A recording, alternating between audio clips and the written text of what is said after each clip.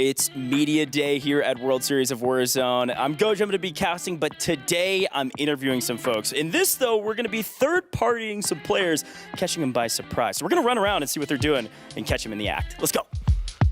All right, we're about to go third party, the makeup room. I think somebody's getting makeup right now. I see players running into there. Let's just see what happens. Let's just come on. Oh, beautiful timing. We got people all over the place. Gentlemen, you're on camera.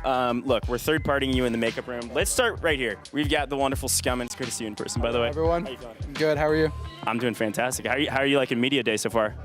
You know, we just got in here. We're about to take photos, and I'm excited. I mean, I'm ready for tomorrow. My question for you is this: are you guys winning? Yeah. Okay, here's another question for you. Are you top fragging? Yeah. Okay, another question for you. Are you shooting bodies? Yeah, I'm getting toxic. Okay, give me 2 names of people you're shooting bodies today. Jukies and Destroy. Yo. Okay. Yeah, I don't really know what to say off that, but okay, look forward to seeing me shoot some bodies back then. Okay, bodies are being shot. All right, let's move over here. Jukies, I got a question for you, Jukes. Yeah. Whose body are you shooting? His, of course, coming, of course, yeah, every time I kill him. Okay, we got to keep moving. Best player here, worst player here. You are an analyst for World Series of Warzone. This will go everywhere. Who's the best player here and who's the worst player here? You don't even need to tell me why. You just pick. Best player here, Hisoka. Has to be Hisoka. Guy's absolutely out of this world. Worst player here, goddamn, that is a difficult one. I'm going to say Scummin. Good answers. All right, I got to run. We got more people to talk to, all right? You do your thing. Good luck with your interviews. You're going to do great. Love you too. I see Hector. Let's go. I got a camera crew, bro. I got to ask you some questions. What's up, man? Okay, look, I heard you got an interview with the Falcons earlier. I did. How much trash were they talking? Oh, listen, man, I'm gonna tell you, there wasn't just simple trash talk. These guys are gonna piss off the Warzone community, piss off the EU community, and most importantly, they're gonna piss off the CDL community. So let me tell you, there was a lot of trash talking. Dude, I've got to ask you, how many games are we playing day 2? Oh, man, I'll be honest, it's one or the other. This is not going 5 games, 6 games. This is going, they're finishing it in 4, or this is going 10 games. No in between. When the Falcons get to match point, I know you want your boys to win, but when they get to match point, what are your words to 21st all the way down to 40th? Hey, man, we've been saying this for the last 6 months. If y'all are 20th, 21st through 40th, and you're not trying to chalk them in some way, what are we here for? You know what I'm saying? I love them, and we need this to be interesting. Like, people have been scared for the last 6 months. Now's the time. $1 million on land. Hector, have a fun watch party, bro. Much love. All right, I got to go third party some more people. Cheers. Oh, shoot, wait. We got the gentleman. Gentlemen, it's Cloud9 time. Look, okay, I know you guys are doing tech stuff. I got cameras. I got some questions to ask really quick. You guys can get set up in a second. Supermodel girlfriend, is she here? She's really busy right now. She's in Turks and Caicos right now with some like low-tier rapper named Aubrey. But he's got a plane though, which is pretty cool. Sure. So it's like, it's fine. She's busy. And like, she has her own life. I got mine. But overall though, we're doing phenomenal. Dude, I like that. Turks and Caicos sounds like a pastry. Speaking of pastry, my man, Bread, I've got a really important question for you. Are you going to snipe? I'm glad there's 2 days for this event because I haven't been sniping recently, but at the same time, it's always something I could pull out, so I'm going to have a little doubt. We'll see. You, my friend, do sometimes shoot bodies, and you sometimes get a little aggro, which I like, by the way. It makes great content. Who are you going after? I mean, it's Cloud9 versus the world, but is there a specific team that you're like, I'm shooting that body every time? Yeah, Nate Dogg and Roll and Destroy. That team, it's every time. Every time I see them, it's on site. Okay, I respect that play. Put them in the dirt, as they say, I guess. We're in the elevator. We're going up to the player lounge. We're going to try to get a couple more interviews here, see what's going on behind the scenes. Oh, shoot. This is a big one. I'm going off script. Almond, my man, you're representing the Falcons. Your story getting here is unbelievable. Did you think you'd be here at this moment playing with this team? Well, I knew I was going to be in Vegas for Vegas. Sure. I didn't think I was going to be playing. Yeah. Somehow I ended up playing. Unfortunately, Crims, we love him. Fantastic player, couldn't make it. And so they called on the energy of the almond, I suppose. What do you think you're bringing to the table for this team? Kind of what's the strat going into this weekend? Yeah, I'm just trying to bring that veteran leadership to the team. You know, I've played well on land so far. I'm trying to help these guys out, do the best we can. All right, I'm gonna swap you out, Almond. Dude, it's great to see you always. All right, listen. It is great to have you on land, my man. How are you feeling playing in Vegas for the Falcons, but mostly for you? I mean, this is a big moment. Y'all qualify again, and then you pick up Almond. How are you feeling about your team? I'm feeling great. Picking up our IGL. Almond is the best out there. That's why I picked him up. You got your competition behind the cameras right now, the other Falcons. Now, I need you to be very clear. You can shout out an individual player. Whose body are you shooting when you kill them? I mean, it's probably Biffle. Biffle. Yeah, okay. Number one player in the world. You shoot his body when you kill him. This is perfect. This is how we're going to end it right here. We're in the player lounge, and I'm going to be honest, there's some food up here. It smells really good, so I'm going to have to get some lunch after this. Z-Smith and DJ Moss with me. I need you to talk to me about why you are one of the best teams here, if not the best. I have you top 5. No bias. I mean, you look at all the scrims and all the tournaments these past few weeks, we've started to mesh and blend really well together, top 3 in almost every single one. You know, it takes time. We locked our roster right at roster locks, like literally the day of, and we just needed time to build the chemistry, and we've been cooking ever since. What does this event mean to you, especially with the kind of lead up that you guys have going into this of being one of the best teams here? Definitely means a lot. Like, we've been working for it for like a long time, so, I mean, it is a little bit of pressure, but you know, I think we're ready for it. I love you both a ton. Last question I have for you. Been asking everybody, whose body are you shooting? You've got a lot to prove, a lot to finish. Whose body? Panda. I might see him at market. Same question. Last question. Honestly, I'm gonna go with Scummin. Scummin was talking some trash earlier, I'm not gonna lie. You got any words for Scummin? He always does. I mean, I'll see him on the map. Cheers. All right, folks. This has been incredible. All right, I've been third-partying people all day. Media Day has been a blast. We've got so much behind-the-scenes look, and it was so dang fun. These players are ready to rock, and I can tell they are focused on making sure they're the best players on the map and trying to get the win. Will the Falcons win? I don't know, but I'm having a great time seeing what all the players are thinking. I'm ready for war. I'm ready for war.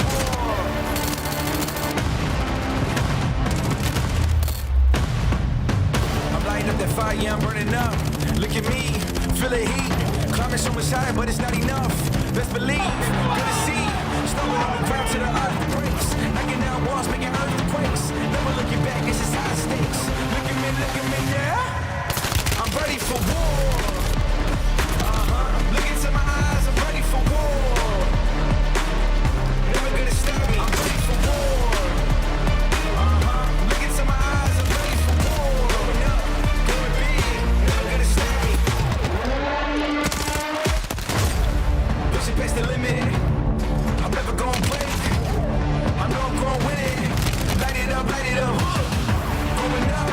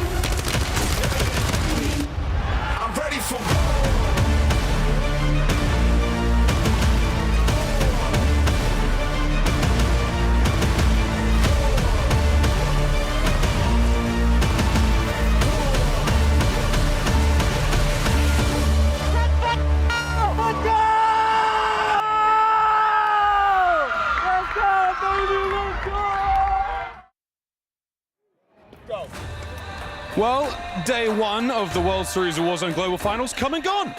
$50,000 has already been won by our champion of the solo YOLO, but it's time to see which team will take the lion's share of the $1 million prize pool. We're not just giving away $1 million though, Gio, we're also giving away this magnificent trophy, this totem of the skill and dedication of our players on stage. We can only give it to one team. It's time for the global finals of the World Series of Warzone 2024!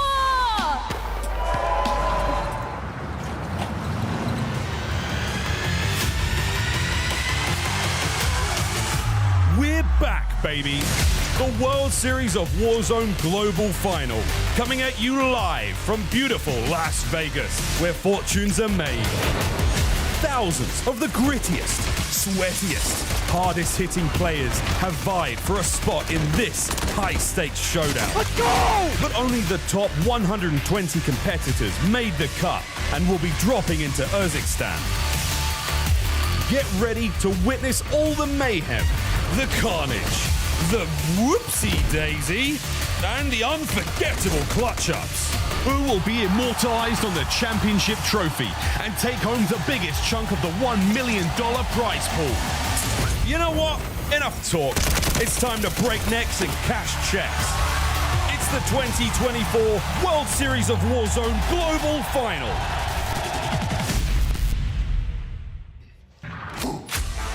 And welcome, ladies and gentlemen, to the 2024 World Series of Warzone Global Finals at the Orleans Arena in beautiful Las Vegas, Nevada.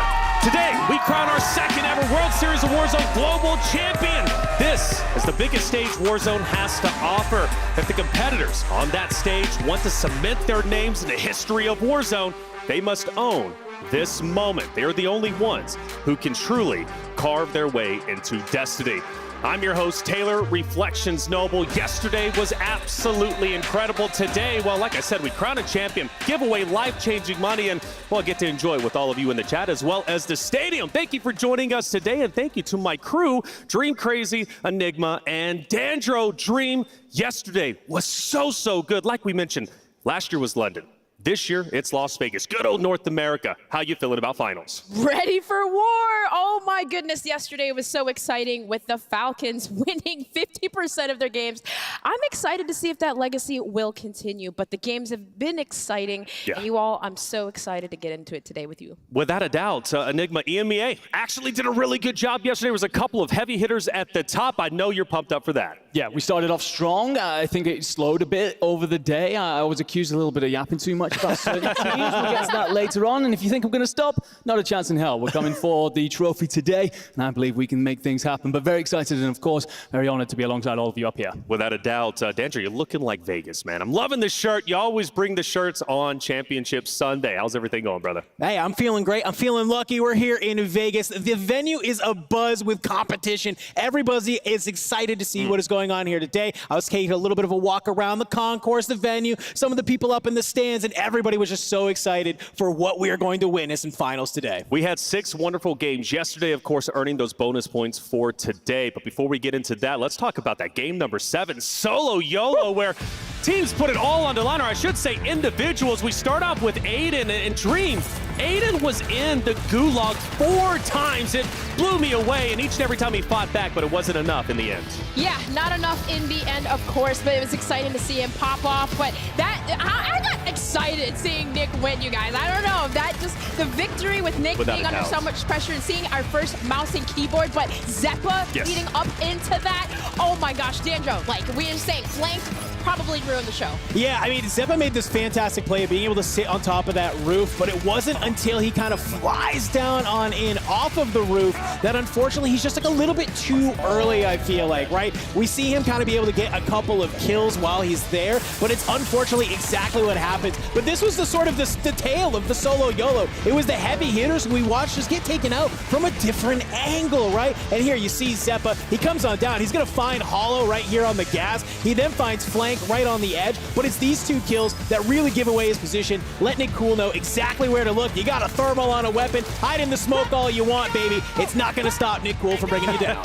Nick Cool was absolutely nutty. You guys were losing your mind alongside him. And Dream, I know it was special for you to see Nick Cool win. He has worked so hard to get up to this point, and he joined some of the great solo YOLO winners of the past. Coming into the global final last year, hitting dead last 50th with Picnic and Wag, and then winning the solo in the fashion that he did, because the whole entire time we thought Zeppa had it. Zeppa literally was destroying everyone in his path, but Nick Cool able to just be able cool, calm, collected, and take that with a mouse and keyboard. But following the champs from 2021 to 2024, you see Child Scump, Blade FIFA Kill, and joining up with Skullface. Nick Cool is just amazing, and it was so happy to see his family and everybody join around him. Yeah, my job yesterday was to bring out the giant check. That's right. The guy did not stop screaming from the top of the stage all the way down, and then obviously out there at the front with his fans and own girlfriend alongside him. So yeah, absolutely wonderful stuff. Wonderful human being, and to see that redemption arc come on through is absolutely fantastic. Without a doubt, that was $50,000 earned. Let's talk about how we went bigger and badder than ever before. Global Finals this year is $1 million guaranteed, $300,000 for first place. Second place, mind you, $160,000. Still more than I'm going to make this year and maybe even the next year and 3 years combined.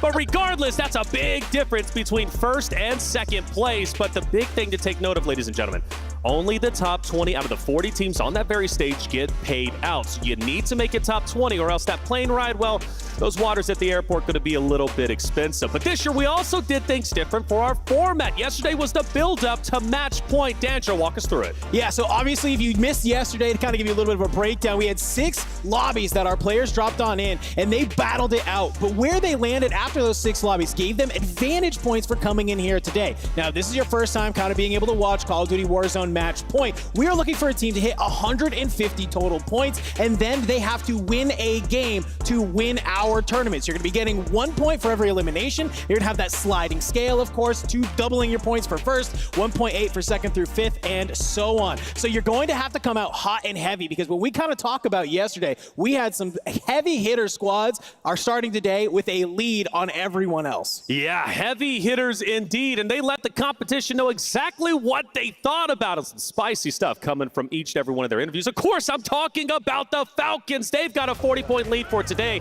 Dream, you mentioned their win rate, their win percentage, what, 50%. They win 3 out of the 6 games. More importantly, they start off absolutely incredible. With a second place finish, they had a little bit of a mix-up in game number 2, but they've recovered quite well. Yeah, recovered indeed. But I mean, even game number 1, right? They almost took game 1. That almost was 4 drops that they won. But Hisoka, right? We're looking at the IGL player that can do it all, Mr. Closer. He really came to life in the later games, too. Just winning those maps was absolutely insane. Drop 3, drop 4, but even so, Biffle with the 9.5 KD, Danjo, as you mentioned earlier.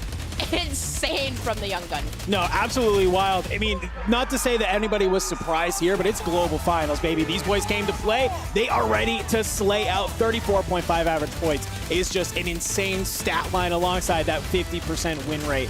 Like you mentioned, they're the crowd favorite for a reason, and I think yesterday showcased why. Without a doubt, and you got the family up front and center, by the way, who's supporting them and getting loud, especially when they win. It gets a bit rowdy up there, but I'm all for it. It's Warzone after all. If you're not getting rowdy, you're not doing it correctly. And again, showing the love. I love it. Hey, and we sped it up. How brutal is that? But you know what? The Falcons are insane. Now, Shifty, he walked on stage this morning, and I had a chance to see him. And I said, hey, man, look, good luck today. He says, don't tell me good luck. Tell the other competitors good luck. We don't need it. We know we got it on lock. And you know what? I think I got to agree, because they've been insane. Danjo, right back at you. We've got a lot of great day 1 Elam leaders. Obviously, Falcons are on there. Who else stood out to you? Yeah, I mean, I'm looking at, obviously, in 3rd, we have Dongi, and then we have in 7th, Scum and Community. They came to play yesterday, and they were looking great, and it's off the backs of these 2 players. I also got to shout out, as much as I know Enigma's going to love this, Echo and Oki being on this board in the 6th, 8th, and 9th positions. I had a chance to catch up with Echo, and he goes, yo, our average placing was 14th, okay?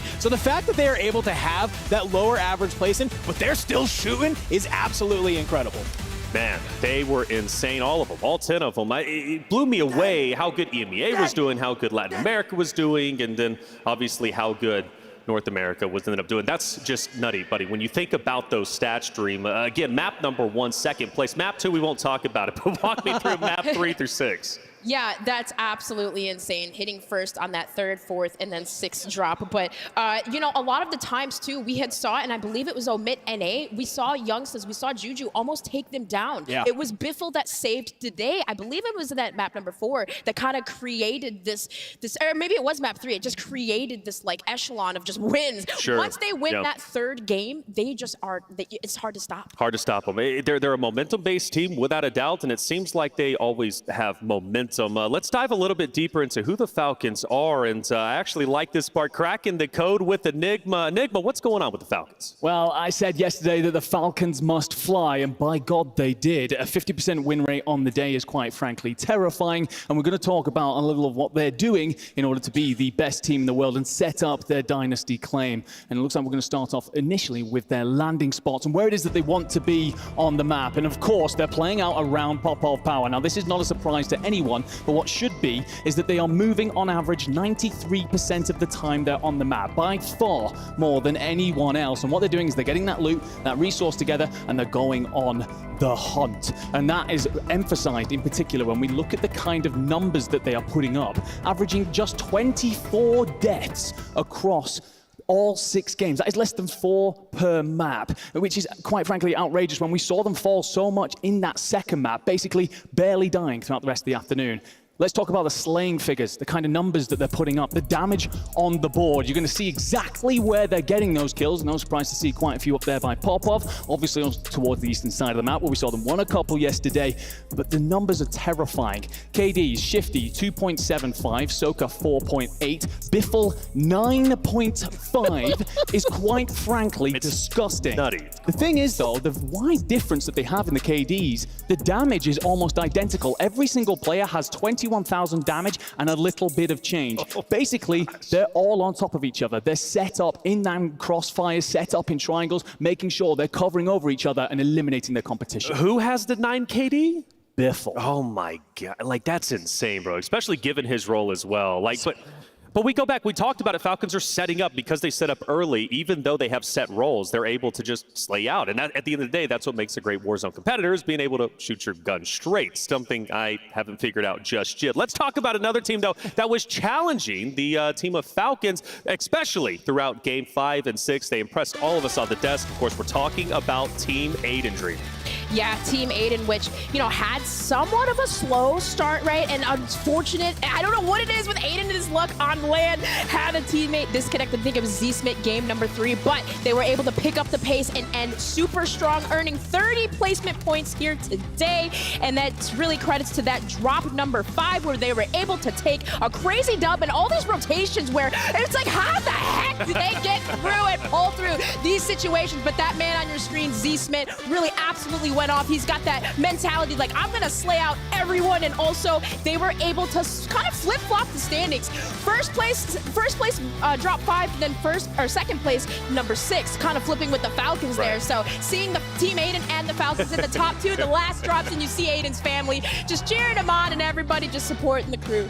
Getting electric. I love this team. I kind of swung by their booth right before we started, and they were feeling good. He's like, yeah, today's a new day, man. Yesterday was exactly what they wanted. I mentioned it yesterday. I'm going to say the same thing here today. This is where this team is peaking. They've been lackluster kind of leading up, but it's been the last 2 weeks. It seems like Aiden has really locked on in what this team can do together. We went to that listen-in. We heard DJ Moss getting loud in the comms, and that is exactly the type of thing I want to hear. So right before our media day, I actually got to interview this team. Let's go ahead. Let's listen to an interview with Team Aiden. Yo, what's up, everybody? Dandro here, and I am doing an interview with Team Aiden. We got Aiden, Z-Smith, and DJ Moss. I want to ask you a couple questions right before we get ready to head into the weekend. Just kind of get a sense of how you're feeling, how you're doing. First question I have, really simple. Just like to hear from all of you. How are you just feeling coming into this World Series of Warzone? I know you guys have kind of been on the upswing a little bit, but just kind of what's a little bit of the mentality and sort of just how you vibing so far? I'm loving it so far. Vegas is just super fun. Like, the vibes are always high. I got my family coming out to support me, so more motivation to be here. Okay. I'm feeling real confident. We've cleaned up a lot of our mistakes over these past few weeks, did a lot of VOD reviewing, and I'm really excited for this weekend. All right. How about you, Deej? Yeah, like Smith said, man, we've been cooking here recently, man, so hopefully we can keep the momentum going this weekend. I love the confidence. What's something you're really proud of with this team? Because I think when you kind of first formed, it wasn't doing the best, but you guys have come a long way. So what's something you're really proud of with your squad? Honestly, our discipline, we've worked on our rotations a lot more because in person, LAN's gonna be a lot more rotation heavy, and we stopped chasing kills on edge of gas and everything, and we've honestly just been a lot more disciplined, played smarter, and just everything's just meshed together. Okay, what about you? What do you think about that, Aiden? I think on paper, when we first formed, people were like, yeah, I mean, they're a good squad. I don't know if they're like the best or anything. And I think at first we weren't playing too well, and I think people probably thought they were right, but at the end of the day, I feel like a big thing for us is just team chem, like learning each other's play styles, like trusting each other. I feel like since we formed, DJ's got more comfortable as well. I feel like I've seen a lot of improvement from DJ recently. So just team chemistry and playing together really, and just, figuring each other out. All right, what about you, DJ? What are you most proud of? When we first started, we've made our team like the day roster lock was for the tournament. So we've came a long way since then, and just proud of it. We're gonna start with you, DJ, on this next one and move back down the line. Who's a team you respect a lot coming into this weekend?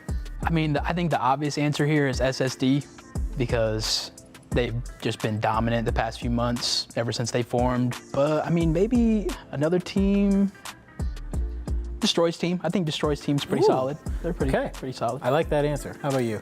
I'm gonna go with Braxton, Youngstas, and Juju. It was a little bit of a team that I first saw form, and I was like, I don't know if that's gonna work, but they play the game how it should be played at LAN, even through all the scrims, and even though they're not placing, top 5 in every tournament, I think they're gonna do really well. The Omit North American squad, not one to sleep on. Mm-hmm. Well, those were 2 great answers, honestly. I was gonna go with DJ's, and then I was gonna go with Smith's next.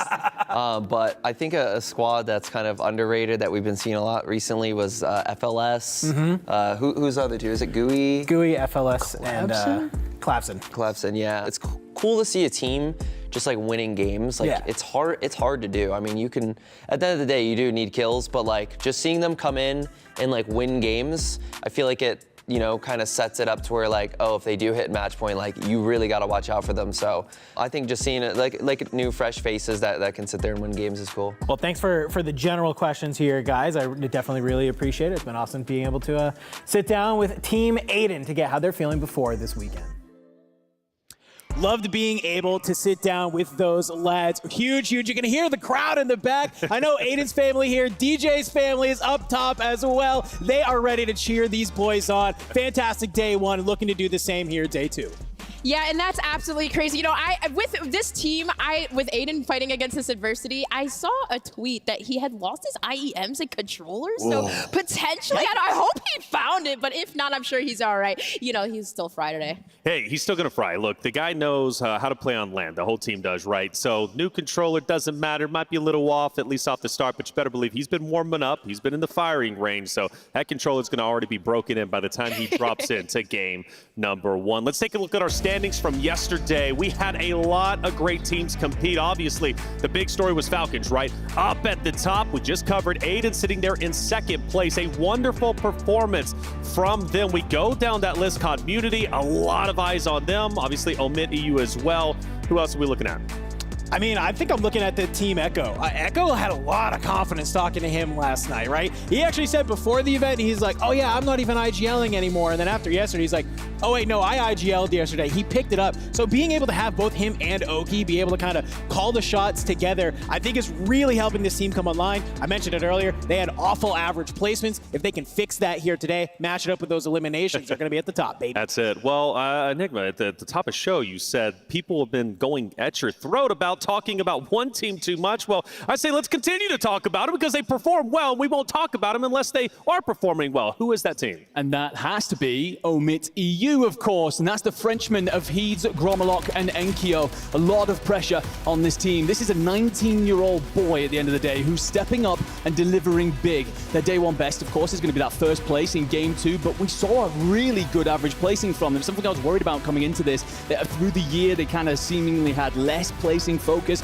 but an average placing of 5th throughout this whole tournament. They've had 64 kills, which is the 5th highest of everyone, and Enkyo has 33 kills on the board. And this is a 19-year-old man who has no previous LAN experience, and there's a reason why a lot of the competitors on that stage respect him.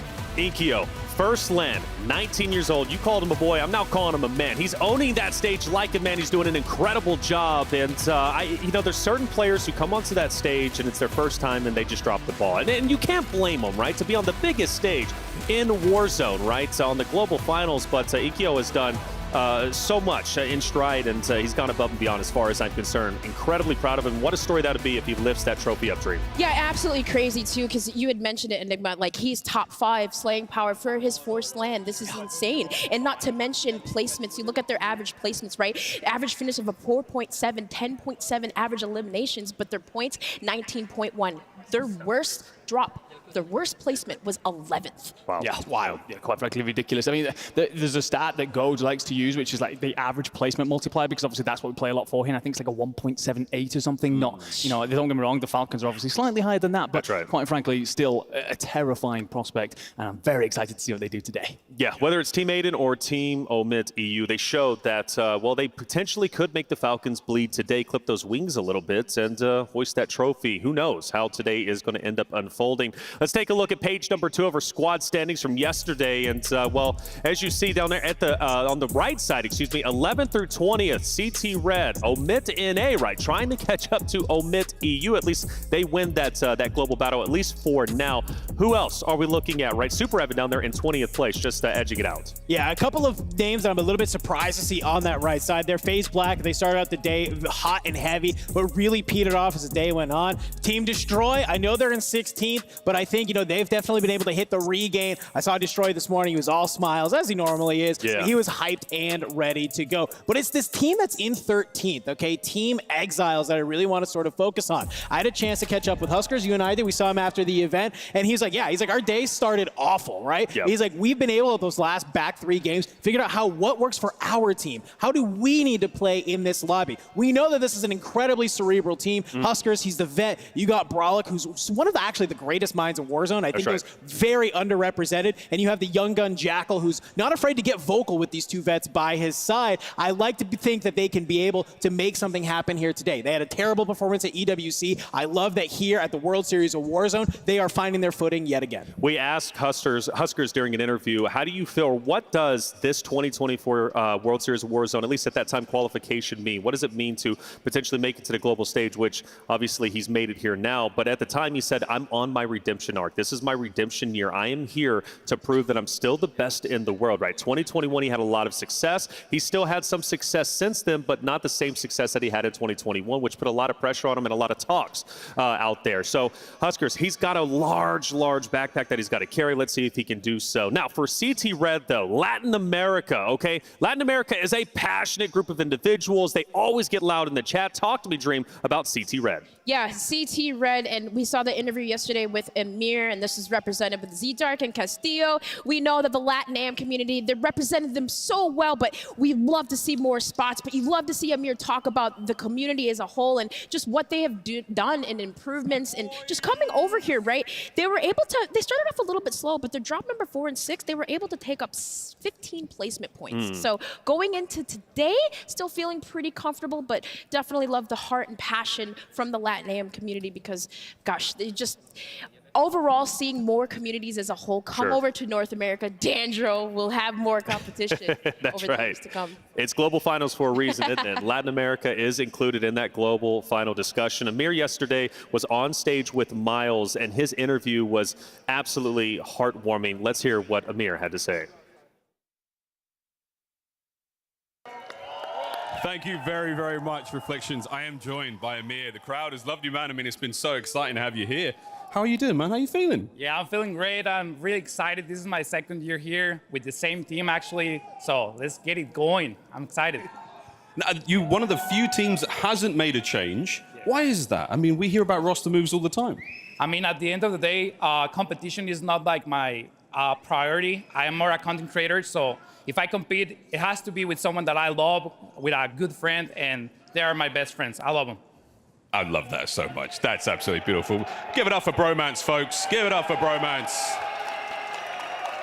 Obviously, there's a very loud and very, happy, system of fans here for you. What does it mean to represent the region, the LATAM region? You know, when I was very young, I grew up watching like my heroes like scumping them, and for me to be like someone that represents my country and my region, and they see me like me being like their representant, I'm really fucking proud. Yes! Congratulations, beautiful. Have you got anything you want to say to those fans at home? Viva Mexico, cabrones! Yo.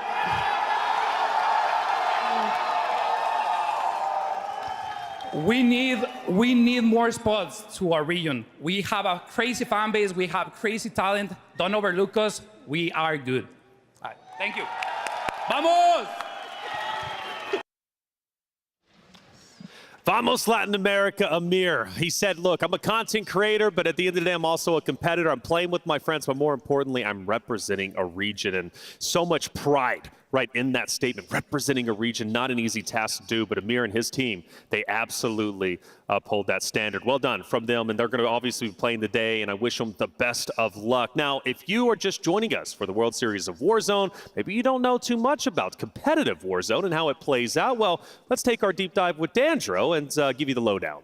Hey, thank you so much, Taylor. Yes, yesterday we kind of level set on what is the meta, but let's just do a little bit of a kind of background on what we had coming into the World Series of Warzone. We saw that SVA in single tap mode. EMEA loved this thing. Everybody was using it. We had the Car 98 get added in that season. The one-shot meta was real. We did get it out of there, so that's why you didn't see as many. The Holger 26 reigned supreme for a little bit, but it was that Superi 46 that came in, and you see almost 15,000 eliminations total across our global final leading up here. Now, let's talk about what we saw yesterday, okay? Let's kick it off with that STG, or actually the static rather. We have it coming on in, and we just saw so many plays with this gun over and over and over again. As we look through some of these highlights, you're gonna see this thing being an absolute monster at both close range and in that mid-range. And I think it's that mid-range, which is the real kind of kicker for the World Series of Warzone that we're seeing. Players are not afraid to rely on this weapon in the back pocket. Maybe you kind of use all your STG ammo at range, catching somebody flying on in, and then you just have this static in your back pocket. We saw people breaking ankles all day. We saw them absolutely just shooting beams with it. It's very low recoil. It's going to get the job done when you are trying to find those eliminations. So it was no surprise to see people over and over and over again use that gun. But hey, for those close range engagements, that's what you had. For long range though, it was STG all day, baby. And I love this little B-roll highlight package that our production team put together, because it really showcases the low recoil that this weapon has, but then also the ability our competitors have to be able to control that recoil. I love this, bro. Think you can make over the hop? Think you have enough space to be able to move? No, you can't, because with this STG in the hands of some of the best players in the world, if you even throw a shoulder, if you think you have a slight opportunity to make a rotation, guess what, buddy? You don't. You are getting laser beamed from deep. You can see E700 there making that happen. A little bit of a breakdown on what we saw yesterday, though, and it's no surprise to see here, static on top, but that STG not too far behind. That is very uncharacteristic as compared, of course, to the lead up of global finals. So it just kind of goes to show that everybody is using what they have at their disposal to find their kills. Well, Dandro, that's the deep dive. You should be all caught up with what competitive Warzone is all about, and let's get you caught up to speed with how the finals are going to work today. Matter of fact, it's time to get the finals started. Let's get into drop number one. Send it over to our casters, Spider Tiff and Goes. Thank you so much, Taylor Reflections Noble. I am Goge. This is Tiff, and we're back to cast the game today, folks. The audience here in Vegas is excited because game one is about to be here. Tiff, the big question out there, the lurking behemoth, is how many games we will play today, because it's match point day. Yeah, that's the major question. I was walking through the audience just before this, and I was like, look, how many games we going? I heard 4, I heard 5, I've heard max of 6. So whoever's got the magic number out there, it's gonna be crazy. But there's one thing that we didn't get to talk about, and I saw yesterday. The only team to reach 150 in 6 games, well, that was the Falcons. That's right, and if you even look at the average points they were putting up, it was unbelievable, pushing 35 points a game on average. It's crazy. There's only 2 teams where their best score was higher than that. It's a ridiculous stat line. Their average is better than everybody else's best. but it's a brand new day. Yes, we've got points. We looked at the leaderboard. We saw where everybody stacked up, but with a brand new day means brand new hot spots, brand new drop spots, and brand new teams on this battlefield. I am so excited for that. And maybe a brand new team to unseat the Falcons and staple themselves in the history. Because, you know, at the end of the day, right, I would love to see a new team unseat them, because I do like a bit of chaos, Gosh. I love a bit of chaos, folks. Game 1 is here of Day 2 of World Series of Warzone 2024. Vegas is loud, and I'm excited to drop into map number 1.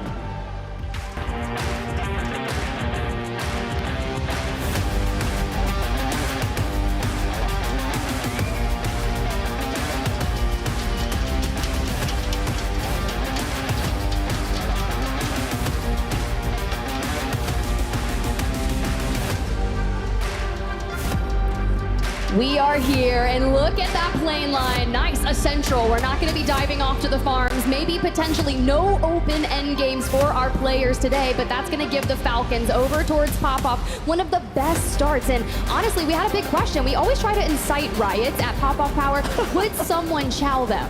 That's a great question. Will they be chowed? And right now, it's not looking like that's the case. It does look like Team FIFA Kills also landed pop-up. But this was my question. Was this team going to be challenged this time around at High Rise? The battle of a century that, frankly, was incredibly one-sided. Team Community came to play on LAN. They dominated all day yesterday with one of the lower average placements throughout the course of our top 5 through the course of 6 games, but some of the highest kill totals. This team came to slay and stay in the top 5. We'll see if they're able to do that, especially when they're not being contested. That's actually super important. And T there, just on the outside of your screen there, looking to get out of dodge. Now, I got a chance to talk to her yesterday around the casino floor, and she was saying that yesterday just really wasn't their best performing day. They were about 14th place after, I think, the 2nd or 3rd game, and they kind of tapered off a bit, and she wanted to come in with a new game plan. Now, mind you, think of the last chance qualifiers. When they got into this, they put up such a massive game. I'm talking around 30 points to get themselves here to the global LAN. A crazy stat, too, is this Cloud9 team. A lot of folks expected a lot from them on LAN. They're storied players. They've got a long resume of playing together and figuring out how to play together in high-intensity moments, and they've completely swapped their plan. You saw them all the way over to Seaport. This is their original plan. They went to plan B by landing Old Town, and it didn't work yesterday at all. I think they're down in the 20s. Today, they said, we're headed back to home. We're headed back to Seaport. We'll see if we get some action there. So instead, we're going to go check out Omit EU, who, frankly, had a great tourney yesterday. They were top 5, and the top 5 was separated by a sizable margin from 6th all the way through. I think it was like a 30-point margin from 5th to 6th. Crazy stat line. We'll see if that continues today.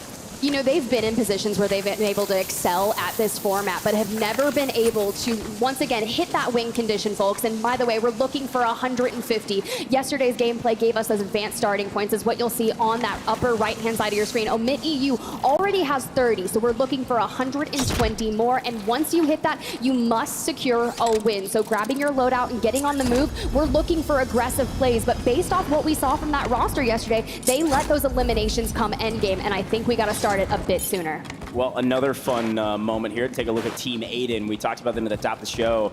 A fantastic day yesterday. Such a strong team. Everything is clicking. Superstore is uncontested, unfortunately, for JTech, B-Mark, and Slide. Being contested here by Team Huskers, getting better of them very quickly as we see a piece of the action and sending some folks to the Gulag. Now, we still have all 40 teams very early in this one, but the first Gulag of the day, JTech looking for his 3rd.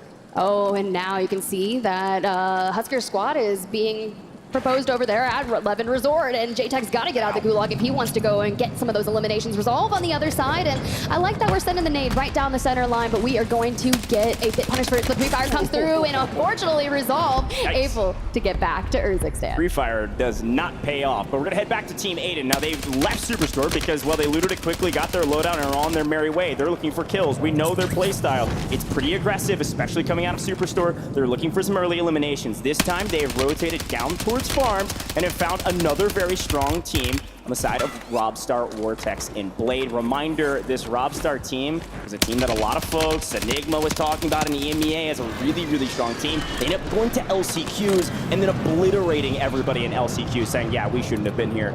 And now they've got a chance to prove that they're a top 10 team here today after a great finish yesterday.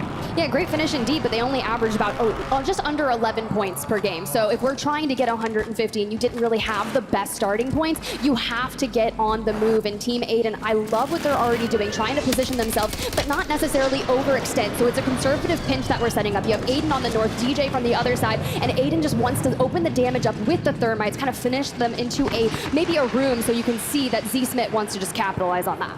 Well, there was a moment here where I thought we might not see similar circles yesterday as Aiden picking up a couple. Quick look at the map view, by the way. Of course, this fight happening on the far right-hand side in Farms, and a nice cleanup on one means they've got the advantage. This circle might end Lowtown, but for now, we're going to be sending Blade & Co. to the Gulag, and we'll see maybe if they head to Old Town to try to set up for new.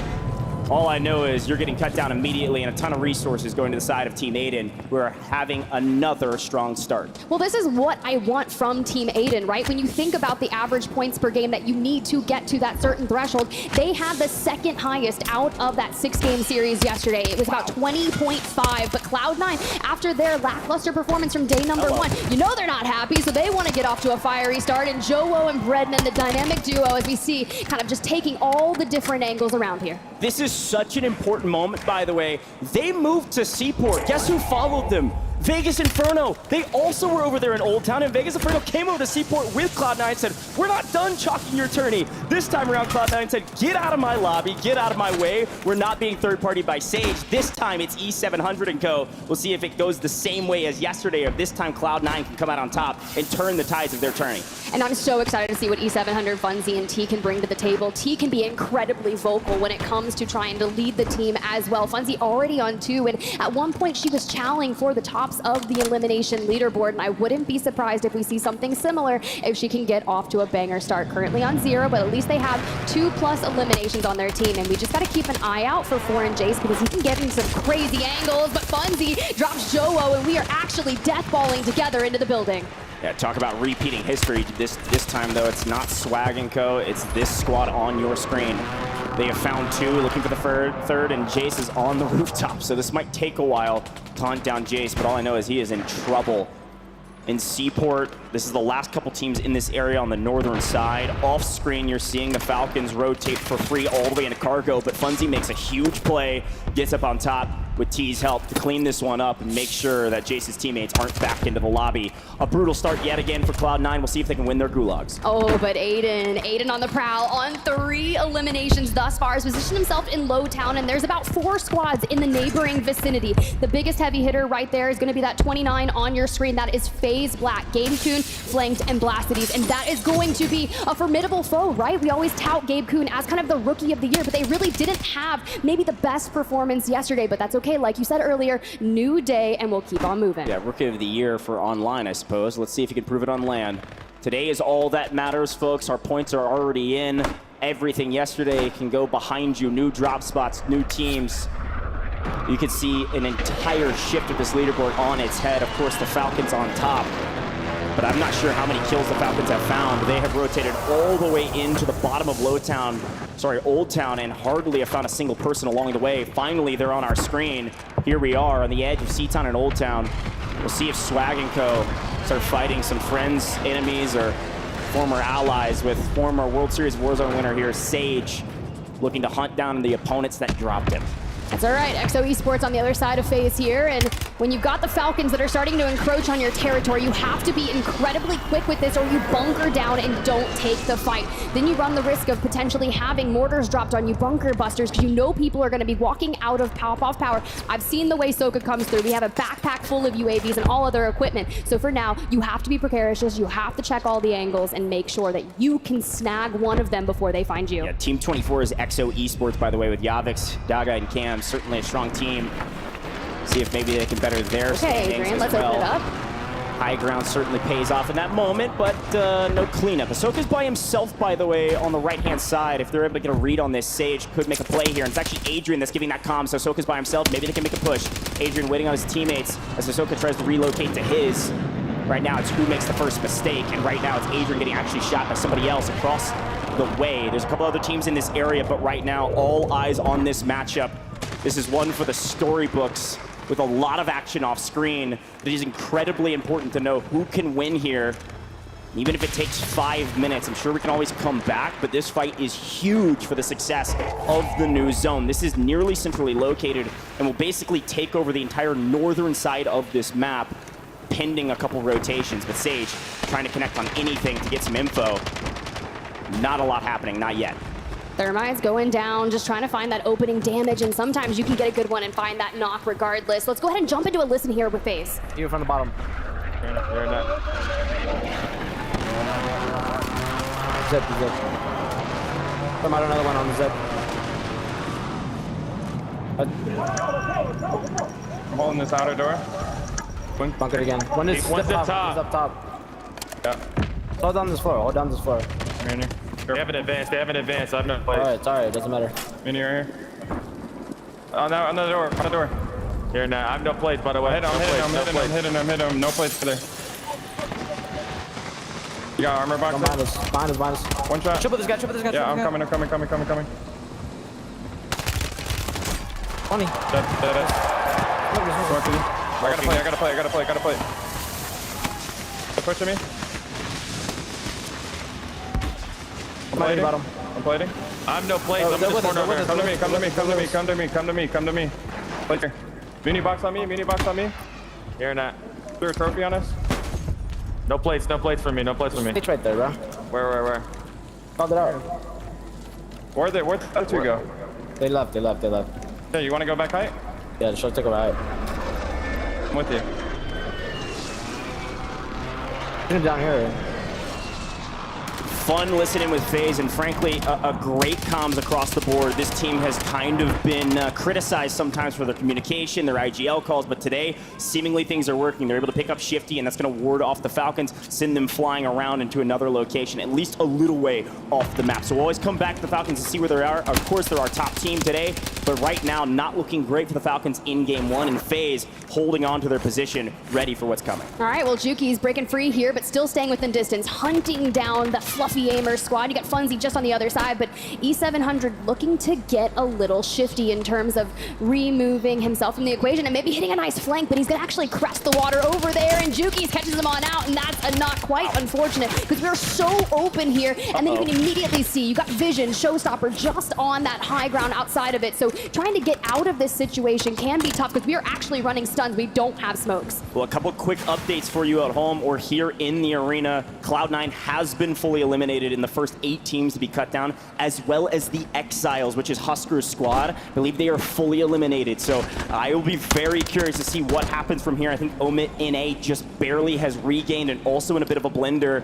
There's some tough teams still on this map, but some heavy hitters that had a okay day yesterday, not having a great start. Omit EU on the screen, and well, finding themselves out in the upper area of Riverside. We saw a lot of teams starting to try and maneuver their way in here, especially that Dave's Amir roster. You saw them just on the horizon. They had a really nice come up in the back half of our series just yesterday, so never count them out because 4th last year on the World Series of Warzone Global Finals. Of course, we have a bit of a different format here today, and they are very experienced in that as well. Several great teams in this area, by the way. This is a little bit lackluster in terms of positioning from Omit EU. What do they usually do? Yeah, they just go to the in circle in the first zone. We're in the 4th zone. We're going to pick off Davis Amir from behind, likely, unless he's able to scrap his way out. Do cut him down, but they're way out of position here. There's a lot of room to work in City. This is our first true City zone, at least for now. Look how many buildings are in this area. What that's going to mean for us is, yes, layer cakes, teams on top, teams on bottom of the same buildings, but also a crazy amount of players into these end zones. You're likely going to see resources be everything in the final circles, whether you have PDSs, gas masks, or otherwise, will certainly help you get the victory. Well, this is what I'm excited about. You got Nabi just on the horizon. You guys saw Zeppa yesterday in that solo YOLO, double digits, almost be able to pull it off, but unfortunately came second. Maybe we'll try our better luck here today. Mortar strikes incoming will deter us from getting out into the open and trying to make that push onto Navi as they just decide to rotate ahead towards that stadium era where they're looking to maybe get some high ground and some information and watch people that are late rotating in from that cargo side. And again, the Falcons coming in from the northern side of this zone in new. There's only a couple teams not in circle already because there's so much cover here. Best positions in my mind right now, Team Super Evan in the Salmon 9. You'll see them on your screen just off into the distance in a really good spot in the central part of the zone with a lot of open areas around their building. So they're probably sitting pretty likely with low kills, though. There's a lot of moments looking back on yesterday where teams were able to get to top 5, top 10, but only had 3-4 eliminations, hoping they would come in the end circle and not finding them. So there's some different strategies paying off yesterday. Some of that slow play did work, and a lot of times it didn't. Kills are everything in this competition. Yeah, but you also have to remind yourself, when you're watching the Falcons in that early game, you can look at it and be like, okay, Soka's on 0. Next time we see them in just 3 minutes, they'll be close to double digits. That's just how fast they can ramp things up here in that end game. Because, I mean, we still have 29 teams up because you mentioned that layer cake, but Omit EU elsewhere on the prowl, and they're starting to run into Team COD Community. We know they can put up massive numbers, and that is going to be a heavy-hitting fight between some of our top 5 teams. By the way, that's Omit EU pushing down to the bottom side of High Rise. Yeah, Team Unrational, Team COD Community. They've been there since the very beginning. They are on the same building they drop on. That's what happens in the city zone. You can see them, the pink 20 just barely off new zone. Red 1, bottom right-hand corner of your screen as Ahsoka's finally finding potentially his first and maybe second eliminations. We're heating up. Goal 1, that's 2 going their way. Should be able to pick up Little Mario, no problem, and maybe other couple in rotation. I think that's Nito on the right-hand side. That's likely a free kill if they know he's there. Oh, Little Mario, the Shifty's out here just trying to read it. Ahsoka's like, no, whatever, I'm gonna get in on the action, crest the fence line, and just can't seem to set their sights onto him. And I mean, if you've got a gas mask and a PDS in the back pocket, yes, I hate to say burn your resources now, but you also have to realize that we're not really into some of the best multipliers, and just surviving can help you. Yeah, and now looking at new zone, you saw it on your screen. This is, again, the first true city zone, and there are a ton of players still on this map. 76 players, by the way, in the 5th circle is unreal, and it's going to continue to have a monumental amount of people inside of buildings. Now, I will say with new zone, High Rise barely inside of that. I'm looking specifically at Clavson, Gooey. You'll see them off screen here in a moment. We check out that map. They're dead center of zone, number 27. We're going to keep our eyes out for them. They're in a really good spot to do well in this competition, as well as Team Aiden, who's already rotated to new dead center of zone. This is the opposite side of the coin, of course, the Falcons on the edge. As you can see now, Almond on your screen with the Falcons Mena team. Yeah, that Falcons Mena squad with Almond kind of subbing in there. They're on that bottom side of Quadring Shopping Center, right? So they know it's going to end in this vicinity, and they just got to set themselves up for that position. But the Falcons rotating in are getting ripped apart. Biffle down on the ground, but the thing about it is, if there's one Falcon left standing, there's usually a regain that comes through really quickly. Shifty already coming back in. They're likely trying to get Biffle down and out so we can get him bought back. This is actually going to help their rotation. The issue is you're not going to have your weapons. You're going to have to find something, and Sage, Adrian from below, we're going to have to chow this. Good grief. So many players in this area. Sage saw him fly in. We weren't able to pick him up, which means Ahsoka could make a heroic play. The problem is Sage in the way. Zoned him off, might make a play for the buy for some resources. They got plenty of cash to work with, and right now it might be a regain simulator for this squad. Again, I'm gonna harken something back to what I said yesterday, as the team Falcons mostly has gained, you know, side by side, shoulder to shoulder. They've regained and able to make it to the buy to get some resources. This is their worst in-circle, in my opinion. You can see Shifty actually being cut down by Gooey off-screen. City is not a great rotation for them. There's just too many people in the way when they have to come all the way from the north side of the map all the way into City. Still 55 players on this map, but who knows? Anything can happen if Shifty gets cut down yet again. They are getting pieced apart, whether it's Team North, whether it's FaZe Black. Keep your eyes on them because they've only acquired 4.8 points throughout this first match. And if the Falcons foul here, keep your eyes on the likes of Team Echo, Team Aiden, Team COD Community, the squads that are still up and have the capabilities of getting themselves into those higher multipliers. Again, Super Evan squad in another great position. That's the Salmon 9, but here's a push. Swag's team decides to relocate. They decide to go for an early rotate, and the smoke and run apparently works. Biffle looking for a couple more in transition. Can't get anything for it. They can't find a kill to save their life right now in the first game. They've got a lead overall because of yesterday. Finally find Prodigy. That's a big one, of course. That's a top 5 team. We can keep pushing the equation here and rotate to new. They still got a chance for a good game, not a great one. But where do you go from here? Every angle is being looked at, aside from this tall building next to you, because Super Evan's team's on the bottom. No money to buy back.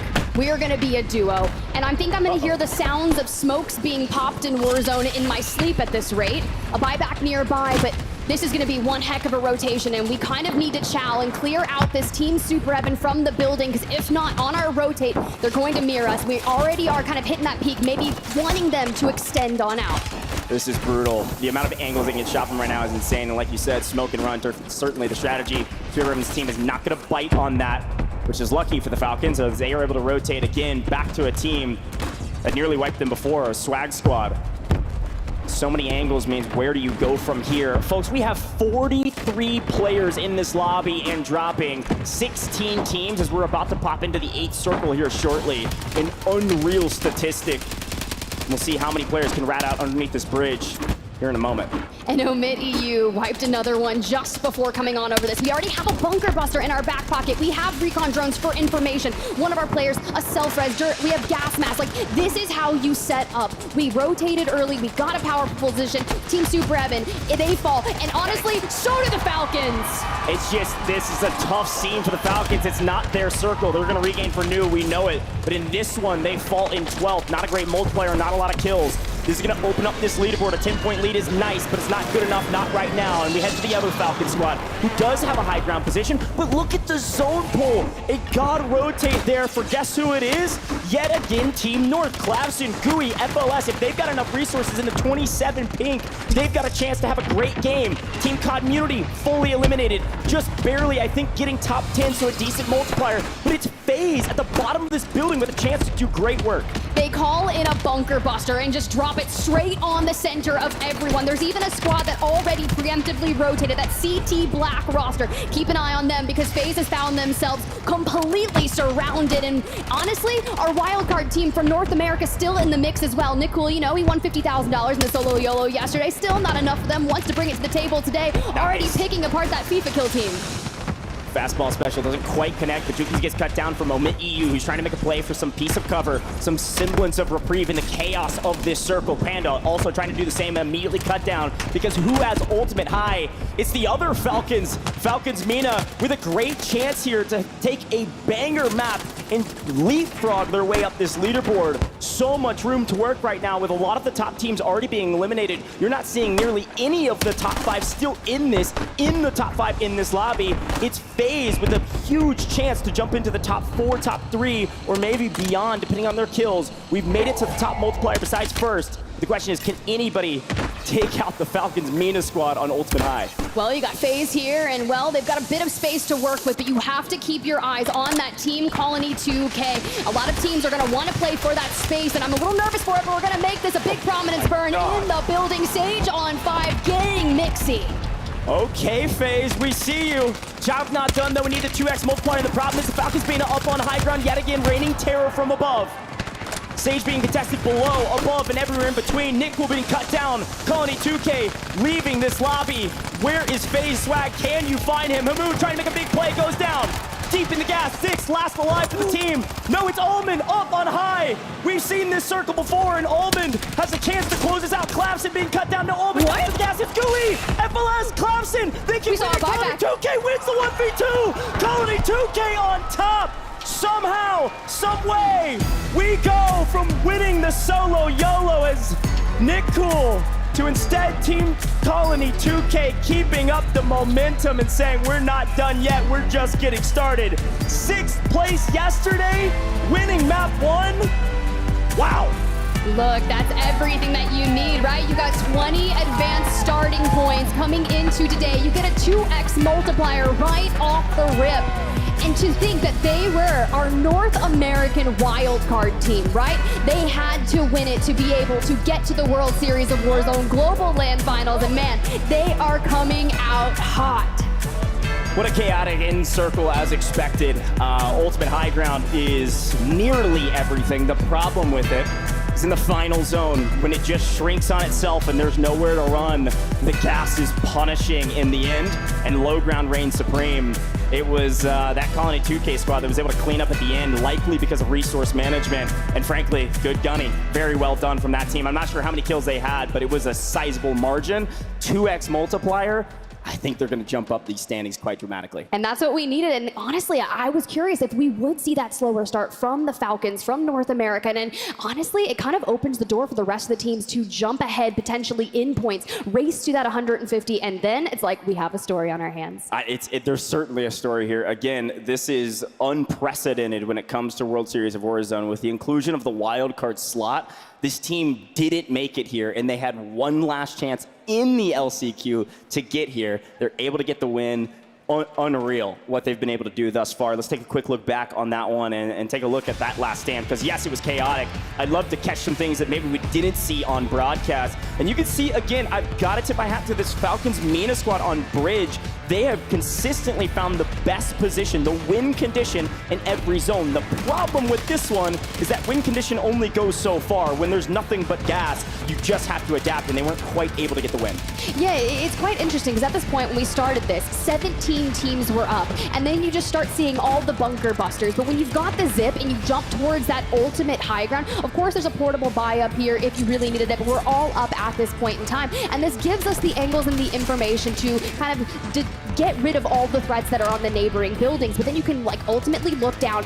GUI, Clabson, and FLS have been one of the most scary fighting teams in our lobbies. We've seen them take down the Falcons, and Almond tries to chow them up on that high ground. They claim it, and they eventually shoot down. But this right here from FaZe in general, the way they said, we need to eliminate this building. But I saw Watch Waldo, Nicole, and Colony 2K kind of in that neighboring building. I was like, they have the potential to win this. Yeah, look at this. Colony 2K is alone in this moment. He actually rats back out to the other side, lets the Falcons Mena squad die out to gas, wraps around, picks up Clavson with Almond's help, and then GUI comes in and says, here you go, I'll take Almond out for you, Colony. How about you just take the win, my friend? Clavson's already down. He gets the cleanup.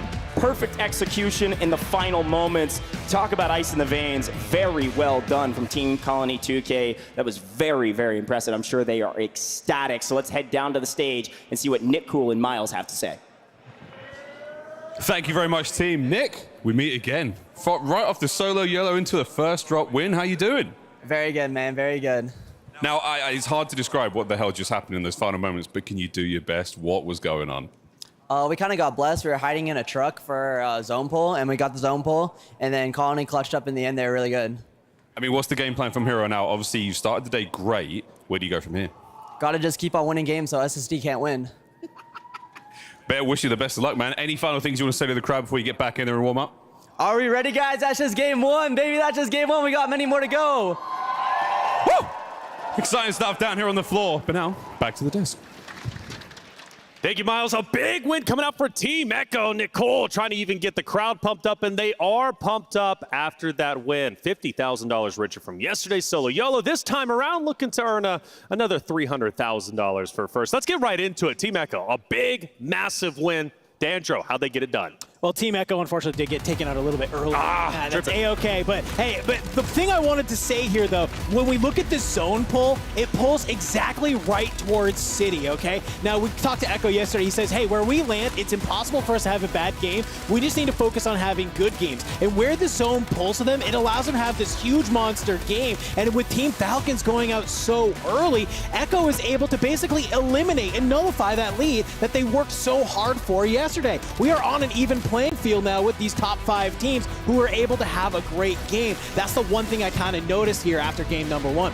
Yeah, no, absolutely. I do love this Echo lineup. I think that, you know, we spoke to him last night, and he spoke, you know, he had a lot of confidence in their game plan, truly believes in his teammates, and I think that right now we're looking at a team that can contest, can make things happen. It's a little bit early on the drop, though. It's just a bit over-aggressive. Yep. So if you can just heat check yourself, temper yourself back in, I think we're looking at a side that could be a part of the conversation when we're talking the big prize money today. But it was a quick lobby. You would think Championship Sunday, D'Angelo, things would slow down. At least off at the beginning, it was very fast. Things did slow. We did have quite a few teams going into the final zones, but at least off the rip, nobody was playing around. Yeah, we even saw this yesterday in our game number 6, right? It was a very fast zone, and then it grinds to a halt. Similar today, which caught me by surprise, end of zone 5, we had 27 out of our 40 squads that were still alive. 13 squads already eliminated. I don't know if it was just because of the zone pull. People are getting caught in rotation. It just seems some of these teams are no problem playing aggressive. Other people playing a little bit scared here on Championship Sunday. So, hey, sometimes you're either the hunter or you are the prey. And there's a lot of prey on the field, it seems like today.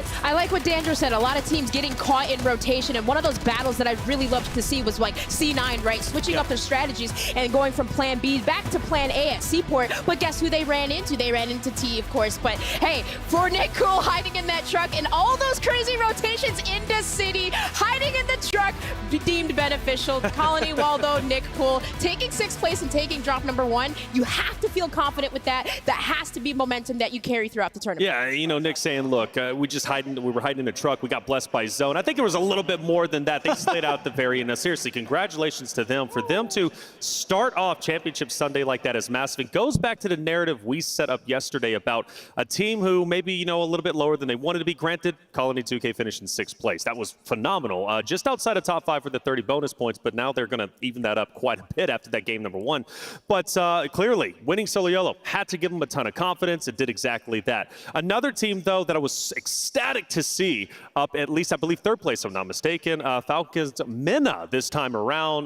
You know, I love this team, Zix, Hamoud, and so on. Like, these guys made it happen. Talk to me about their run and how surprising it is that they were top 3. I mean, you kind of saw him have that position early game. And the one thing about this team, you have Almond, who is sort of this IGL. It is no surprise to know that Almond is a fantastic player, has played with many different trios, and knows how to run around this map. So when you get kind of Zix and Hamoud, we know there's a little bit of a language barrier there, right? They are coming from, of course, Mena. But the one thing is, though, I think that these two players have full confidence in Almond and his ability to make a play call. And they're kind of like, all right, yeah, let's go do it. And you see that at the end there, just playing in and out of the gas, almost able to take the game, maybe a little bit of a miscommunication allowing Colony to be able to take it, but either way, fantastic work from Falcons Mena. Well, I think that this team are one that continues to fly under the radar despite stunning improvements every single time we see them. Last year, Zix and Hamoud managed to make it onto LAN with Wawadi. They fall short relatively on the global stage. However, this year they bring in Crims. Unfortunately, couldn't make it to the event here, subbing in Almond, and they also let Almond take over IGL. And it's so impressive that they're constantly making these improvements, because yesterday that was clearly them finding their feet and understanding each other a bit. To come into today and put up a big game like that, very impressive stuff. And again, a team that just continue to show us that they have growth in them. Exactly, and that's why I'm a big fan of this format, right? 2 days as opposed to London last year, which was just 1 day, and it was amazing just 1 day that we had. But now that you have 2 days, teams are getting their feet underneath them. They're figuring things out. They're getting those nerves out of the way. And for Falcons Mena, they are looking incredible. We'll see how far they can continue to go. The Falcons, though, themselves, representing at least North America here, they finished off a little bit earlier than they probably were expecting. Granted, the 40 bonus points definitely helps them. Yeah, and I mean, what they had to do to get there, you guys, that was like the most intense battle between FaZe and Falcons. Like, just watching that, and then Hisoka, right, taking the balloon, rotating over, and then running into them again. But for what they did was smart, though, in that engagement with FaZe, is they backed down, right? We saw a trade happen between Shifty and Sage, and man, just seeing Sage fight and battle his own teammates, you guys, that was just prolific. I believe Goj described it. Yeah, you couldn't basically have that go any better. A little bit of just desserts there. Them going down so early, I love what Goj said. Regain simulator, I think, is the best way to pull it. It just seemed like one person was always knocked out. Well, I'll tell you what, Omit EU played out of their mind as well. They were really, really good for game number 1, and you had a chance to actually interview them, if I'm not mistaken. Let's hear what Enigma had to say with Omit EU. Ladies and gentlemen, I am here with Omit EU. And it's going to be Heeds, Gromolok, and Enkyo. And we're going to do some interviews today. But before we get into the questions, gents, how about you introduce yourselves? Ok les gars, qui veut commencer? Vas-y, à toi. Moi ouais, ok. Bon, on leur dit truc classique au début. Tu vois, on rigole un petit peu avec lui et après on va commencer à le troll un peu plus. Ok, vas-y, c'est bon. So yeah, nice to meet you, Andrew. Thank you for having us. I'm Gromolok, and I just happened to be pushing button on my controllers, and now I ended up in the World Series of Warzone. Okay. I'm Enkyo. I'm living Lyon pour les Lyonnais, and it's all. Hey, I'm Heeds, and I'm here because I love the sun. Okay, so I think you're selling yourselves a bit short. I know that you guys are absolute killers on the battlefield, but we'll head into the next question, I guess, and that is, who do you think is your biggest threat in this competition? Oh, interesting question. Ok, donc là il va falloir que Je pense qu'il attend une réponse. Les Falcons, Soka, Piffle, Shifty. Comme tout le monde. C'est sûr. Comme tout le monde. Viens, on lui dit autre chose. Vous avez peur de On dit qui? De personne. Zach 7. Zach 7. Zach 7. Ok. Yeah, interesting question. You raised Andrew. I think has to be Zach 7, the French player. The other French team, Demon on the map. Pretty sure about that. Sorry, Zach 7? Yeah, Zach 7, yeah. Okay. I swear I heard Soka, Falcons, no? Oh, no, not Okay. at all. Who's that? Sorry, Zach 7. Zach 7. You're the French team in the competition. That's your biggest threat here. I think everyone's sharing the same thought on that, yeah. Okay, so a lot of teams coming into the World Series have prepared a drop spot for this. Can I ask what yours is going to be of this weekend, boys? Yeah, interesting question. Give us a sec. Ok, bon, question sur le drop, pas très intéressant, tout le monde sait qu'on va manoir. Et personne ne conteste, de toute façon tout le monde a peur de nous. Bah oui, clairement. Je pense qu'il faut pimenter un petit peu la chose. On va aller répondre à On va Popov. Ouais, c'est bien ça. Ouais, c'est bien. Yes, Andrew. So, yeah, we decided to change landing spot for this tourney. We're actually contesting Popov. Yeah, Popov power. Falcons, you must be contesting the Falcons then, right? Oh, the landing Popov? Yeah. No, contesting Zach 7. Yeah, because we want to get rid of him from the beginning, because I think this is a threat. So I didn't even know like Falcon was landing Popov. Okay, so contesting Zach 7 at Popov. Probably should have paid more attention in French class. Let's do one last question then, and that is, what is it that you boys have to say to your opponents in this tournament? Yeah, very important question. Okay. Bon, qu'est-ce qu'on lui sert comme sauce? On lui sert un truc hypocrite ou... Ouais. Je pense que ça peut être bien ça. Ouais. On les bait, on fait croire qu'on est des gentils alors qu'en fait... on est là va pour... les exploser. Ouais. C'est parfait. Yeah, good question, Andrew.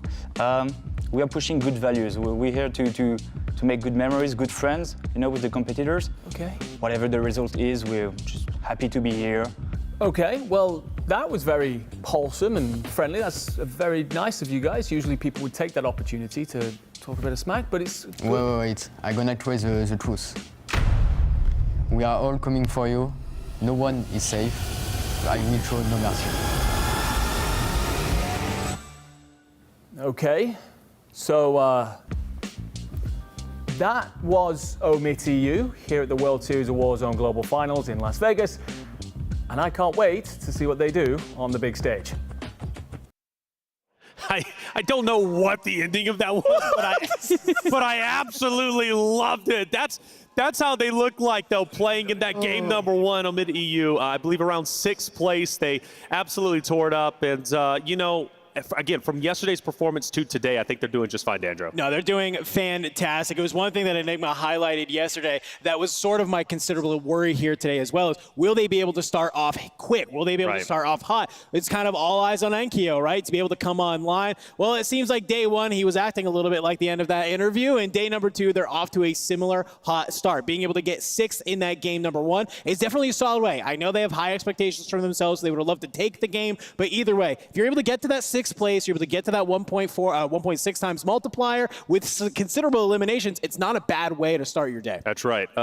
Hey, Gio, how you doing? Welcome to the desk. Great to see you. You know what? I'm just, I'm vibing. You're vibing out here. Well, talk to me about FaZe, Swag, Sage, and Adrian. Adrian, a young gun himself. He actually played with Aiden last year. We talked about Swag returning to the stage. Sage, also, he is a champion, right? Returning to global finals. How'd they do in game 1? Yeah, I think they're a really interesting team because yesterday, individually, they were performing really well, but they didn't get a ton of mention as a team. They were a little bit like the bridesmaid instead of the bride of yesterday, but actually I thought in that first drop, they did really well. They were the team that gained the highest number of points today, despite the fact that they came 4th. Sure. They gained 21.6, which is quite a significant points increase on the match point day that we have today. And, they had the second highest number of eliminations today at 12, just behind Team FIFA Kill, who got 13. And I just thought the way that they played it was really interesting. They came in and they found this point of interest really early, and they stayed there for like the first 3 or 4 circles before actually starting to make their move. So they kind of really bunkered down and stood by what it was they kind of wanted to take on the map. Yeah. And we saw how scrappy it got at the end, and it was the fact that they didn't kind of like second guess, when are we going to start making our move, when are we going to make our rotations. Like they played really confidently, and you could see that in the number of eliminations they got as well. And so even though they did come forth, I thought that this is going to be a team that we should really be watching out for in Without the a doubt. next few drops. Yes. Well, when you think about it, FaZe, come on. They are a staple when it comes to Call of Duty. And, hey, best of luck going into game number 2. And speaking of which, let's actually get into game number 2. See how this story is going to continue to unfold. We'll send it over to our caster, Spider Tip, and goes. Thank you so much, Desk, and a great breakdown, and a great interview, by the way. I love Enigma interviews. That one was a lot of fun. I'm sure the French weren't trolling him or anything. That was No, definitely not. And honestly, maybe I should brush up on my French as well. We all could use a few words, right? Yeah, sure. Well, looking back on that last map, a fun one. Again, an unprecedented wildcard team. I literally tweeted that out because this team has been dominating throughout the last several games we've played. Ending yesterday, we saw a lot of momentum coming in, winning the solo YOLO, and then winning game 1. This Colony 2K team is looking different, and the fact that they barely got here is a travesty, frankly, for what they're capable of. And we saw that leading up to this tournament as well. The weeks leading up, the scrims, the tourneys, the prep, they've done the work, and it's paying off, and we'll see how much money they can make. And I have to say that for a lot of the other teams as well, right? They used yesterday as that kind of test to see, can we convert to wins? Can we stop the Falcons? Especially knowing that when you heard from Nick Cool himself at the end of match number 1, we cannot let the Falcons win. So who is going to stand up and rise to the occasion and deny Falcons the points here? Let's get into match number 2.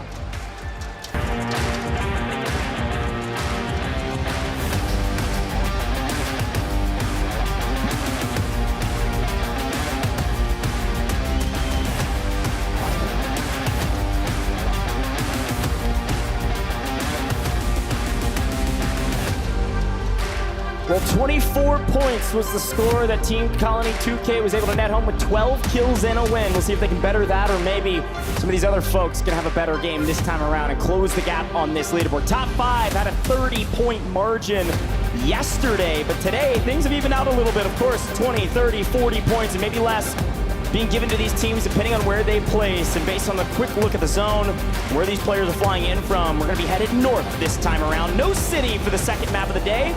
We're seeing BMark, Slide, and J-Tech go to their tried and true spot. They're going to stretch for a while across the top of this map here. Exactly, especially with that plane line, but we've got to get back on over toward this high-rise thing. It's going to be the last stop, right? And of course, COD Community uncontested, able to focus on that tried and true, everything they know and love. But for the teams that are on that north side, that like to go hang out towards Levin Resort, past Outpost and Seaport, you are going to be some of the players with your feet on the ground absolutely last, which is going to force you guys to make sure, get your loadouts, get on that hyper-aggressive, especially if you're trying to get to that win condition early.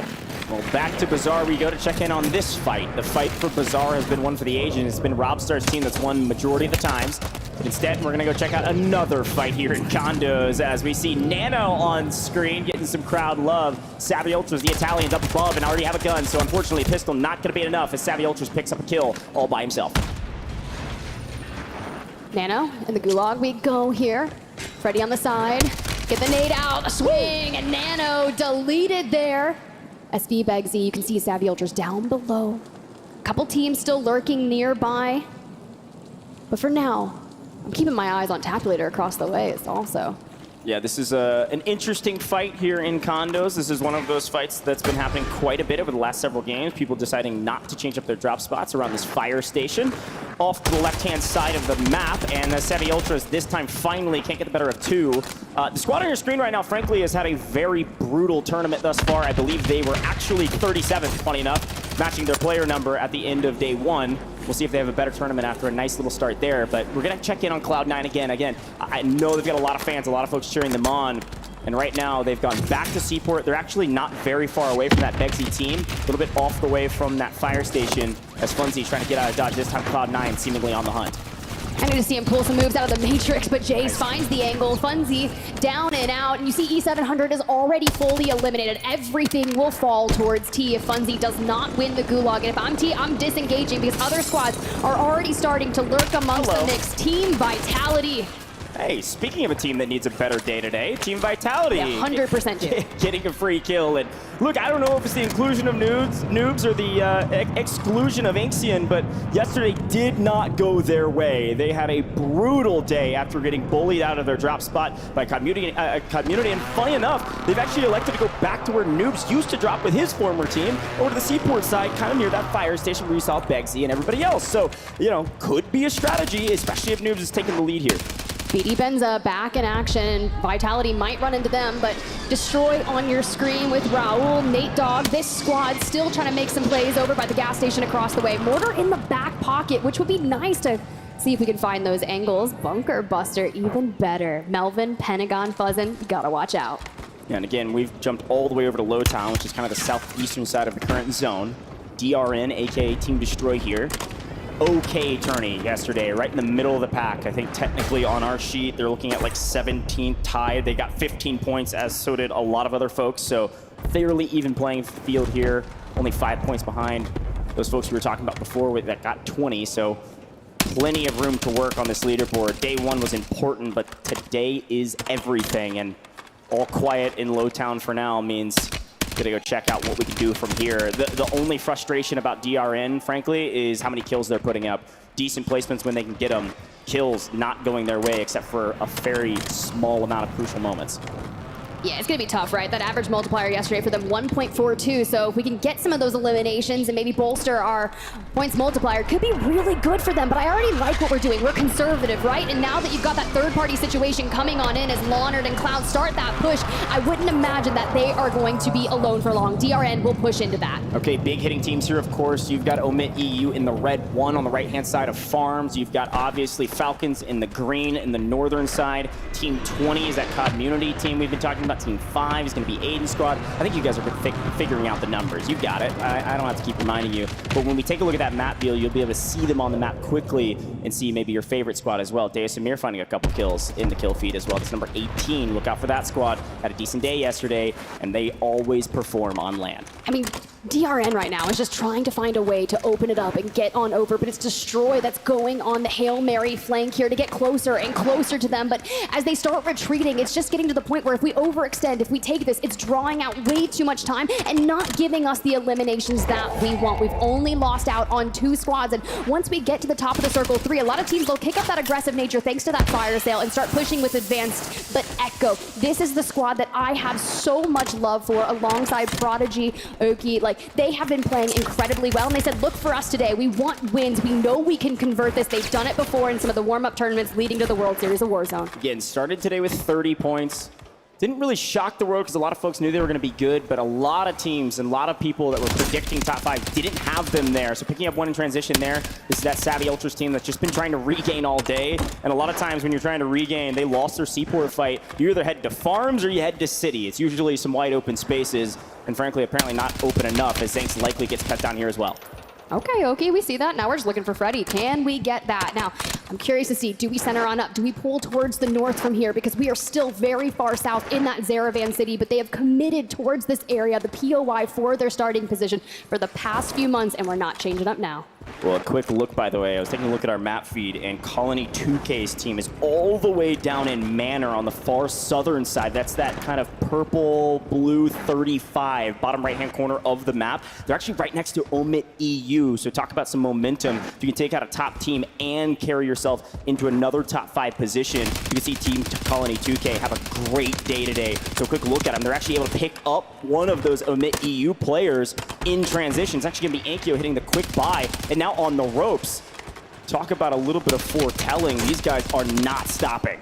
Oh, that's just absolutely brutal there as Waldo gets the full. Now, typically, if they think a zone is going to pull to the north, they'll just go ahead and land Kotovo, and they had the very real opportunity to make that occur, but we still elected to go all the way down to Manor because we were looking for eliminations. Now you can see that Colony 2K squad already has the fluffy aimers in their sights, and it looks like Scummin is over there for Team Community as well, but I'm glad to see that the fluffy aimers were able to get a regain, all 3 players back into the lobby. Yeah, this is the south side of the zone. This is a really big big moment as you actually see trades happening on the other side, mostly going the way of COD Munity, but even still losing one player in that mix, if they're fully eliminated, could open up the window of opportunity for Colony 2K to pick up a couple kills. But we've got to check in on Team Aiden. A great day yesterday. They had a solid performance in game 1 for the most part, but Aiden getting picked up in transition means Z-Smit and DJ Moss got to back up and make sure to play the regain if Aiden gets cut down. He might barely be able to sneak out of this one, but look how many teams are in the area. Come on, this is DJ. a really tough spot when you can get wall banged through that one.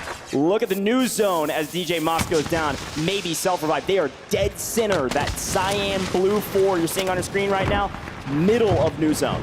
Yeah, we preserve it for a second, and then you see that thermite come in, that just the re-knock occurs, and I love that we can hold space with that, and we throw the trophy cistern. Leonard pushes into a 1v2 situation, and Z-Smith is just lying in wait. Aiden incredibly low. They grab Leonard as well, but little Mario is just kind of finessing around this, looking for the opening. We've got the bunker buster down, and we're just trying to survive. We are dead center of zone, and if we can maintain this, we'll walk away with a ton of elimination towards endgame, but here comes the push. Clown doesn't check the door behind him. Z-Smith tries to put him on skates, but it's Clown who comes out on top. Wow, we're going to send Team Aiden all to the gulag or maybe to the lobby. I believe they've got some gulags to work with. Only 6 teams fully eliminated. CT Red on our screen, by the way. A nice rotation from them to get dead center of zone coming from that stadium start. We're going to take a look at these gulags. Aiden full dead. These are big moments. A chance to take down FIFA kill. DJ Moss, Chows, and... Okay, what?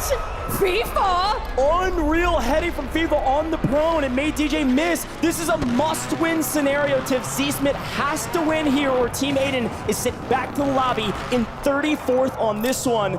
And Z-Smith and Flank have a long story history of fighting each other. Let's see who can get first blood. Z-Smith looking to take the Chow. Flank doesn't connect on anything. Z-Smith trying to find his opponent. Where are they? Smoke and run, even in the gulag. You kidding me?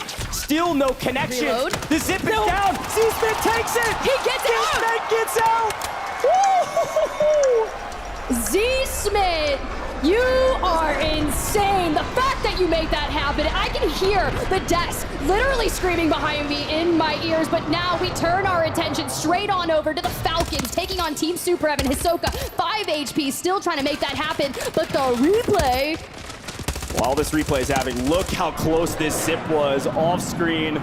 Z-Smith was able to get out, but on screen here, the Falcons were able to fully eliminate the Wolf and his compadres. The herd is not following him. The Wolf pack is in trouble. Maybe snuck into the gulag here if they haven't been there yet. It looks like Otterize was able to win, so they're not done yet, but a frustrating day 1 is turning into a slightly frustrating day 2, at least thus far. But we're just getting started today as DRN also punishing this regain. A couple buybacks come through and immediately are cut down yet again. Z-Smith and DJ Moss last alive. Well, this is tough, right? We still have our gulag weapons, so that Spirit in hand, and we had maybe a Semtex, so we're still trying to use what we've got. But a buyback for DJ Moss did come through, and DJ does have enough cash to make sure we can get Aiden back into the game, but that's if Z-Smith can finesse his way away from DRN. And Z-Smith, I think, is trying to wait for DJ to get involved. DJ, I think, is flying up above. The problem is he's got to isolate all these 1v1s where I might just throw his life away if he's not careful. Z-Smith makes the great escape. My goodness, he just dug a tunnel underneath the prison. What do you mean? With a spoon. My guy gets out. That is unreal. He's not done yet, but at least has a bit of reprieve and definitely shook DRN. I did see a wipe there onto FIFA Kills team. Not sure if that's full, but DJ Moss does fall. Looks like Swag's gonna be elsewhere to take him on out. Z-Smith will have to survive and get on that regain yet again. Revenge tour back on our screen and some early combatants here. Again, they won map 1 yesterday and got a decent map with 14 points. Would like to get a lot more kills though based on the scores they were able to put up for the rest of the day. And this Opal Palace fight should be nice and easy. As we take a look at the zone, again, it looks like, look at that.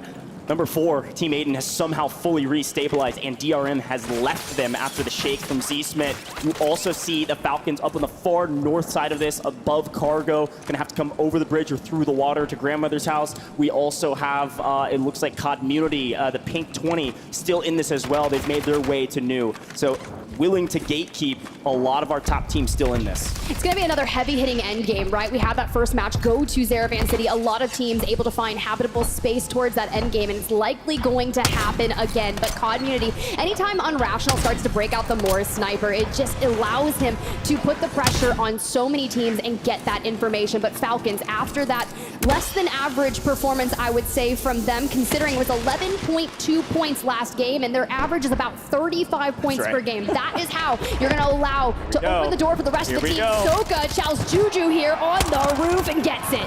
That right there is classic Falcons move. Isolate the one, take out the other, omit NA, see you later. Edge of zone hunting, this time with a little bit more kills to work with, means the Falcons could have a good game. When we took a look at that map, you know who we didn't see? Omit EU. They are fully eliminated out of this lobby with just 2 kills. Talk about opening up this leaderboard. There is a lot of room to work. We've got a tournament on our hands, folks. This is a way different day than yesterday, at least the beginning, as Navi is being cut down by King AJ. Welcome back to the party, V8. We'll see what you can do if you take down Navi and then have to fight the Falcons. Yeah, but the Falcons, they're getting in the mix. Navi's getting sandwiched. Limax, I don't think you're going to survive here, buddy. You're either going to King AJ Vision or Showstopper, or you're going toward the hands of Biffle. Pick your poison. It's not going to be good either way. Either way, he's able to shake several bullets and finally goes down to Showstopper. Ahsoka doesn't really care about that kill. He wants this V8 team. Says, give me AJ, give me Showstopper. They're all trash, apparently. Shifty finds a nice angle, take down Showstopper from above.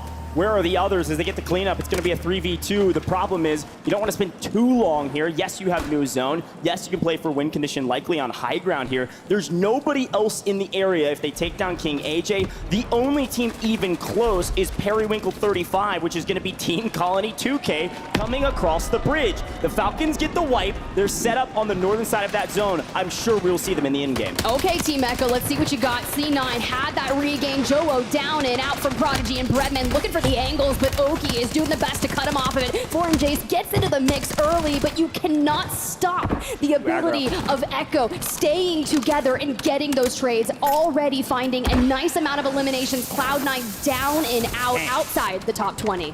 Again, it just feels like Jace is trying to play pubs in that moment. You're not winning a 1v2 against hardly any team in this lobby, if anyone, especially not this squad, who's been dominant all day yesterday into today. It does look like Aiden, well, he's stayed alive. That's a boon, but 26th place right now. He needs a ton of multipliers, and he's got to wait a very long time. We're looking for top 10 likely to get paid at all from the kills that they maybe have scrapped together. Probably 6-7 as we set up for new. Just camouflage, right? We don't have any more plates. We do have cash to get another player back. And towards that end game, a lot of people like to invest those portable buy stations. But you think to the north, where the Falcons had cleared out, they were already preparing for a zone pool of that nature. It actually doesn't go their way. So teams still from the north, like Colony 2K on your screen here, they're going to have to deal with that frenzy of just getting deeper into Old Town. Yeah, this is what could have been a very tough rotation for the Falcons. Ends up actually being a pretty easy one for now. They're able to make it to cover and have plenty of time to work with for this new zone close. 2 teams, though, to your left, if you're the Falcons. They're actually picking up kills from distance in this position, and it looks like these 2 teams, or at least one of them, is going to actually push out early right into Benzi's squad. This is good news for the Falcons because they know no one is looking at them. The only player even close is actually Aiden, who's just going to be proned out looking for placement. So the Falcons make their way somehow for free again into zone, into new, and there's only one player in their way who immediately gets cut down. Slide is out of here, and the Falcons somehow have a pretty solid position if they can work their way into those brick buildings. And Aiden gets ripped by Shifty. Full wipe for Team Aiden there, but we're talking about the timing that the Falcons were able to use to thread the needle of the zone and move almost dead center. The only squad that is neighboring and challenging them for that endgame good positioning is going to be Reply Totem.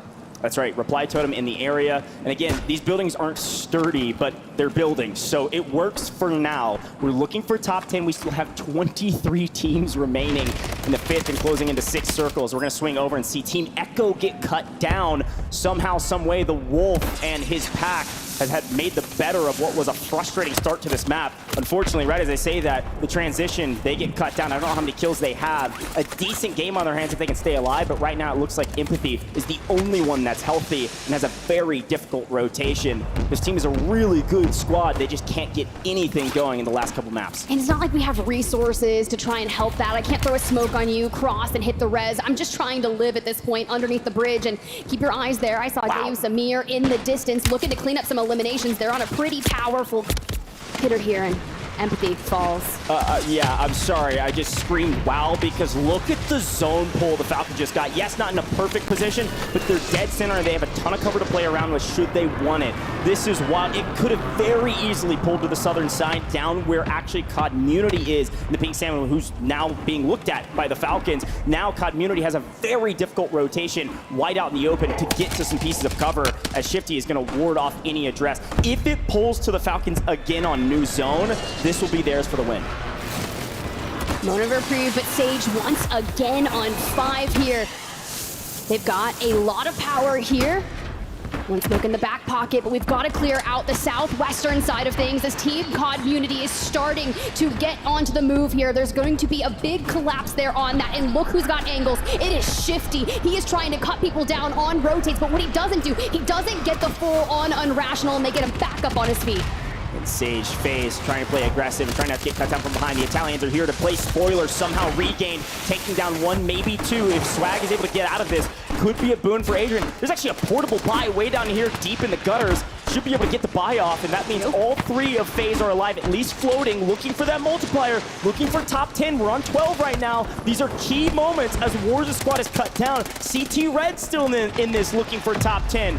Looks like our squad from Mexico has a chance to go big. Look who else is still in that. So that's Watch Waldo. Nickel, our former map winner, a chance to go back-to-back. Well, why we've got the trolls under the bridge, keep your eyes on that mini-map. DRN have already moved into the next circle and are ready for everyone to make that Hail Mary rotation towards it. 11 squads, and we're looking for a 1.6x multiplier. And we've got the portable buy. We're looking for the resources for endgame and a PDS to play if we need it. I'm looking for a man in end zone as Omit NA is somehow still in this, by the way. Look at that, number 15, that's Omit NA. I don't know which player it is, but they have lurked all the way into top 10, looking for some multipliers. They need it. It is Braxton, by the way, is the last remaining player. A heroic solo play could be a huge boon for a squad that had a frustrating day yesterday as we see our Italians continue to play spoiler to this FaZe squad. Decent multiplier, solid kills. FaZe is having a good day. Can we make it a great one? Sage with a pistol and a dream right now, trying to lurk and wait until the top 5. Just kidding, he's got an STG, we're fine.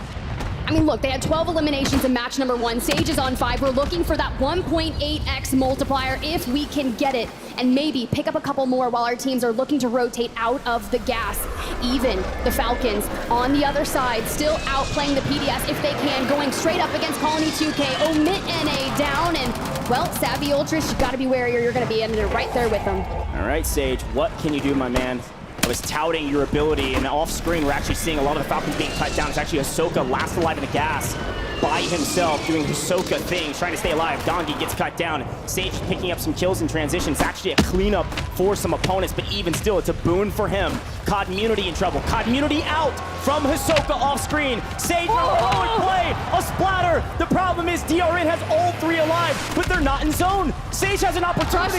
Can I have a couple more, Sage? How about more? Top 5 for Sage. Ahsoka is still in this. An unbelievable moment. FaZe says, why not drive the car around? Let's try to make a heroic play, and so far, so good. The problem is Sage is in trouble with low resources. It's DRN zipping up. Watch out for him as Sage continues to make heroic plays and somehow has the last piece of cover in zone. Aside from the new building in the last circle, could Sage do it? Likely no, but I'm here and I'm waiting to see what he can do as DRM made the perfect rotation for the zip to top of the building. I only expect this Team Destroy to win it all.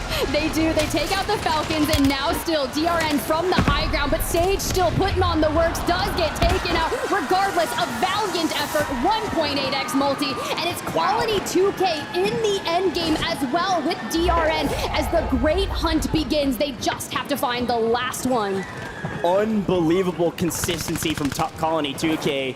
He technically got a 1v2 last time. Could he get a 1v3? I think we just have to wait and find out, but I've got to tout the IGL call from Team Destroy to zip to the top of this building, secure top 2. It's a 3v1, nearly insurmountable at this point, but let's just watch and wait what 2K can do. See you later. Team Destroy on top. He wants the money. He's going to ask you to give it to him. And after finally a great game in game 2 of day 2, he told me, he said, Coach, it's going to be a brand new day tomorrow. And apparently that's right. Well done, Team Destroy. DRN on top in map number 2.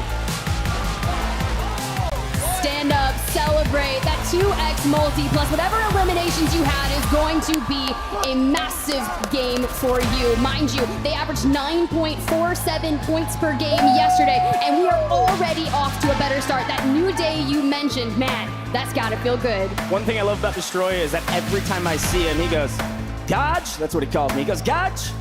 I'm feeling good. I'm ready to shoot. And I'm like, hey, man, I love your energy. Every single time he celebrates, always just putting on a show for us and people at home. He says, give me my money. There's a chance to earn a lot of money today. And with a map like that, certainly putting himself in a better position. He's always had such magnificent energy around him, and anytime we get to watch them on the tournaments leading up to World Series of Warzone, you're right, it's that show me the money. There's a very insane clip of him. I don't know, I know the Pulse Check boys got it. It went everywhere, and I was just like, what are we gonna get? Like, is he gonna jump on the table over there? I don't even know.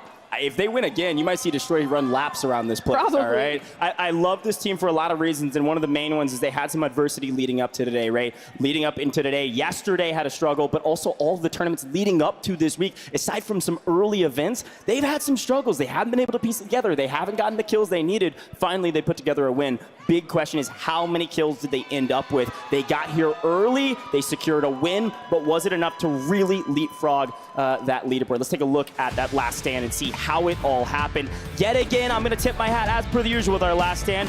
FaZe, a fantastic job to stay alive. I'm not sure how many kills Sage was actually given in those final moments of the LTV, even still making top 5 a heroic feat. Yeah, especially when you start getting pieced apart with about 15 squads remaining. You see Swag kind of dive on down, see that portable buy station, get Sage back into the mix, and this is where you see DRN on that bottom right-hand side of your screen. Even Omit EU, Brax just doing the army crawl, trying to get out of there. But then Sage, grabs the LTV, last standing, starts absolutely crushing people looking for points. Soka, after working on that community team out in the gas, was the solo player, and at that point, every elimination they got was worth 1.8, especially for FaZe. It's such a key factor and obviously a great moment. Again, I don't know if Sage was given any of these because he's playing cleanup for his opponents who were knocked, but even still a massive effort with the LTV, and it was a perfect call from you, Tip. The Falcons squad are kind of the unsung heroes here because they had a sizable amount of eliminations, and Ahsoka was able to wipe community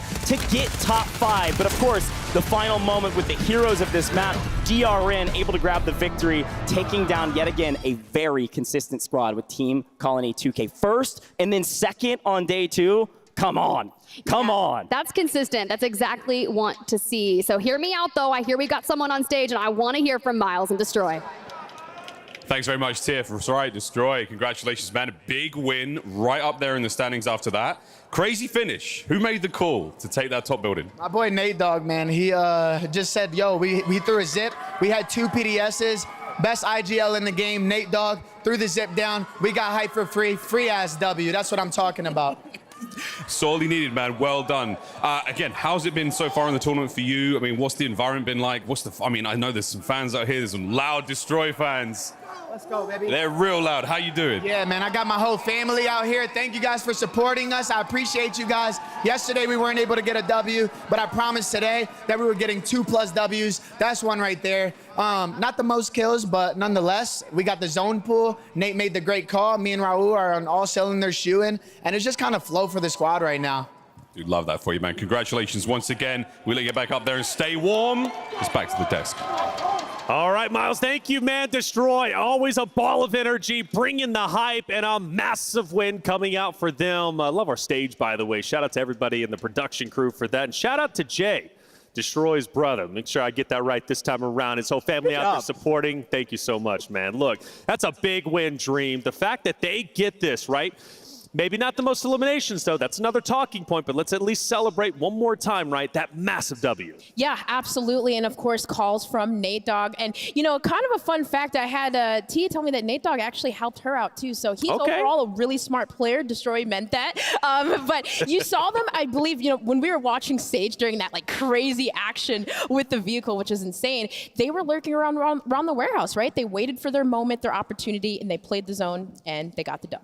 Man, as we look at our highlights, I just want to preface, this was one of the most wild games we have seen to date. Dandro, I want to start with the Gulags. FIFA absolutely destroys DJ. I could not believe FIFA won that fight. He shouldn't have, And then what was our second big gulag fight? The second one is Z Smith hitting the Goomba Stomp on top of Flank, hitting the zip, go up to the top.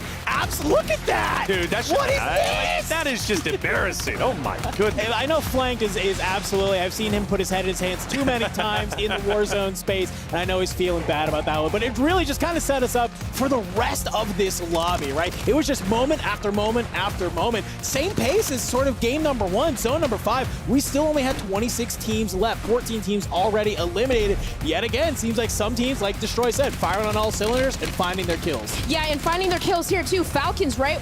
Shifty plays with the vehicle was absolutely insane because as they were rotating in their zone, they were literally destroying everybody, rotating into center and getting that Opal Palace area on the northern side of zone. But credits to their plays, and of course, throughout the rotations, it was absolutely insane. As we saw, even Echo, Prodigy, Ara, FaZe, everyone was trying to find a spot to rotate. You know what, you mentioning like the vehicle plays, I feel like this was the drop of vehicle plays because of course, as you said before, what Sage was doing at the very end. Listen, when I said to look out for FaZe, this isn't necessarily what I had in mind, but I am 100% not complaining. When he was left on his own, we were like, oh man, Falcons were eliminated before this man was. I'm telling you, Sage, again, like we highlight the Falcons. We talk about Shifty and Biffle returning to Hollow Ground, trying to win that championship, right?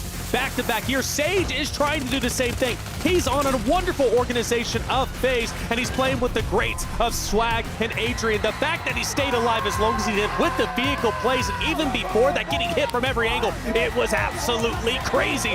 But hey, Sage has been here before.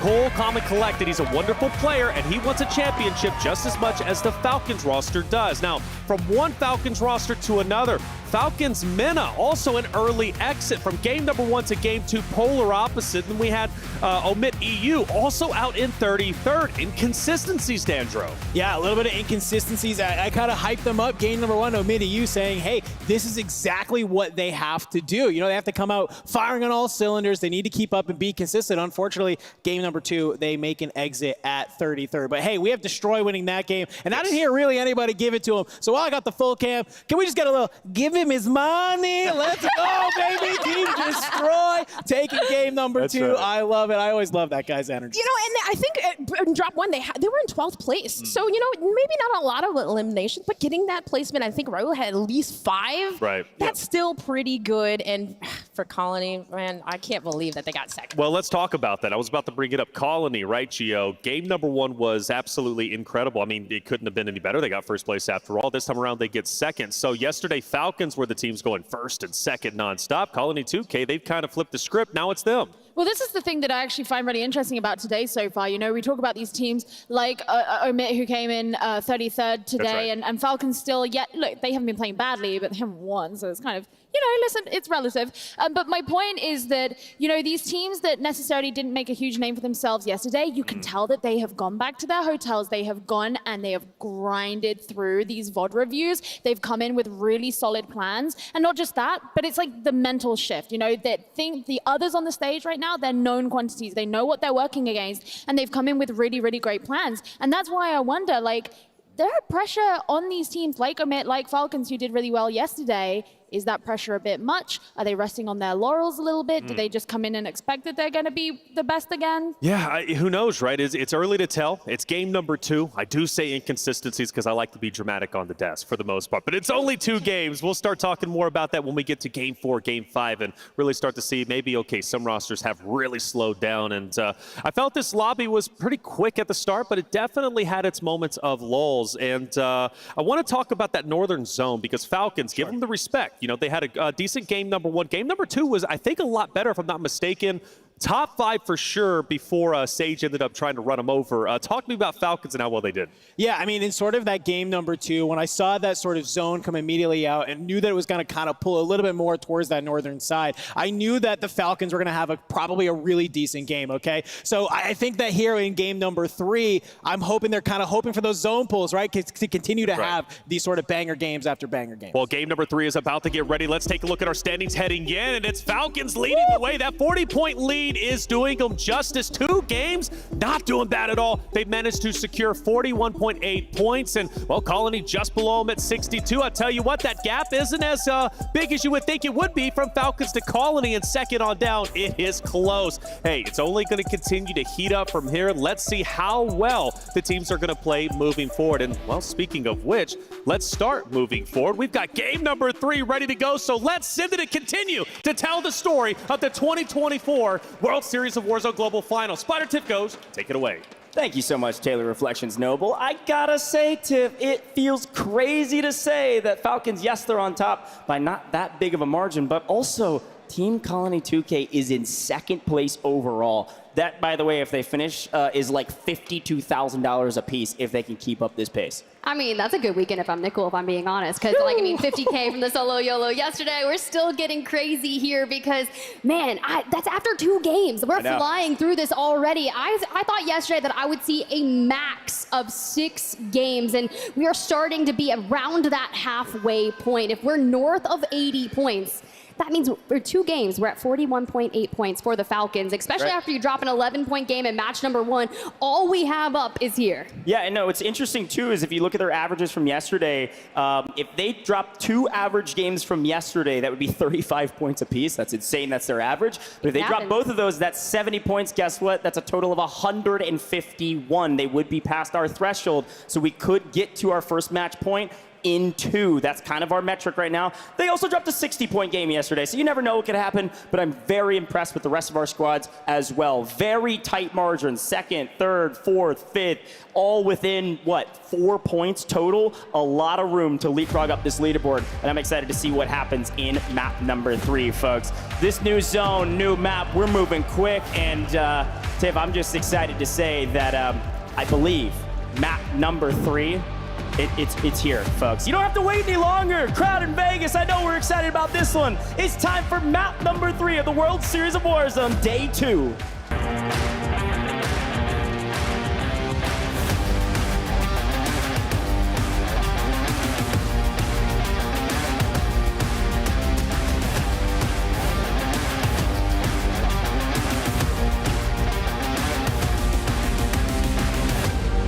But we are potentially heading on to the north. As you see that plane line just above Kotovo blocks, we already see Omit EU electing to drop Kotovo instead of dragging it all the way out towards Manor. For some of our squads that are looking to get into that early action, you can see squad number 34 also. If you haven't gotten into a territory where you feel comfortable at chasing that 150 threshold, the time is now. You cannot let the Falcons start to points gap the lobby in Cloud9. I do love a contest. Omit T, the fluffy aimers on the other side yet again. And again, this is what they've been doing every single map today. This is different from yesterday, and so a different team to contest, and it's kind of gone both ways for Cloud9. But Tiff, you made a fantastic point. When this circle is tending towards the northwest, you see Omit EU say, I'm not going Manor, instead I'm going Kotovo, which is quite literally as far northwest as you can go. So we're going to continue to watch and see if maybe Jace can clean up his kills. And right now it's looking like that's going to be the case. So a 2v3, Cloud9 in a bit of an advantageous position. Something else worth noting, by the way, from that quick map view, the plane line was actually bisecting the map west to east, but was west to east on the northern side of the map, which means anybody trying to stretch south had a long way to go. Something worth noting for a lot of those teams that prefer city. Okay, look, but this isn't a bad weapon to have, especially when we were seeing the initial pistol fight off the rip, but T does have a better weapon. They look to be disengaging, waiting to see, can they get out? Can we get Funzy back out of the gulag? For Cloud9, though, they're going to need as many eliminations as possible, but now that we've parted both ways, we can focus on the task at hand.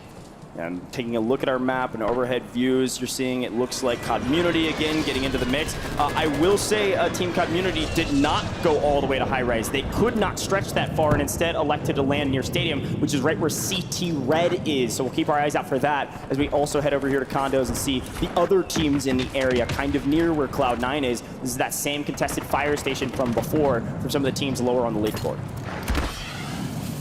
All right, reload, smokes are out. We're hip firing through it. Can we connect? Honestly, sometimes you just got to clear it on out if you can. You got the heartbeat sensor in the back pocket, but when the high ground is being chowed, through the window we go, and SV is going to be able to drop him. Get the full, and look, I'm loving the early action that we're still seeing from our squad. They understand the frenzy that is the Falcons at the top of the leaderboard that pushes the pace of the entire lobby. And it looks like a couple trades here. So unfortunately, I think this squad is in trouble as they have been for most of the tournament. And it looks like that Super Evan squad is lurking in the area as per the usual to clean up the rest of these pieces, sweep them into a trash can, and then move on their way. And they need it as well, frankly. Not a great tournament thus far, but Super Evan makes quick work of SV and is going to be looking for the Italians. Now, I want to look over the top of Community. What we missed, what you did not see, is actually CT Red get mostly fully eliminated, and then Community gets split up by another push, and I believe that's actually from our Falcons Mena squad that was in the area as well as Team Valor, which is Strixie, Tabulator, and Johnny Bro. So a lot of teams on that kind of northern side of City got into the mix, shuffled things around, and Community is a little bit in a blender. Well, we go over to that FIFA kill squad, and well, they had a ton of eliminations after match number 1. They were the frag leaders, 13 in game number 1, but have seemed to taper it off in match 2. Hopefully can then find that form here today, but Lennon in the gulag, and it seems to have won it out against Bubble CT to join back with FIFA and Jukies. Yeah, and this squad, again, has been on their back foot pretty much since they came together as a team. But even still, had an okay day yesterday. Ended up making it, I believe, into the top 20, just barely, and decent amount of points going their way. So if they can turn things around right now, it's kind of now or never at this point. Still plenty of game to be played as Clapper gets cleaned up yet again by FaZe Black. Military base looking like it's going to be FaZe Black's all to themselves. They've got edge of zone. They can hold a couple of these teams on the outskirts. But right now, I'm looking down towards Superstore where they will be rotating to, and Team Aiden yet again has already rotated down to Lowtown as well, trying to get a piece of this action. So we take a look at the new zone that's about to pop. This is going to get really interesting. Do we go all the way to Kotobo? Do we go to the northwestern side of this map, or do we favor kind of the central zones that we've seen from day one? Well, if we go north, it's Revenge Tour and Omit EU that are battling for that complete decimation of that northwestern side. I saw mortars being invested, and they're kind of on top of each other up there. But so far, Revenge Tour making it their own up there. A couple squads still on the move, and you've got to keep an eye on, because honestly, I feel like there's one of these do not enter zones, like a quarantine area around Pop-Off Power. People will rotate around it, whether that's right. going through Industrial, they're carve on over through Cargo and go up to the north through Outpost, because they do not want to chow the Falcons right now. Yeah, no, it's a great shot. And with this zone, we are not going to go to the northwestern side of the map. This is kind of the most telling zone that we'll see. It's actually likely going to be Cargo, maybe that Outpost area up on the Lonely Hill, which is just north of where that Super Evan team currently is, with FIFA Kill trying to regain in the area. I likely think we will go that way. There's a chance we head further west towards Seaport, but I'm excited to see what happens and which teams are in the best spot. Right now, the Falcons have nowhere to run to. There's nowhere that they need to go, because Popov is almost entirely in this zone, and likely they're going to be walking out with Popov as per the usual with like 40 to 50K. Well, as per the usual, you got the Exiles on top. Ultimate high ground here at Levin Resort. When you've got the Reaper team down on the bottom, you can see that they're all separated out, sent one to the gulag early, and they're just trying to look for a way to disengage from that building away from Team Huskers. But Colony 2K, a consistent start here just on the inside of Zaravan City, deciding how they want to approach, where do we want to see that next circle pop, and how do we acquire the information. The portable radars, though, such a boon to checked areas on the rotate. Yeah, it's a good shot. We've jumped all the way to the bottom of this zone. This is the bottom of the circle down in City. You're going to see several teams on the left-hand side of this mini-map. You're going to see Community trying to regain against that Falcons Mena squad on the left-hand side. So you're going to see two of our top teams right now, second place, looking at that Community team in about fourth, maybe running into each other, pending which team wins the early fight. That's the south side. Here is the eastern side. This is the Superstore side. Like we expected, FaZe Black has rotated through Superstore, moving into Old Town, Lowtown, trying to find where that Aiden team decided to rotate to, who are apparently already in a fight as well in the Lowtown, Old Town area. And FaZe Black's going to come in and possibly third party it as we see FaZe into the gulag. Yeah, this is tough, but Melvin does not be able to get the jump onto Adrian. A clean read for them. Looks to be a full reset as Sage already has boots on the ground here on the outskirts of Opal Palace, dead center of that area, and all of the teams that are surrounding them on that rotation. And when you've got a large majority of that that water still in the dead center of the map. You have to choose. Do we go from the C-Town side? Do we get on over to Cargo? And when do we time that rotation or that call? And here's that look at Team Aiden that we were talking about, by the way. Already down near Opal in Old Town, Low Town. Kind of the transition between the two, trying to make a big rotation over to Old Town. I think Aiden's squad knows that it's likely going to be favoring slightly to the west, not necessarily in this POI. They're going to elect to early rotate as Smith actually wins his gulag off screen against Tapulator, which means they're going to have all three alive. It's good news for this squad, especially because you're going to have Z-Smith in the sky and Eyes in the sky to give you some info, especially about this Vortex Robstar team. They could have played spoiler here without some Z-Smith info, and because of that, they can play a bit slower. Off screen, by the way, Omit EMEA just took down Omit EU on the very north side of the map up in Kotovo. That's going to be Omit EU in the gulag trying to regain. Omit EMEA have won that fight and needed it bad. I mean, that's one way to have an Omit takeover, if I'm gonna say that. But for Team Aiden, you have got to hit that rotation as you see that pull come through. A mass exodus will occur from the Old Town, C-Town area. You're going to have to get towards Cargo. A lot of squads have already set themselves up there, and you can see right there, Team Super Evan, the mainstay in Cargo. Yeah, right in the middle is Team Super Evan, 15 that pink. That's Omit NA. They have won the northern side. The only team that is nearby is actually the Falcons and Popov. Pending which way the Falcons rotate, that could be a fun fight to watch. But I think that Omit NA's team is thinking, we want high ground, we want in-game. So where they're going to take over outposts and punish any teams that get there. The other teams in the north, by the way, that we were looking at is actually that Exile squad with Team Huskers still up in Levin, trying to make their way out and into New. As we see FaZe apparently back on our screen as Team Aiden is trying to take down some of the main competition they have. Oh, we're full sending it. This is Big A versus Little A. Not on the same team this World Series of Warzone. Z-Smith on your screen, filtering up through the stairs. You can already see the regain that they've been trying to occur, throwing that loadout, which means they don't have their weapons they're comfortable with, and DJ Moss needs to take advantage of all of this. Sage across the way. We already saw him take that zip to reposition earlier. Aiden takes down Adrian. That's kind of brutal, man. Get Aiden back up on their feet, and you can just see FaZe just saying, I don't want any part of this right now. There's still 36 teams up. I'm out. It probably was either a Z-Smith or a DJ Moss call to say, no, we know Adrian's separated. We can punish this, and they're able to do so. So now that it's a 3v2, they say, all hands on deck. Let's swing, and wild timing, and unfortunately nobody punches each other, so they might get out for free, at least for now. But DJ's on the hunt with Z-Smith and Aiden. They are punishing this FaZe team. They've lost one. They have player advantage, so they're going to push the equation. 2 + 2 = 4 in this instance. What a win against FaZe. We're going to send them likely to the gulag to try to regain a big win. Look, FaZe is in third right now. That's a big takedown, especially with still 34 teams on the map. It really is. Reply Totem here on your screen. We saw them getting Mixie here alongside DRN, and it just seems like we're going to keep on poking, keep on regaining, but no one has fully wiped one another just yet. But you've got DRN, your match 2 winners, over there on the north side, kind of smoke and run here. They want to use the zip to get out of dodge, but sometimes when you're the first, or maybe they're just going to shoot out the one entirely. So Raul, you better get some cover, and you better get it quick. Oh no, I think somebody told Rob that the guy was one shot, pulls out the static, couldn't connect. I think they likely will pick up this kill and take down every zip along the way. This rotation is going to be punished. And look who it is actually in the skies. Did I just see FIFA kill running around with a helicopter? They've left Linen out on the longest leash of all time.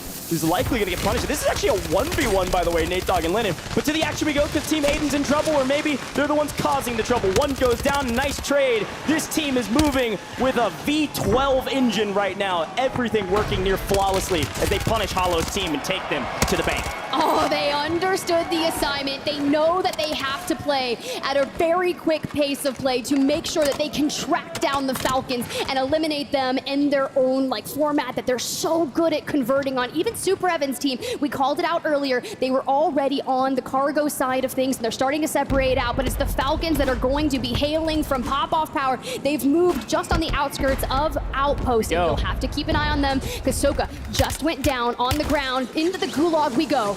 Yeah, this is such a great call, by the way, from Omit NA. They know they need a third party this. Whether this is Vegas Inferno that they're going to punish or the Falcons, we'll see. We're going to do a quick listen in with the Falcons with Ahsoka down. This is going to be a crucial moment. On my level, second floor. Up on the hill. Yep.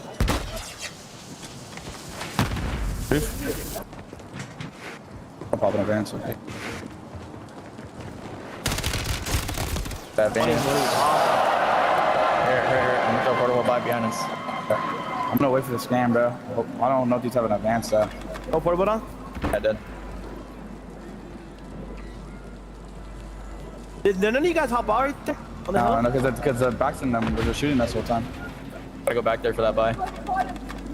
Just waiting for these to scam, bro. I don't know if they know I'm here. Think so? I need a refresh. I'll scam anyway. Whew. Yeah, that one was brutal. Good listening to hear what they were thinking. I think they were thinking, we don't have a third man. I mean, Ahsoka got punished in the gulag, and now she's fighting. I'm trying not to make a mistake. And Omit NA is here to pay. And oh no, Shifty goes into the building to try to make a play, and he knows his teammates are low. Omit NA playing spoiler right now, potentially to the Falcons, but we lose Brax. So this is a 2v2, and with their third coming back, a quick buyback at Ahsoka means the Falcons somehow have found a way to find an advantage over Omit NA. How will this one pay off? This is going to be crazy. I mean, the Falcons still have so much cash for resources, and they always have buy stations in their back pocket. But Omit NA, after taking out Omit EU in the north, Youngstas on 5 eliminations. Remember how much of a game day they had yesterday? Well, it was nothing that we are used to seeing from Omit NA. Brax loses the gulag to the APAC team, and that's so unfortunate for them, because if I'm fighting the Falcons in a 2v3, I'm going to want to go in with my full strength. Yeah, and frankly, this is one of those probably the only moment ever that the Falcons, if they knew, would say, thank you, XMQ.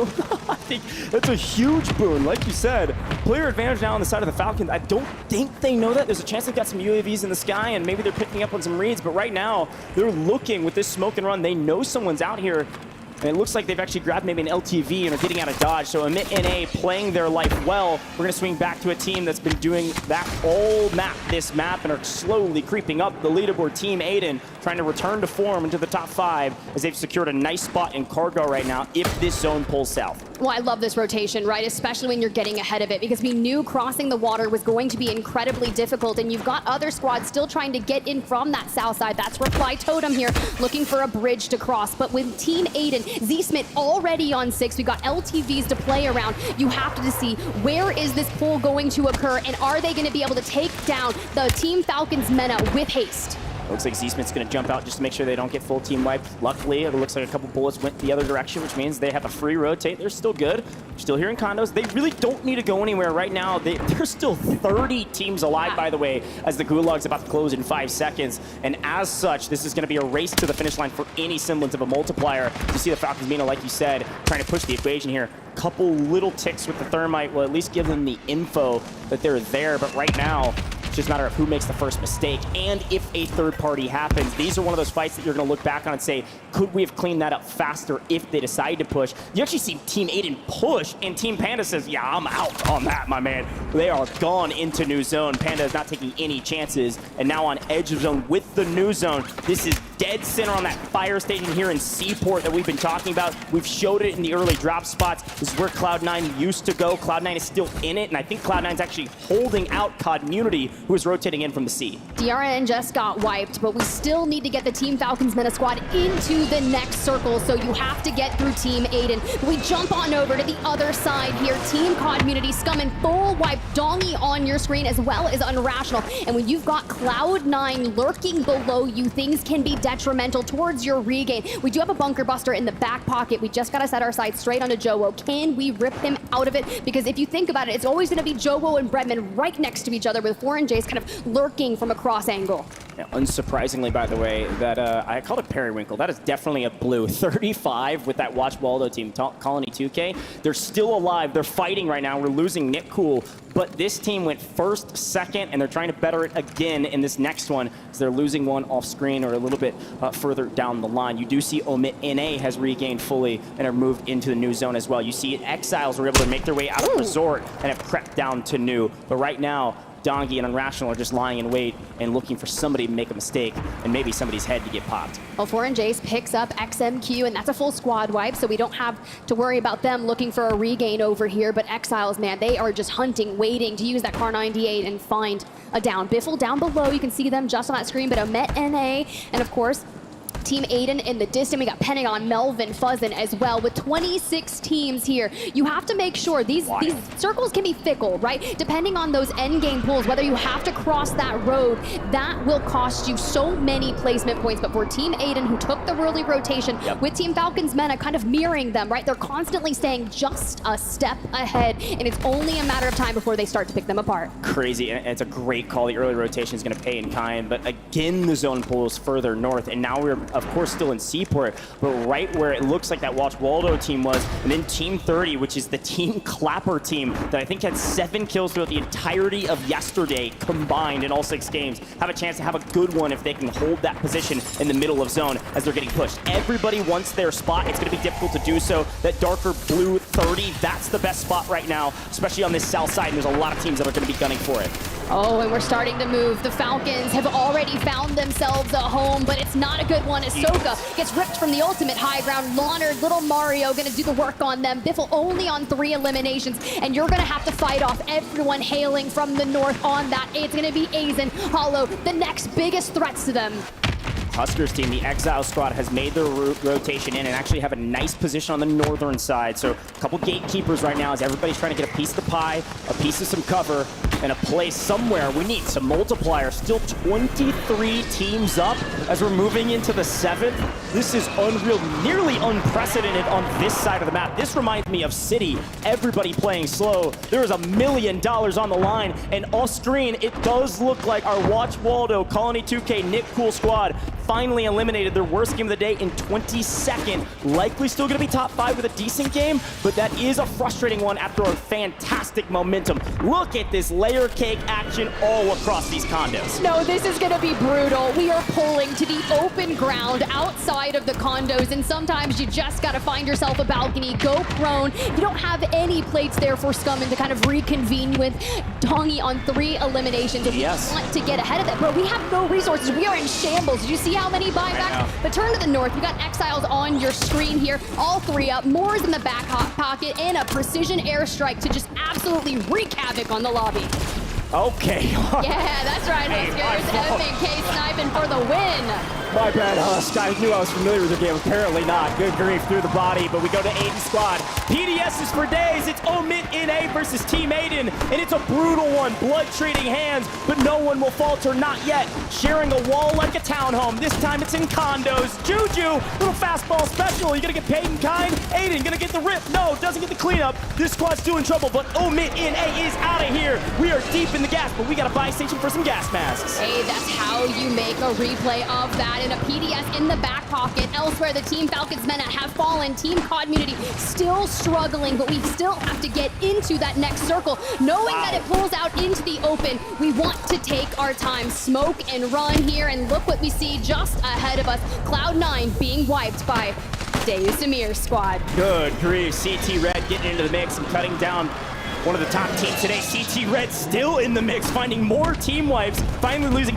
Amir. But the question is, you might be asking, wait, we're not in the 9th zone yet. Where is the zone? It's all the way on the other side. Who's there? The Exiles have been here since the beginning. There was 20 teams up and they were here. Here comes Vegas Inferno. Hometown heroes trying to make a play for day 2. Getting punished. Wait, Almighty TJ. Okay, Brolic. You run out of ammo. Do you still have the gunny? Huskers makes the move. Future has game. Last alive for this squad. Trying to play from underneath. It's the Exiles. It's Vegas Inferno getting cut down. It's Rocket. It's Zaktar. They're blasting off again into second. They had 7 kills yesterday in total. Could they win it all? Or will the veteran of Huskers win by himself? He says, bring me my teammates. We're not done yet. Now we make it a 3v2. We cut the difference, throw some thermites into the mix, and the swing comes in.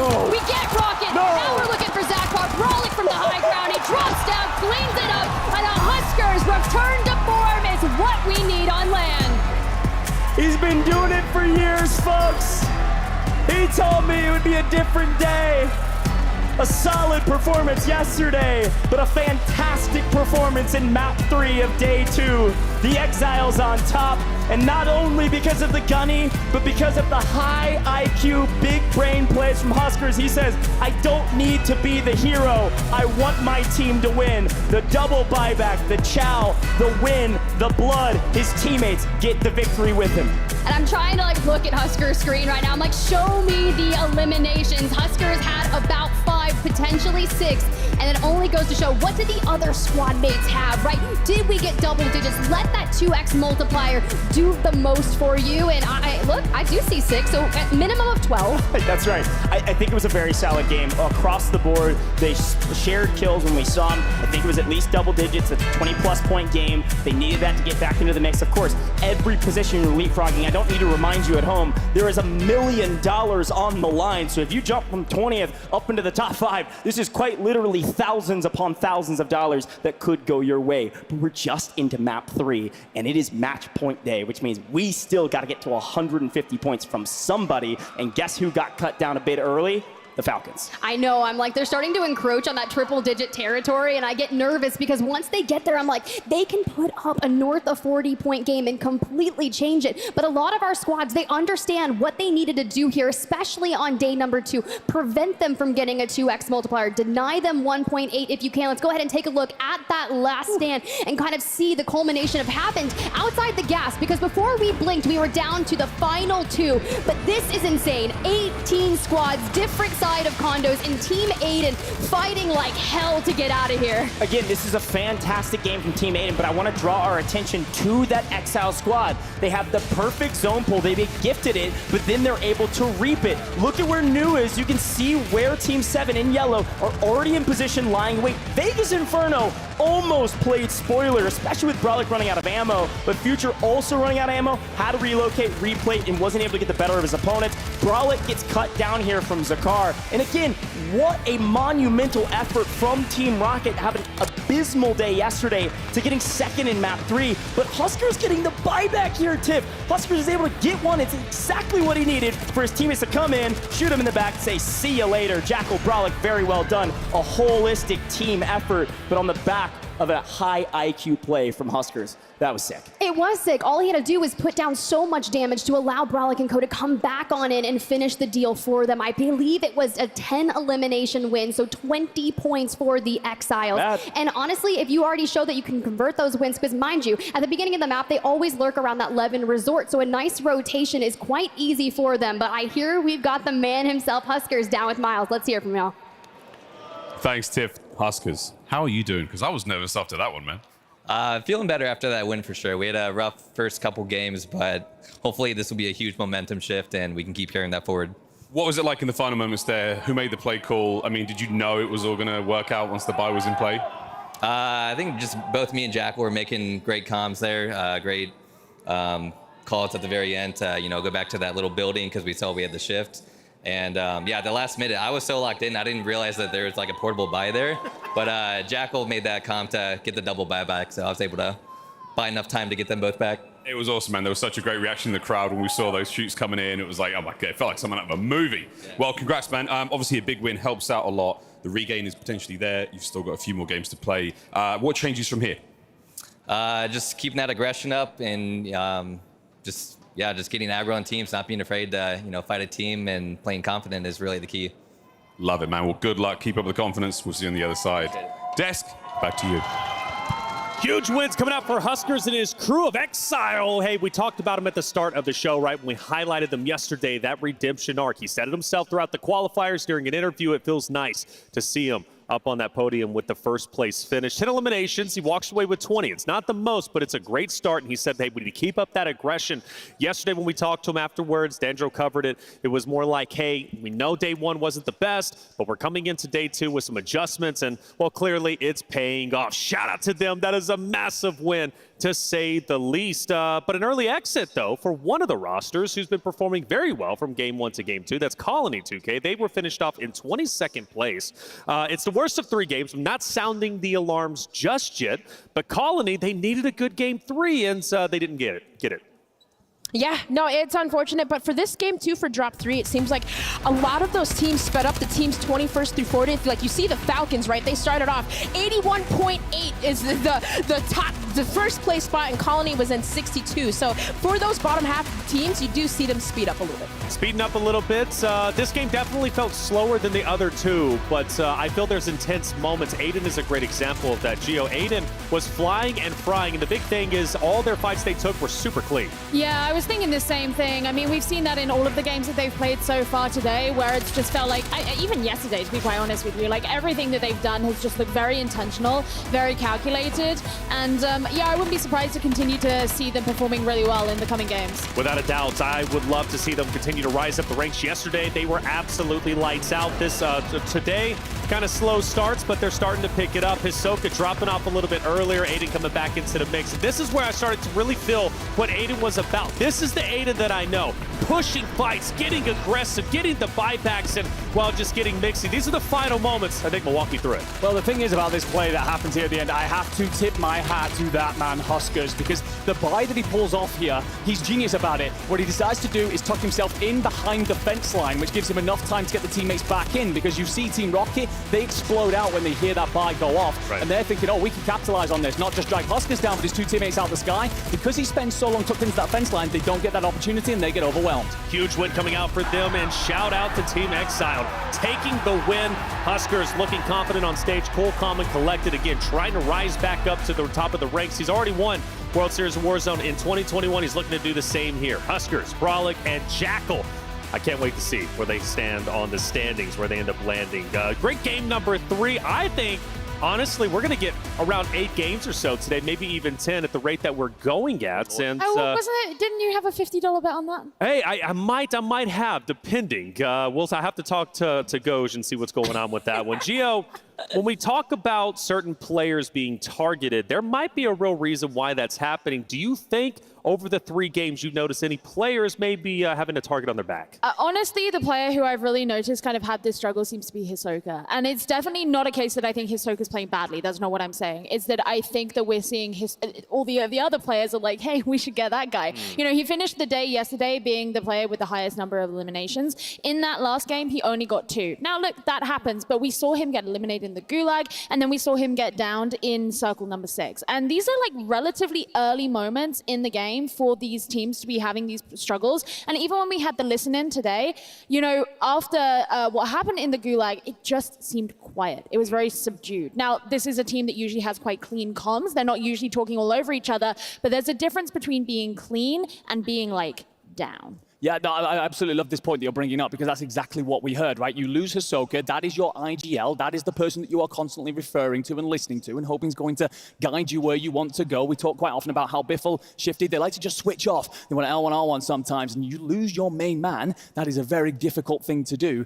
The thing is as well that with Hisoka, obviously we're not going to ring too many alarm bells. Not yet. The Falcons. They're still in the league. However, what I think a couple of teams are recognizing is Soka being that IGL, that anchor who's off and off to one side. If you can pick him off, if you can find him and isolate him, typically he's a little bit by himself, and that means you've got an opportunity there to split that team that's otherwise going to have an opportunity to counterplay you, and you never want that to happen when it's the Falcons. Well, Falcons are the top dogs at the moment, so a target on the back, it makes sense. After all, no one wants them to win. They want to win themselves, and who is close to getting to that point where they can win? Let's take a look at our standings and see who's on top. Now, for Falcons, again, over 3 games, they've managed to more than double their score at the start of the day, but the lead probably isn't as great as they wanted over the likes of Team Aiden or even Team Community, who currently sit there 74-73 respectively.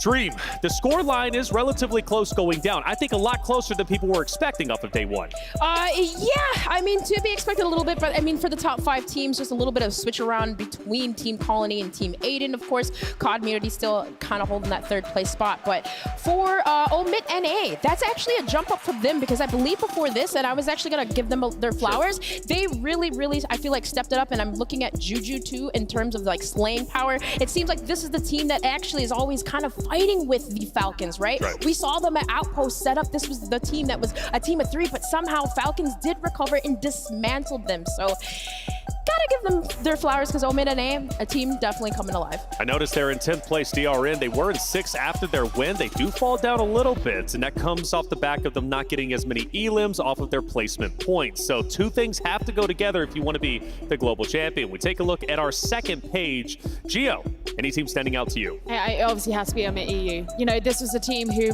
judging by the way that they performed yesterday, you would expect them to come in really, really hot today.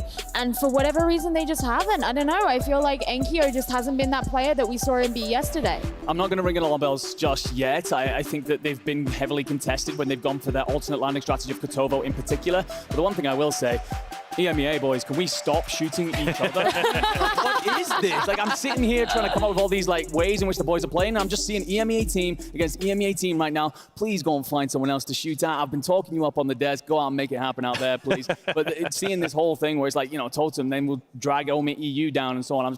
I'm begging you. Go and find some North Americans to shoot at. Hey, maybe eventually they'll start to figure it out. At the end of the day, it sometimes gets chaotic. You don't know who you're fighting, and you're just fighting the fights, okay? And trying to get as many elims as possible. I go back to game 2 watching Sage, and Sage is just going absolutely crazy in those final end zone, running over everybody he possibly could, shooting at anybody he possibly saw. And again, that's just Warzone. Sometimes things get lost in the gunfights. I'm wondering, are you at home, is there any surprises that you notice? I know FIFA and them were on page number 2 as well. Again, still trying to clean up some things. I think around 50 or so points. Teams are getting closer and closer to that 150 mark, okay? That's where things get serious. Once a team reaches that 150-point threshold, that means they are eligible to now win. Now, the way that they win is by reaching a 150-point threshold, surpassing that, and then they have to win their very next game after that point. If they do so, they're champions. But what gets risky about that, normally, there's one team that will pass that threshold, and then all of a sudden they don't win. Now there's 2 or 3 more teams who end up winning, or passing the threshold. Before you know it, you got 20 teams who are eligible to win, and it just gets crazier and crazier. Hey, on stage, though, Miles has a special guest, Aiden's father. Let's hear what he has to say. Thank you, guys. Yeah, I'm joined here with Aiden's dad, sir. You got more fans than most in this place. Oh, yeah. Let's go. What's it been like so far? Of course, you know, watching your son up there do his thing. I mean, is it nerve-wracking? It's always nerve-wracking, but the thing is, the more of these LAN tournaments, just seeing his confidence come from, you know, so far, like, I'm just proud of him. I mean, he goes up and he does work every time, does what he knows he can do. I love that, mate. I've just become a dad myself. How is it being a parent, encouraging your kids to play games? You want them, you know, a well-rounded person, but when they're doing so well, I mean, what does it feel like being a parent in this place?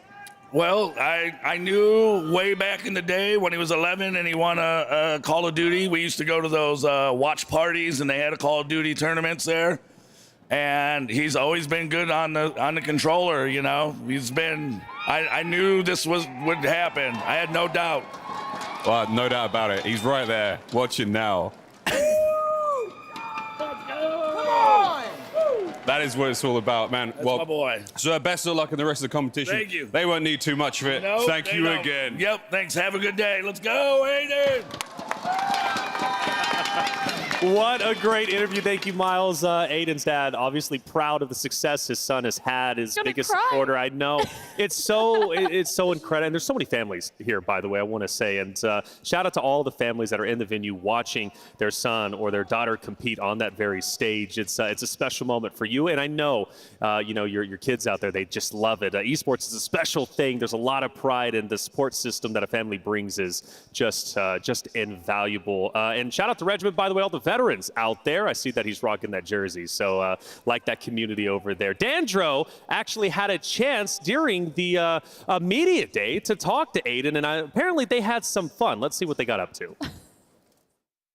What's up, everybody? I'm Dandro, and I am here with Team Aiden for the free-for-all. I'm going to be asking them a series of questions to appease me. Whoever has the most points at the end of our fun little game will win this briefcase. What's in the briefcase? I don't know. Neither do they. Nobody really knows. We're going to find out at the end. Kicking us off, you have to use one gun for the rest of your career, but it can be from any point in the history of Warzone. What gun are you choosing to use? Aiden, I'll start with you. I gotta go FFAR to do it all. I'm going with the Modern Warfare Car 98. I gotta go with the Prime AMAX from Verdansk with the T-Pose sight. For The sure. T-Pose sight. Need it. Need it. I'm gonna have to go with DJ on this first one because you included the sight. That's a little bit of extra thought, and I love the AMAX because I'm not great, and that gun made me feel awesome. Next question. I want you guys to boast. This is a little bit of a confidence builder here. What makes you the best player on your team? Honestly, just patience. Patience. I mean, if we're going off the past couple of weeks, the scoreboard, I mean, the top Fragger leaderboard and everything. I think the best thing about me on my team is just keeping us together, you know, keeping our composure together, and just being an overall well-rounded player. I told you to boast, and only one of you actually was a little bit confident in your answer. So, Z-Smith, I'm giving that one to you. Next question. What is your favorite Warzone map, and why? I'm saying Caldera. I just felt untouchable. Such a default answer, right? Like, I'm gonna go Verdansk. Too many memories made on that map. I gotta go Prime Verdansk. All right, and how about you, DJ? I don't think a lot of people are gonna like my answer, but I gotta go out Mazra, bro. None of us would be here today if it wasn't for the success of the original Verdansk. So, Aiden, I'm giving that one to you. Good job. Is that 1-1-1? All tied up going into the last and final question. Now this one I'm gonna have you get a little physical for. You have just won the World Series of Warzone. Show me your victory pose. Aiden, I'm gonna start with you. I'll just hit the gritty, you know? Hit the gritty right up to the trophy. I'm out of breath now. That's all y'all get out. Damn, how do I top that? Why'd you let him go first? Riley, Mr. Z-Smith, we're going to you. First, I'd probably, you know, dap up my teammates real quick, you know, be like, let's go, and then I'd stand up and be like, You know, I just have to get up and just, you know, hit everybody with a slight little flex, you know?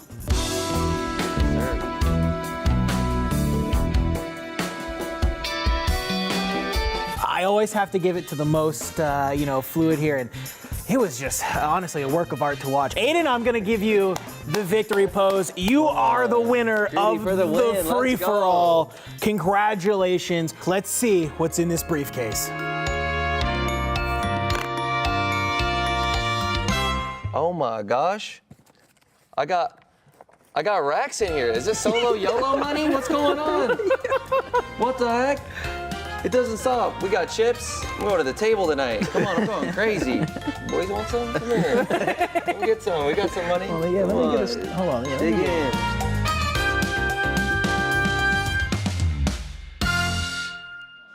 There he is, big Aiden out there, warming up, getting ready for game number 4. That gritty was clean.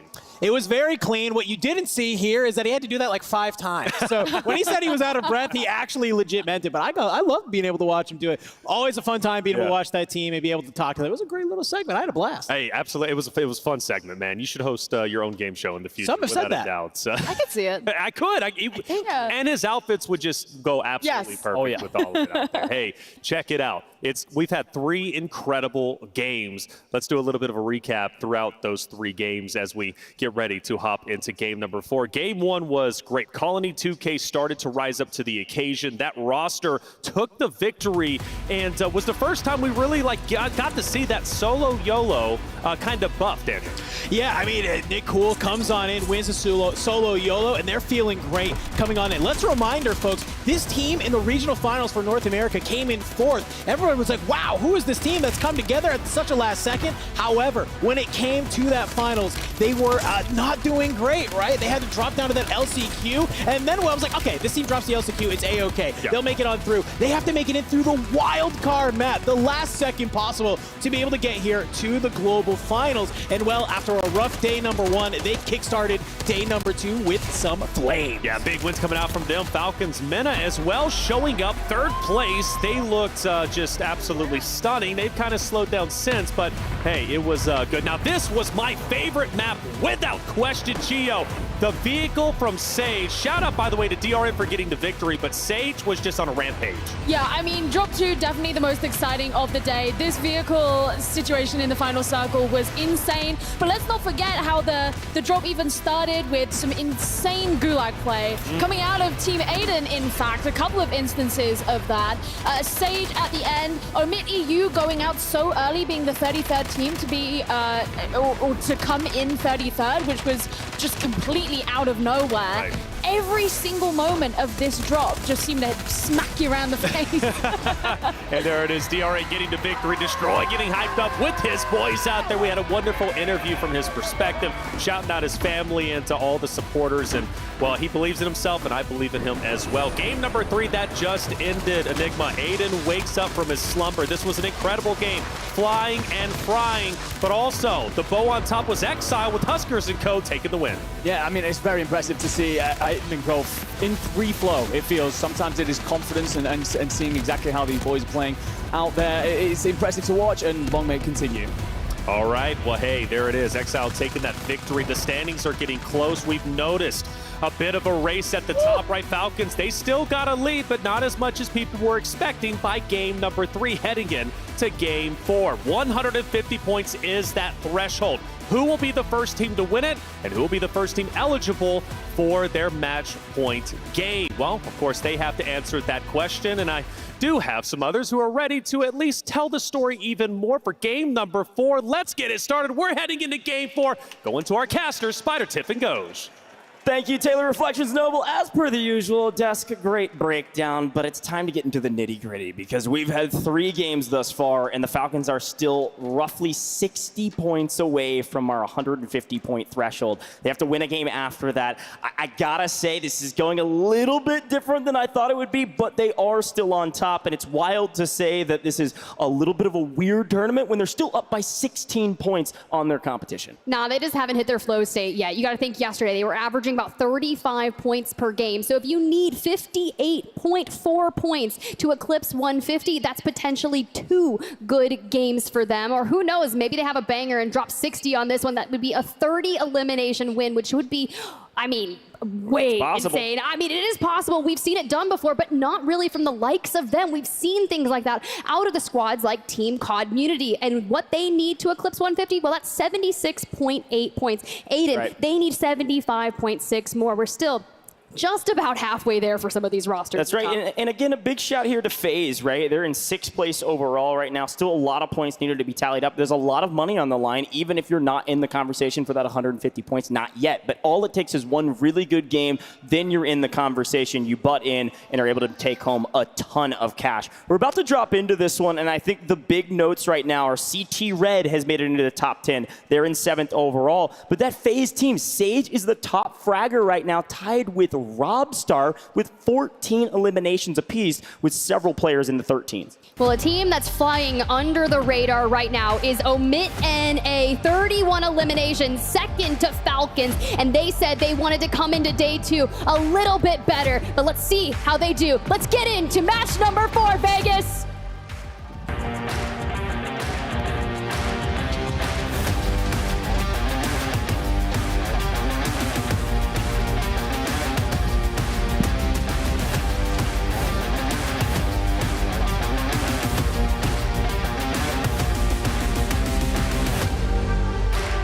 Well, the potential second half is upon us, or maybe we're just entering into the second third. We don't know how long we're going today, but it's going to be a good time. And well, we've got a brand new plane line from southeast to northwest. Means you have your pick of the litter with where you want to drop and how you want to get there. But right now, all eyes Omit EU have fallen down the leaderboard. I know Enigma is saying we don't need to sound the alarm bells, not yet.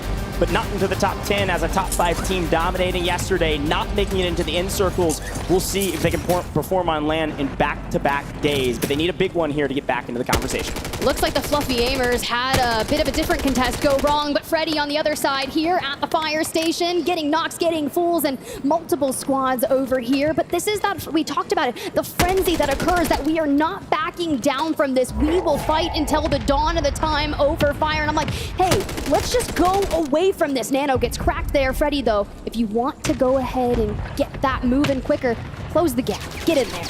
Yeah, a couple quick eliminations here in this contested fire station, as per the usual. Of course, you're going to see Cloud9 off into the outer edge of this same fight. They're going to be over in Seaport as well, the south side, but Omit NA to the north side of this fight. And it does look like, by the way, with a quick look at our map view, it does look like that Exiles team is actually to the south side of Levin Resort this time around. So Omit NA and Exiles are close to each other. Yes, they have a free spot right now to get their loadout and show us that, hey, everything's going well over here in Rostava, but the Exiles are probably going to be the closest team to them right now, and we'll see where they rotate to, because this Omit NA squad is notorious for rotating out and around Seaport to get closer to center of zone, pending the news. So I'm really curious to see where second zone will be, because this will dictate everybody else's rotations, likely up towards Omit NA, who probably won't have to move in this one. Well, what about the Battle of Bazaar? We saw a ton of action here yesterday, specifically from Reply Totem and CT Black. Vortex drops on down, Robstar looking for angles, and Vulcan just kind of prone there, dead center, just waiting with the angle. Vortex, though, knows exactly where they are. Robstar maybe can hit a flank. The wallbang comes through. He gets the angle, grabs one, makes it a 3v2, and goodbye. Panda, enjoy the gulag. Well, and this is part of the reason that Robstar is tied for top fragger today. They've won this fight almost every single time. Actually, I think every single time. Yeah, we're shooting bodies, probably because they've been fighting for that position for the last, like, 3 months, and Robstar's team definitely getting the better of that side of the fight. But as we swing back, Omit NA, as expected, swung over to Levin to go find the Exiles team, pick up one, and then move on their merry way. And look who's coming up the third party. Howdy, Omit EU, welcome to the party. Ooh. I know Enigma is not happy about EMEA, fighting EMEA, but I'm having a great time watching Omit EU get back into form and find some early elimination. Oh, Blade tries a chow, gets it for Gromalok, but he's there to pick up the trade. Hopefully, we can pick him back up and prevent any gulag utilization here now. But Team Aiden has found FaZe Black. Flanked goes down, and DJ Moss just making sure we're calling information. They've got loadout on the roof, so keep an eye out for Blast there.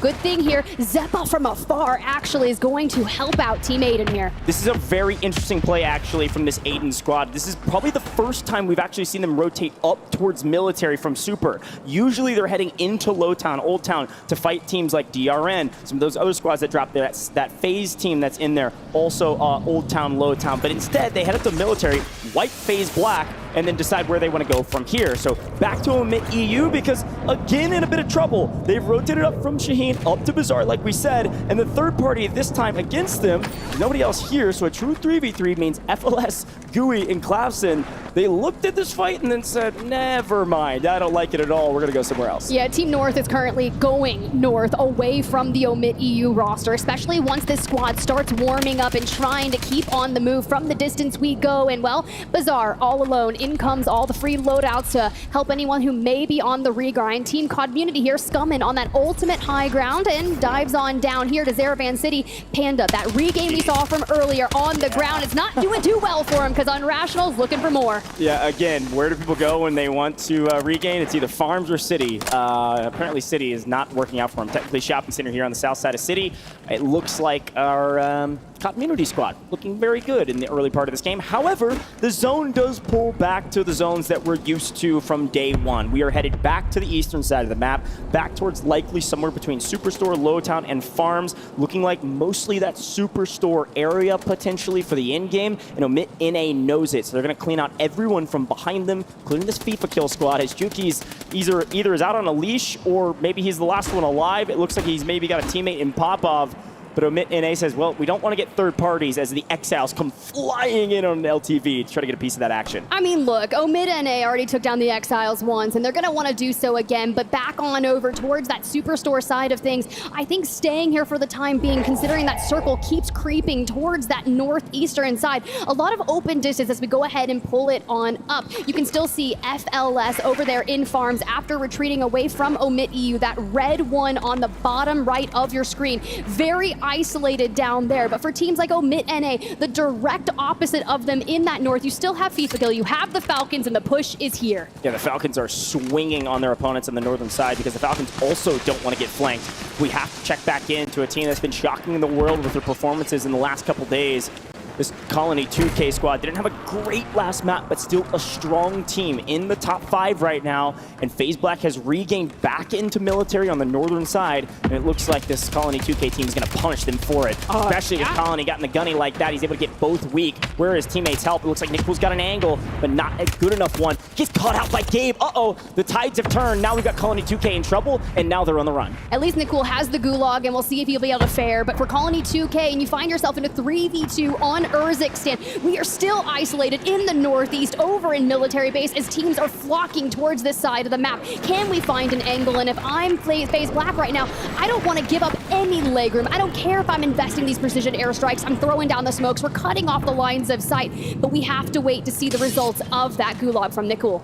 Yeah, and again, it's a 2v3 right now, but this is going to be a tough building to just swing in and get a full wipe. So we're going to be here a little while. So we're going to check out some other squads. We're going to head down to FaZe in particular because, again, a squad that has had their ups and downs. We talked about them a ton yesterday. They made it into the top 10. They earned a decent amount of points. They've had a good day today. Sage is our top fragger. Reminder, as an individual, tied with Robstar. So a fantastic individual performance, but this team also doing well inside the top 10. Unfortunately, Sage getting caught out. He does have help over the top and maybe could bait out this Yavix team, but I don't think they're going to get that aggressive, not yet. Sage might be the one getting aggressive. Yeah, it's going to be FaZe v EXO Esports, and that Falcons Mena team is on the rotate just ahead of them. We ripped off some of those plates there for Yavix, but maybe Cam's lost still, not allowing Sage to grab any angles. That cross being held by Swag and Adrian, you love to see it. They're making sure they're looking for information. Can we find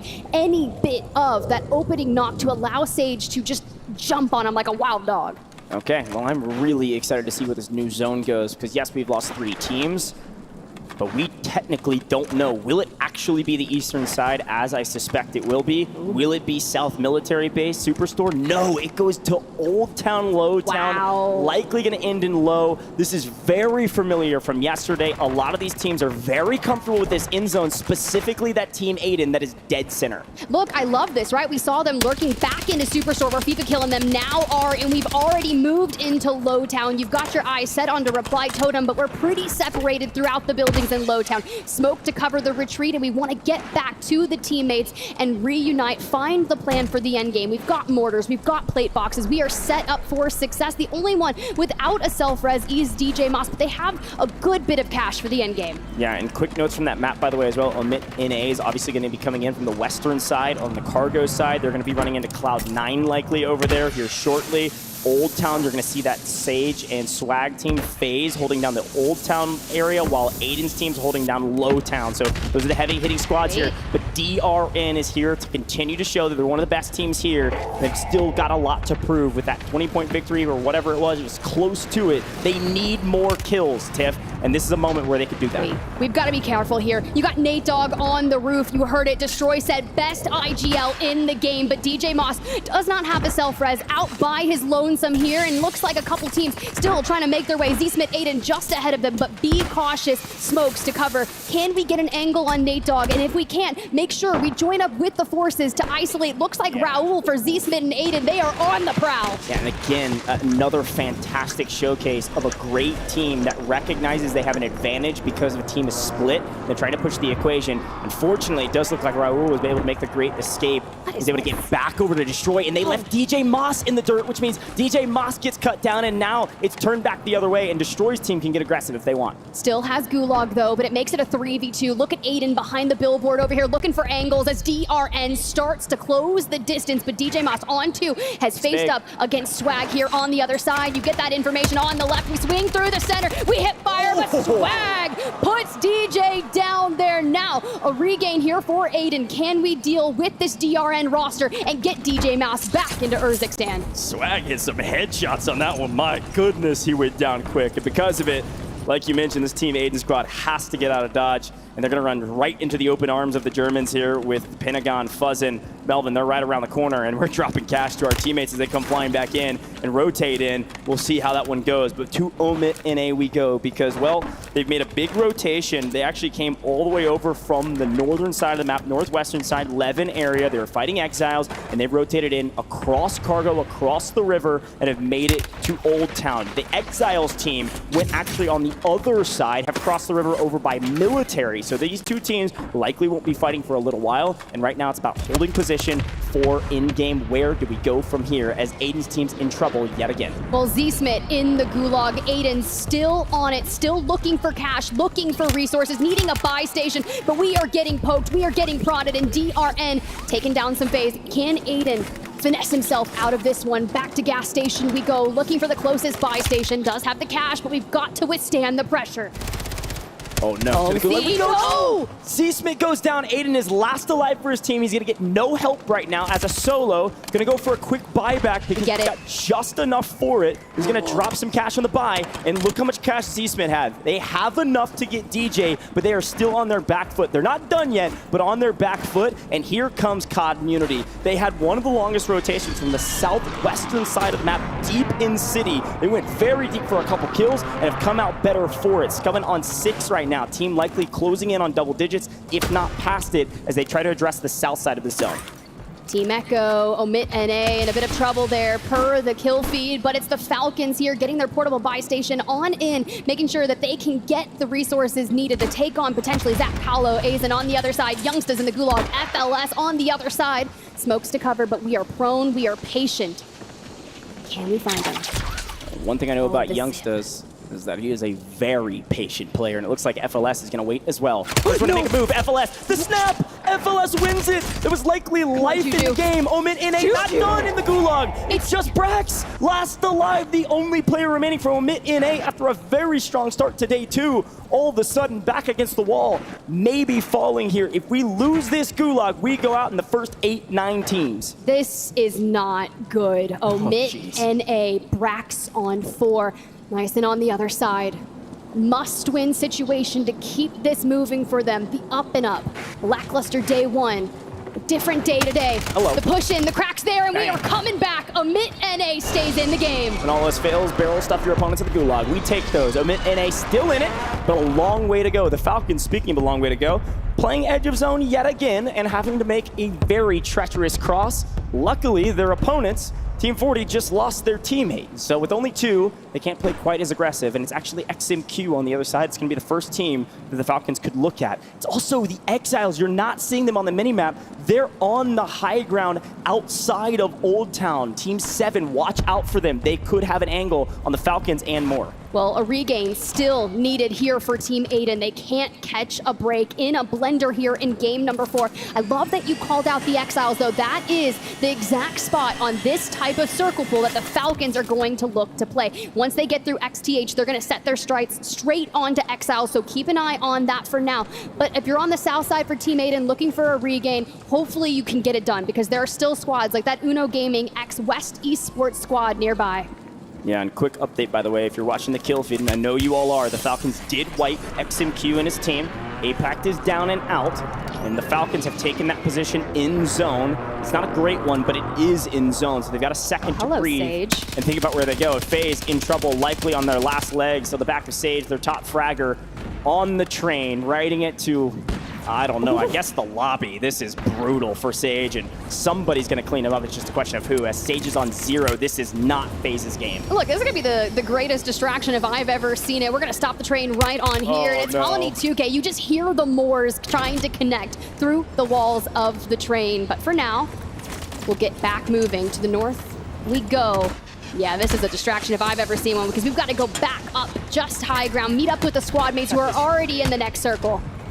I know Ted Timmons is out there watching and loving some train action. Unfortunately, we lose Sage. Adrian and Doozy still alive, but not near their teammates. So we only have 2 remaining on this FaZe squad, but look at the resources. I mean, they have nothing. They've got to get to this loadout. They've got to make a play for it, but they don't have a game on their hands at all. Here's a quick look at that new zone, by the way. You see the Exiles, a yellow 7 at the top of it, in a really good spot on high ground. Still a decent amount of cover there with the rolling hills. And yet again, it's Super Evan's team dead center of zone, but they have to find kills if they want to jump up this leaderboard and earn a sizable amount of cash. You also see Community right around the corner from FaZe in that pink 20. They're here lying in wait. They are a top 5 team. You said kills, and Omit EU said, yes, sir, I'll give that straight towards you. FIFA kill in the distance, and this is where we start the gatekeeping. I'm only worried about the water cross later, but FaZe Black on your screen, and he's looking to close the gap, find the angles, let it rip with the thermites, but choo-choo, the train is here, and Quality 2K, we knew you were a wild card, but this is a good way to shake some things up. You're gonna stop that train. You're going straight. They're just gonna keep going. Goodbye.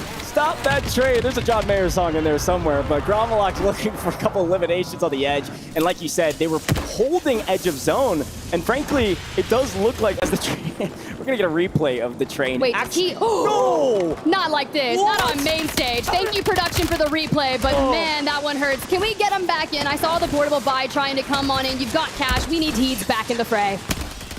John Mayer's on our stat sheet somewhere with a single elimination. Or maybe it's Thomas. I don't know. Even still, the Falcons are in trouble. We're losing both. Falcons? Up on both. We called it. It's Exiles. Do we We're get it? still in it for a moment, but Jackal's got to see him. Somebody look. No. How are the Falcons still in it? Hisoka is alive. Bush, Wookie, or otherwise, this man is still up. Look at Dark, though. PDS, he'll be incoming, and Soka knows it. 2 eliminations. If Dark's not careful, he's going to get his head ripped off. Another PDS gives him more information. Oh, are we doing this? It's BD Binza right behind as well, deep in the gas. Dark knows Hisoka is here, and it's maybe the only player until those shots are fired. I mean, we have to stay here. Falcons have an opportunity right now to open up this leaderboard to a new leader for the first time in eons. And that's exactly what happens. BD Binza, maybe not that high up the leaderboard, but they know exactly what they need to do to open it up as Aiden's team also falls near the final game here. This is brutal for everybody unless you're in lower than 10th place right now. You are screaming to the fences and saying, yes, please, we want more games. This is one of the only other squads still in this game that could continue to push the equation on the leaderboard and maybe take the lead with Aiden's squad down. Yeah, all eyes on Team Community scumming on 8 eliminations. Don't take too long there. Keep your resources for the end games. We're even throwing the bouncing Bettys on the stairways, but the Revenge Tour, they're on the rotate. So many teams looking at that building, trying to escape. Bunker busters, smokes galore, and well, quite frankly, here we go.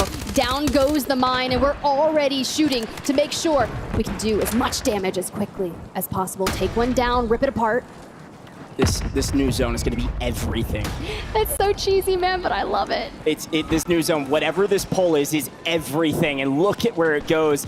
Exiles in a perfect position to try to get 2 wins today. Look at Squad 7 holding Watch Waldo on the cross across the river. We're looking for top 10. We're going to lose Colony 2K here likely. We're going to lose a lot of multipliers. Somehow Sage and Co. still in this one, but the Exiles have taken one of the best positions on this spot. Now, yes, they're low ground, but they have a ton of cover, whereas a lot of these other teams do not have this same luxury. I like this spot for a top 5 position. We'll see what these final circles look like. Yeah, but I'm nervous about this side of the circle as the pool comes through. It's going to be high risk, but you can walk away with a ton of eliminations. DRN across the way, Team Vitality with Steve-O just there, and FaZe, Adrian, and Swag as well as they get another squad wipe. Incoming streaks are going to help, but the Exiles, they'll have a safe course of passage on the north. And Little A here in a bit of trouble. Swag down and out, and we've got cash, but can we get on out? And we don't see them scumming from taken out by J-Tech. Revenge Tour wreaking havoc.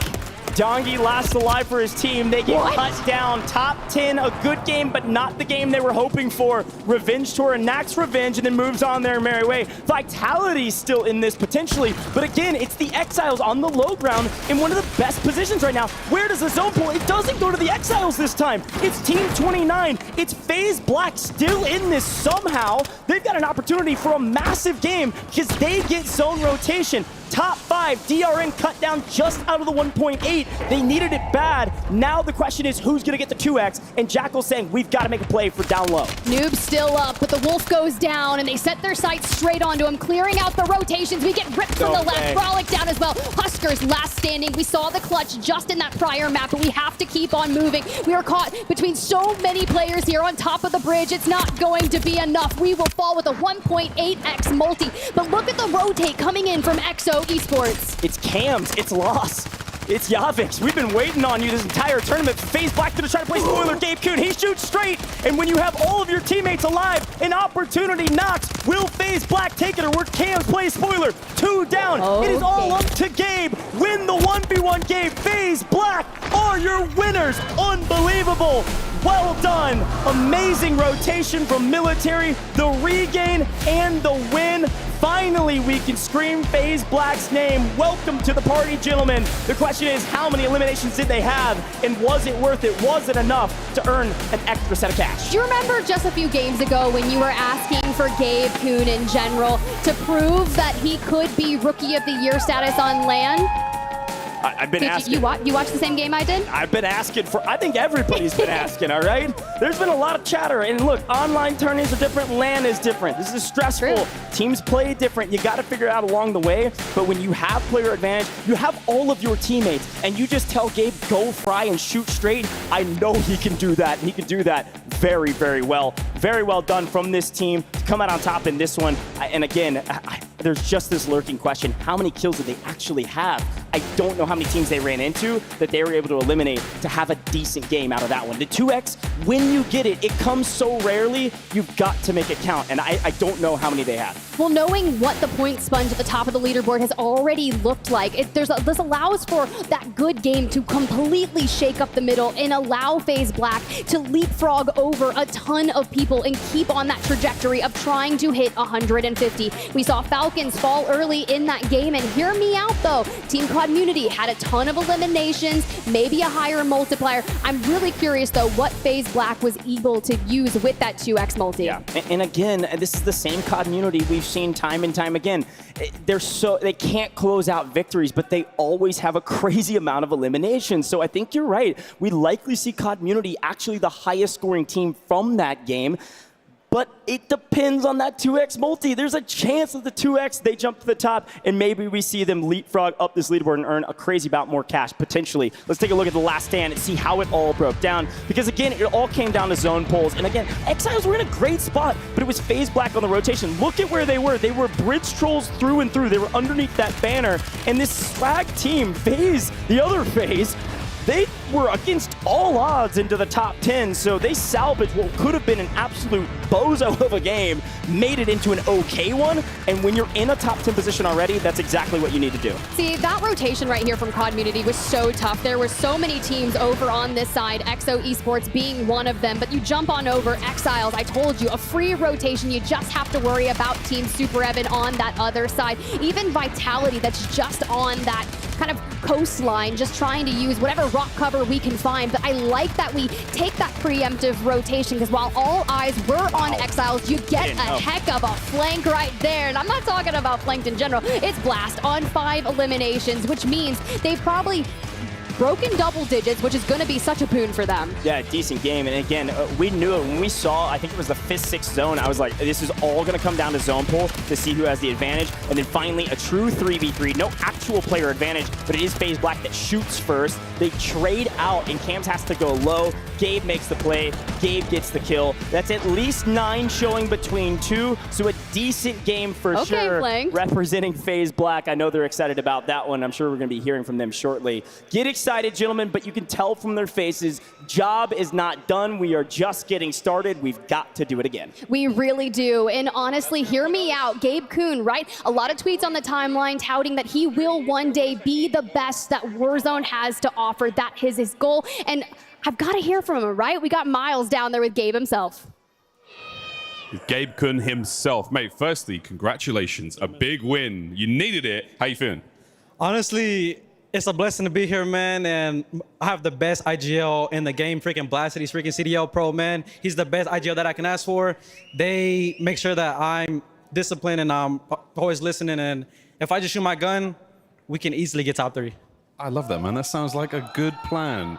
Man, what is it like being a player here? Because there's a lot of people watching at home. Like, how would you describe what is it like to be in a lobby with this many players of this caliber? If you would have asked me 10 months ago, I would be here. I would look at you crazy. I just graduated high school freaking 3 months ago. Yeah, I mean, it's a blessing for sure. And like, if I can say to like all the fans and like my family at home and like my hometown is anything is possible as long as you believe in yourself and don't listen to nobody, man. Yeah, that's what I'm talking about. Champion, brother. Anything you want to say to the fans before you get back up there? Anything that I want to say to fans, God is good, faith works, and just believe in yourself, man. FaZe up, baby. Dude, thank you so much for that. Appreciate you. Good luck on the next one. Back to the desk. These are getting better and better. Yes, they definitely are, Miles. Appreciate you, brother. Gabe graduated high school 3 months ago, and now he's playing for $300,000. Andrew, that is just mind-boggling. I know when I graduated high school, that wasn't an option, but for him it is. 3 months, that's crazy. I wish that would have been an option when I was his age, because my life could be vastly different. I could be down there and not have to be up here with you. Yeah. Stop it. I love it. Stop it. Love it. Yep. Anyway, Gabe, he's honestly, I've been kind of online touting him. He's my personal rookie of the year, okay? He has just come such a long way in the last couple months. Earlier this year, I got to do a LAN event down in Miami, and he was just on fire the entire day. And I got to talk to him, and Flanked was like, this is my prodigy. I am bringing him up. I am teaching him. We're a duo. We are playing everything together. And I'm glad to see that when they bring in Blast as a kind of trio here, that they are finding success at the World Series of Warzone. Finding success at the World Series of Warzone. Well, Falcons are definitely shooting for that, but this was a game where they ended up falling a bit short. As we look at our highlights, you'll start to notice that Falcons at the beginning had a lot of pressure against them, but again, we go into the gulag and some critical fights are being lost. It seems as if certain teams the pressure might be getting to them, but let's talk Falcons overall. Enigma, Falcons come into this game, right? They looking good. They're looking to break 100. They actually end up doing so, but they ended up running into some struggles. Yeah, absolutely. I think actually if you take away the advantage that they had yesterday, I think they actually fall behind Team Aiden down or very, very close. I haven't done the math, to be honest, but it's a case of this is not the group that we're used to seeing, and we are seeing Biffle and Shifty currently on 14 kills apiece, Soka on 11. Those kind of numbers are just not what we're used to seeing them put up. Usually they go absolutely massive. I mean, the KDs in particular, we've seen that 9.5 or whatever it was that Biffle was rocking. That is more than halved at this point, so they are seeing struggles. I will say that one team that is performing pretty consistent is FaZe. FaZe continues to cruise through. I know you covered them after game 1 or game 2, but I gotta say I'm pretty impressed with them. Wonder if they can keep the energy up. They do fall there in 9th place, but that was a deep run. Yeah, I mean, that's what happens when you take a vehicle and you just run everybody over. You know, you're right. It was the first game that I brought them up, and I think that we've just seen them play with a certain level of tenacity and confidence that really drives the teams through this kind of competition, and that we saw from those teams like Omit and like Falcons yesterday.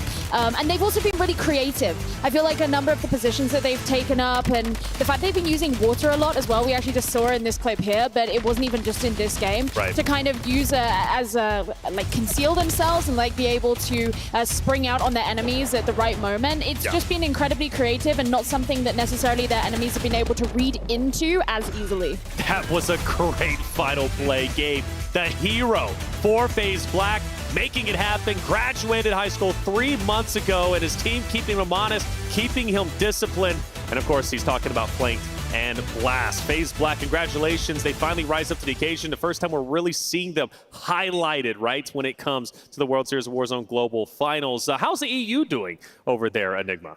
Terribly. We are not having a good day, ladies and gentlemen. It is not great. However, there is a team that I want to highlight, in particular an individual, and this is going to be Reply Totem. And they are the two Italians of Blade and Vortex, both of which have previously won the World Series, with Blade even winning the World Series solo YOLO back on Caldera. Last year, they played with Savvy Ultras, and they were really strong online, had a not great LAN stage, let's say. They dropped Savvy Ultras in controversial fashion, and then really struggled to find a solid third. They've brought in Robstar, who I've spoken about as a young man, who I believe has a lot of talent out here, currently leading the way on everyone when it comes to kills today. 17 on the board thus far. 17 is pretty incredible, but it's a team effort. It's not an individual effort. The team hopefully comes together and they can make it happen. Well, if you guys at home have been playing Call of Duty, you've been seeing a lot of seasons come and go. But one that is going to be coming around the bend is Season 6. Let's see what's in store for us.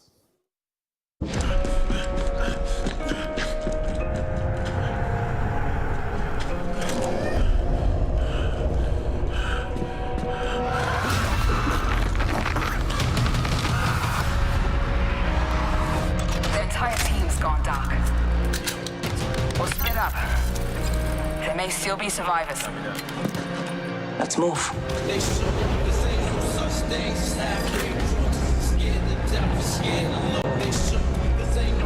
Clear. Cams are up. Frosty. Movement.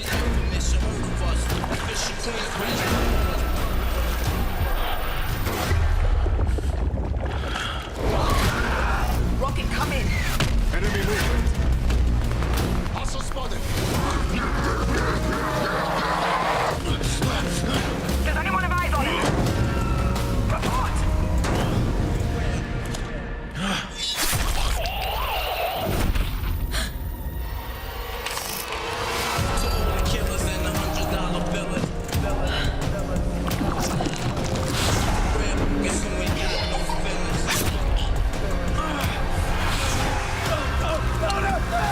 Everyone fall back! Repeat, fall back! Every man for himself in his land, we begun it. So it's shot, locked down, and turn guns.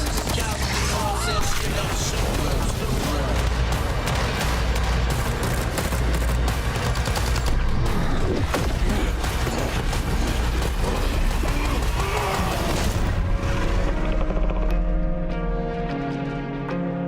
Does anyone read me?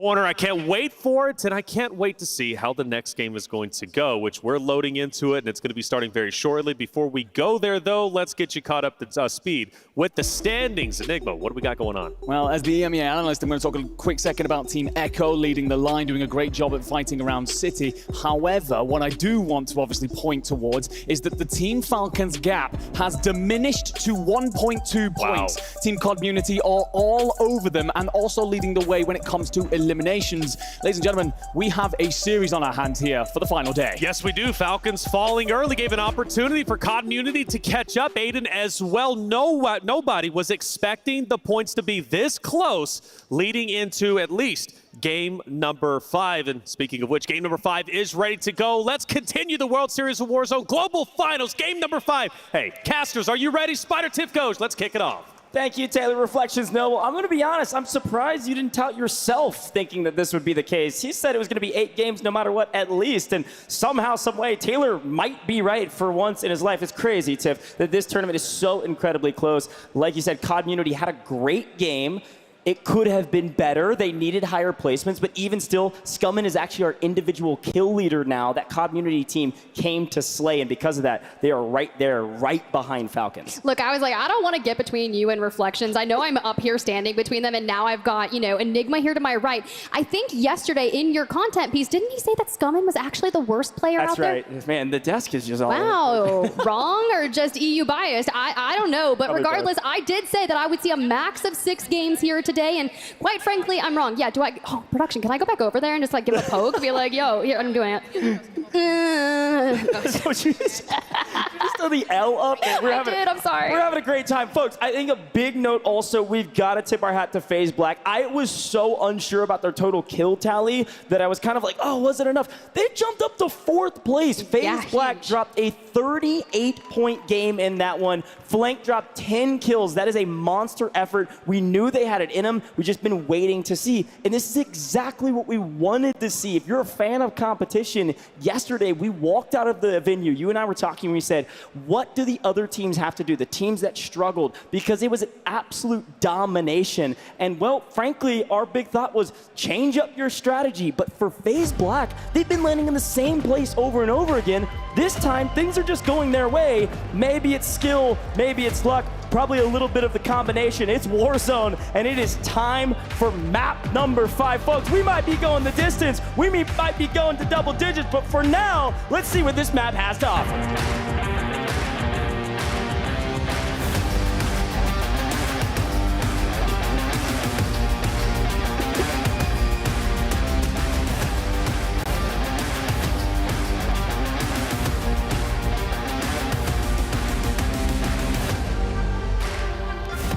Well, look at that. Potentially to the north we go. I look for Omit EU, and they're going down to Manor again. Now, if we're going to split the difference here of Urzikstan from north to south, we'll start things off here with Omit NA as they get things moving. This squad firing on all cylinders compared to yesterday, and I can only imagine with Juju on 14 eliminations, still looking pretty powerful here. I can only imagine even Youngstas, man, breaching that 13 elims also.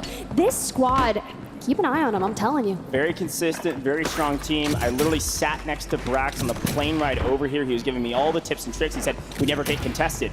Speaking of being contested, it looks like a total abandonment of form here from Omit EU. They've gone to the bottom of high rise in this area in City instead of contesting Cloud9. Is this good news for Cloud9 in the technical second half of day 2? Possibly, but still a lot of ground to make up if you're a Cloud9 fan and or an Omit EU fan and co. So we'll see, but right now, COD Community, all eyes on you because you are the closest team that could theoretically take down the Falcons or at least take the lead from them here shortly. Now, we've got to remind people, Tip, 150 points is what we're going for. We are 50 away still. We did watch the Falcons drop the 60-point game, and theoretically, this end zone might go to pop-off. It really might, but for Brolic, he's just out here trying to take the battle of the fence. Reaper on the other side, game plays, and we're trying to finesse it, but it's not going to go your way. Jackal and Husker still a bit too far away. Hopefully Brolic can get out of the gulag because Jackal is down on the ground as well. The full comes through. Not how you want to kick things off, especially with that earlier match win. We're still working on that leapfrog up the leaderboard, but Brolic goes. It's Na'Vi, it's Levi on the other side. Yeah, this is an interesting one. We haven't seen that much from Na'Vi today. They had a pretty solid performance yesterday with top 10 team, and now Levi gets better at Brolic, unfortunately getting cut down. The Exiles, a very frustrating start, I'm sure, with a couple being sent to the gulag and a couple losses. Now, Omit NA now being challenged because, well, they've pushed the equation on Cloud9. Look at where they've rotated to. They took their drop spot for free, they got their loadout, and they are flying on Cloud9. So not being contested this time by T, but instead, Omit NA says, we need more kills, so we're going to push the equation into Seaport. We know we can win those fights. Must win already for the Exiles, who do not want to be exiled here. Team Vitality on the other side with Stevo. Prone, patient.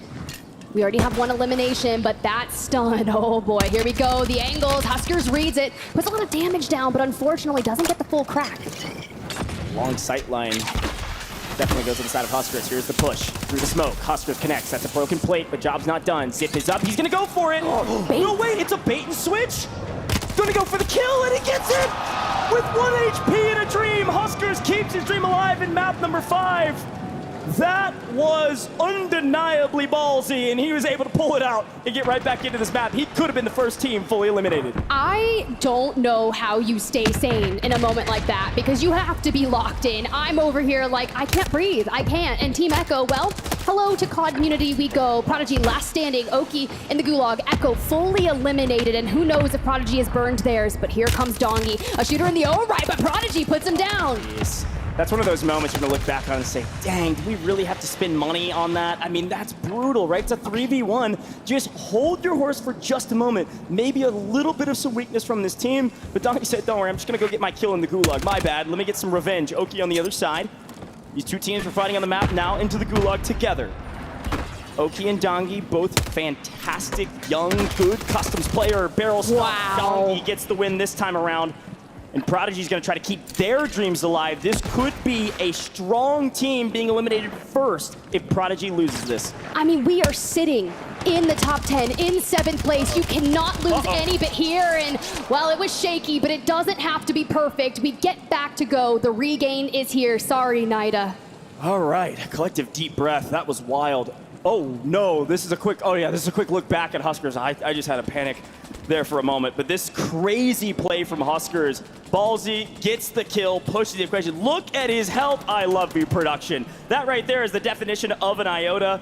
Learn it and own it, Mr. Huskers. Let's see if they're able to regain. As you see Jackals die again, which means Exiles not out of the blender yet, as we actually take a look over at Aiden's team, who's flying in and getting punished by FaZe Black. This time, FaZe Black says, you're not pushing us out of military, not this time, as they take down the rest of Na'Vi. Yeah, this is going to get real mixy pretty quick, honestly. At least we have all three back up again. Navi looking on the regain in the dead center, but FaZe Black on the other side. Blast looking for angles. I'm so glad we got to hear from Gabe, but you have to realize we're on some low ground. People can take angles from the right, so you have to be very aware of all sides, especially with all the open windows in these buildings. Here's a look at that zone, by the way. We don't know that we're going to pop off, not yet. It could be more to the military side. We're gonna have to wait and see, but currently this is the exact same rotation that this team Aiden did earlier. Last map, they came up here, grabbed some kills on FaZe Black and other squads up here, and then rotated all the way down to Lowtown when they saw what the new zone was, because we didn't go all the way up to the northern side last map. This time around, they might end up staying up here pending new zone, so watch out for that third circle. We'll try to show it. It's going to be very important for some of these teams that prefer the south, but FaZe continues their reign of terror here in Lowtown as they find kill after kill after kill. Not out of the blender yet with two teams in the area, but right now FaZe, again, they're moving on all cylinders and they're looking very clean for a team that had a lot of ups and downs. You gotta stay healthy though, especially with multiple teams in the area. Team Clown over there and Team Pentagon just ahead over here in Lowtown. Elsewhere, we have to see which side do we commit to, the military base or pop-off power. The Falcons of the North have been deciding, so they're hanging around that bridge coastal line of things. So where is FaZe going to do when they need to get out of Lowtown all the way on that southern side? But if you're playing for eliminations, especially with all this cash, knowing that that fire sale is about to occur at the top of Circle 3, we get advanced UAVs and we eliminate everyone around us. Yeah, it's a great shot, and we're actually going to head to the Gulag because Community hunting the edge of zone loses Unrational. So Unrational's going to take a fight against Autorize. This is not an easy one, albeit Super Evans team haven't had a great day today or yesterday. Autorize, a fantastic player making his debut on land, been playing the game since the beginning. No shots connecting, finally a barrel stuff, and Autorize lives up to the hype, wins the one, forces Community to play with two for now. Well, it's okay though. Remember I said that fire sale, but you've got to survive another minute or so, especially it'll be cost friendly to get Unrational back on in, but Dongy burning alive, 1 HP. Running tempered though, so 2 plates to get him back up to full. Still hunting that. Now you gotta think, 4 eliminations already for this game. If they would have went the distance in that last one, but you don't check the corner. My man is prone over there. He's got the trade though. Scumman's able to play the trade. We've lost one on the other side too. So this is a 2v1 right now. A great position. We're gonna burn the stealth just to make sure. Clean up on XMQ and Co means Apac's gonna fall yet again. Send him to the Gulag, likely not fully eliminated, but even still, as expected, Community, high risk, high reward. It's been paying off this entire tournament. They play edge of zone, they hunt for kills, and they're already on like 8 or 9 as a team. This is a really strong start. Look, I don't care if they win a game. They need to breach 150, and that's when you win. You don't have to burn those just yet. The race to 150 is live, and with it kind of soaring up with the waterline dead center, it's going to come down to those IGLs to predict which side. Pop-off power, a ton of playable space on there. The Falcons have elected to go further towards the west. As we see, Team Community get all 3 back. They are on the utmost southern side, and will have one heck of a rotation to make. Long journey ahead of them, but already on 9 eliminations confirmed by our map feed.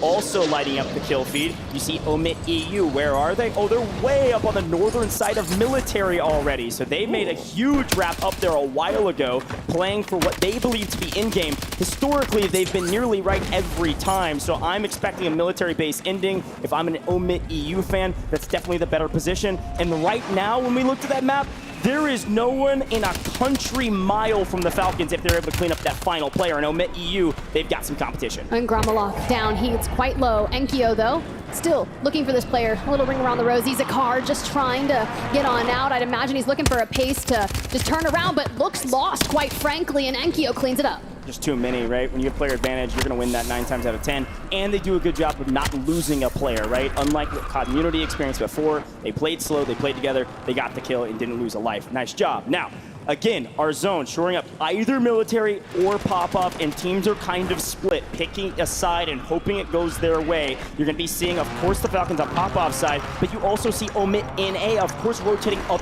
into them. You see them falling in the kill feed. Actually, Super Evans team also on that side, and Falcons are third-partying off on the other side. On screen, you're seeing our Falcons, MENA, also losing a player, as Ullman is trying to get out of dodge and rotate around. FaZe picking one up in transition. It's been quite difficult here as you see the Super Evan squad being wiped, and well, Deus Amir going crazy there for the fluffy aimers. DRN in trouble as well, as now you see that the Falcons have isolated this side of the circle towards themselves. Omit NA looks to be down to at least one. It's Brax, it's Youngsters and Juju in the gulag, and 2 eliminations with Destroy on the other side. We know he gets loud and he's gonna be locked in for this. Juju, you're gonna have to hold on. It's a tough fight, certainly. Juju's got the gunning. This is a really important fight for Omit NA. It's not life or death, but it is a great fight. Put him in a blender. Put him in a body bag. Send him potentially to the lobby. We'll see. Omit NA needed that one for free. There's no buy stations out here. Not close. Not that aren't contested that we can tell. So Omit NA, they got third party, by the way, from Falcons, like I mentioned. We're able to get out. Now are regaining, heading back into Popov right where they left off. Well, here comes Team Community Scummin once again on 5 eliminations, still crawling up, trying to maintain the top of the kill leaderboard. Nice in there, just above them. Slow, steady, looking for the angles. Don't want to give up any sound cues, probably looking for a jump up. Unrational Dongi smoking and getting in, making sure that we can hold it. Dongi and Unrational themselves, they'll full send.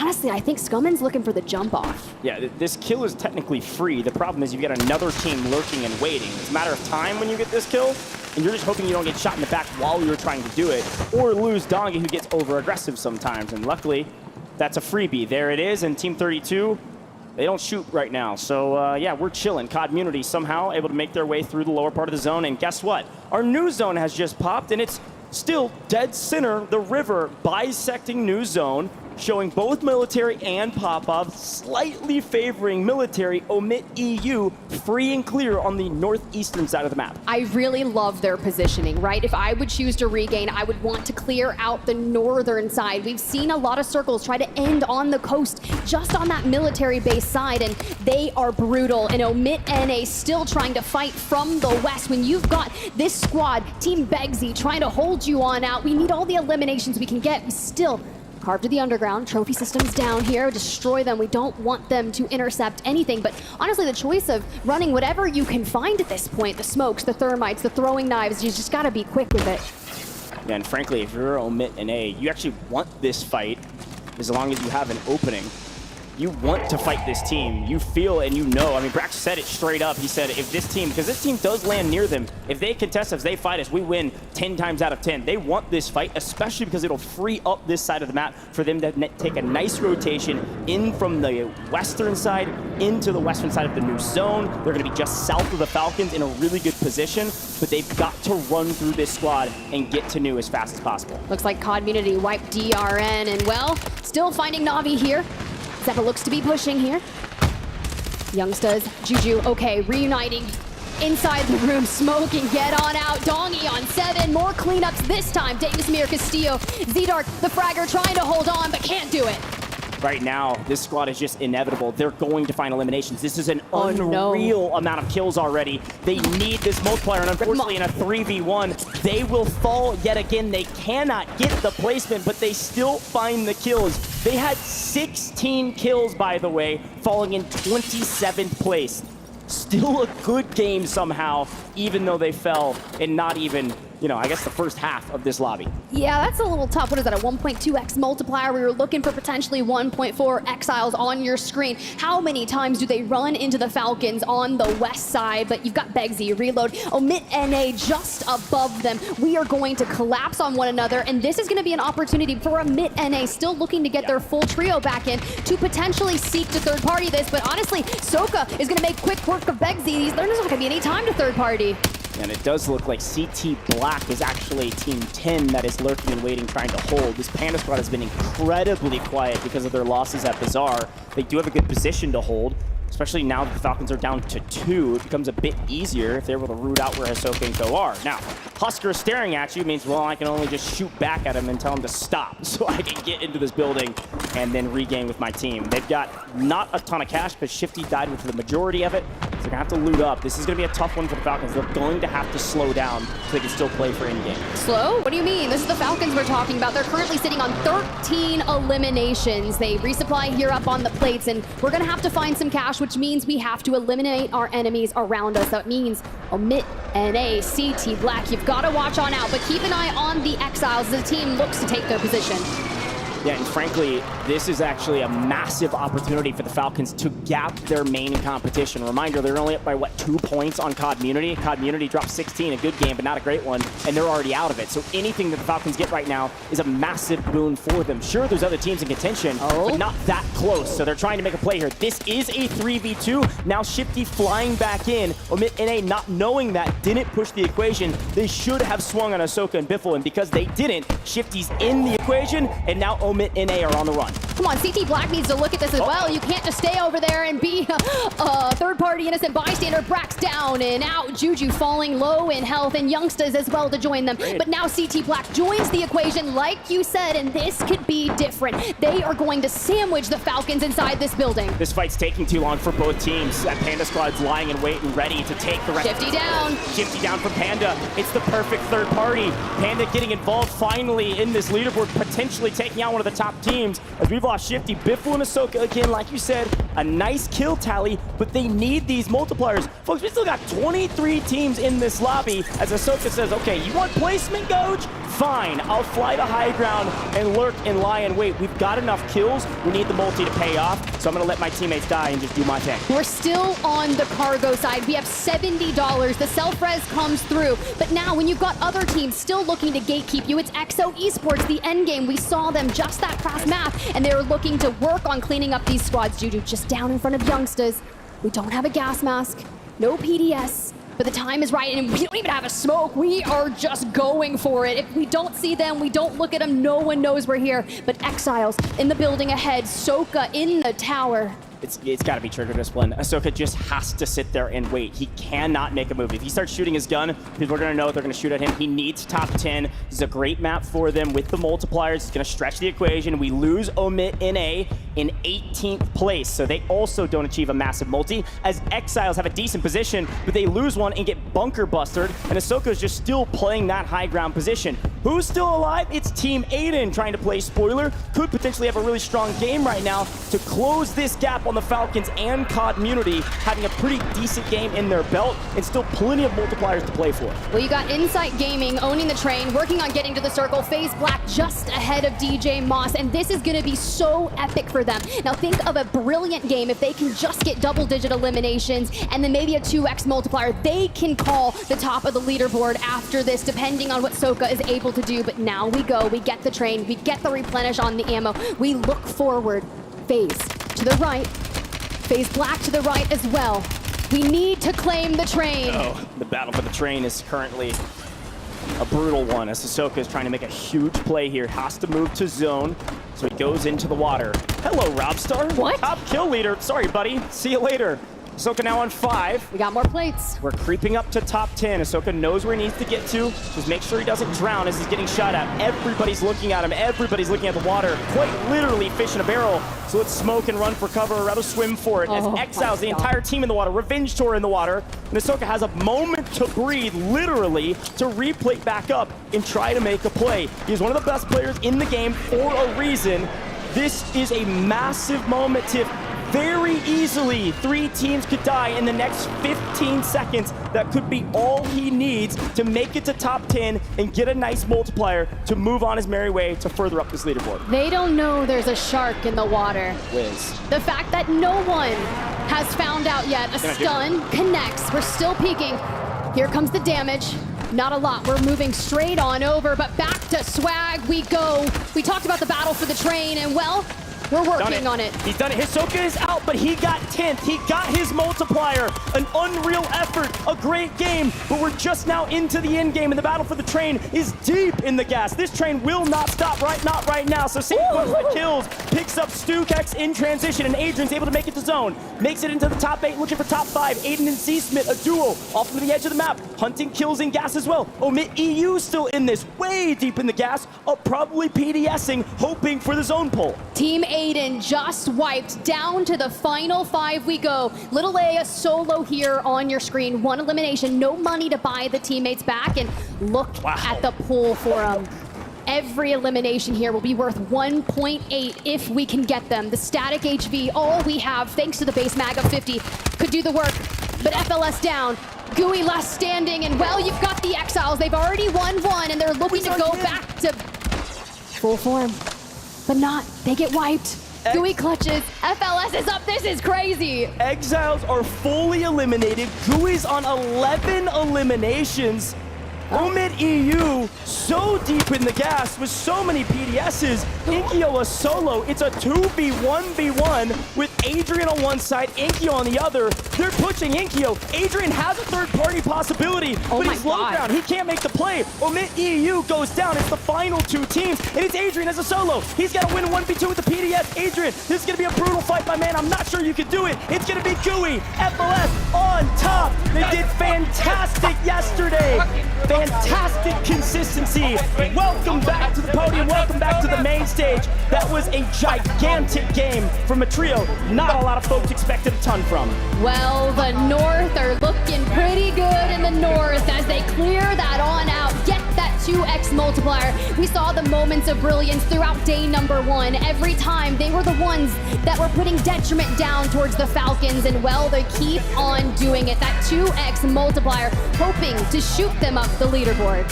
Man, what a finish. And again, a huge shout out to Omit EU for making it to the end zone. Adrian, of course, as well.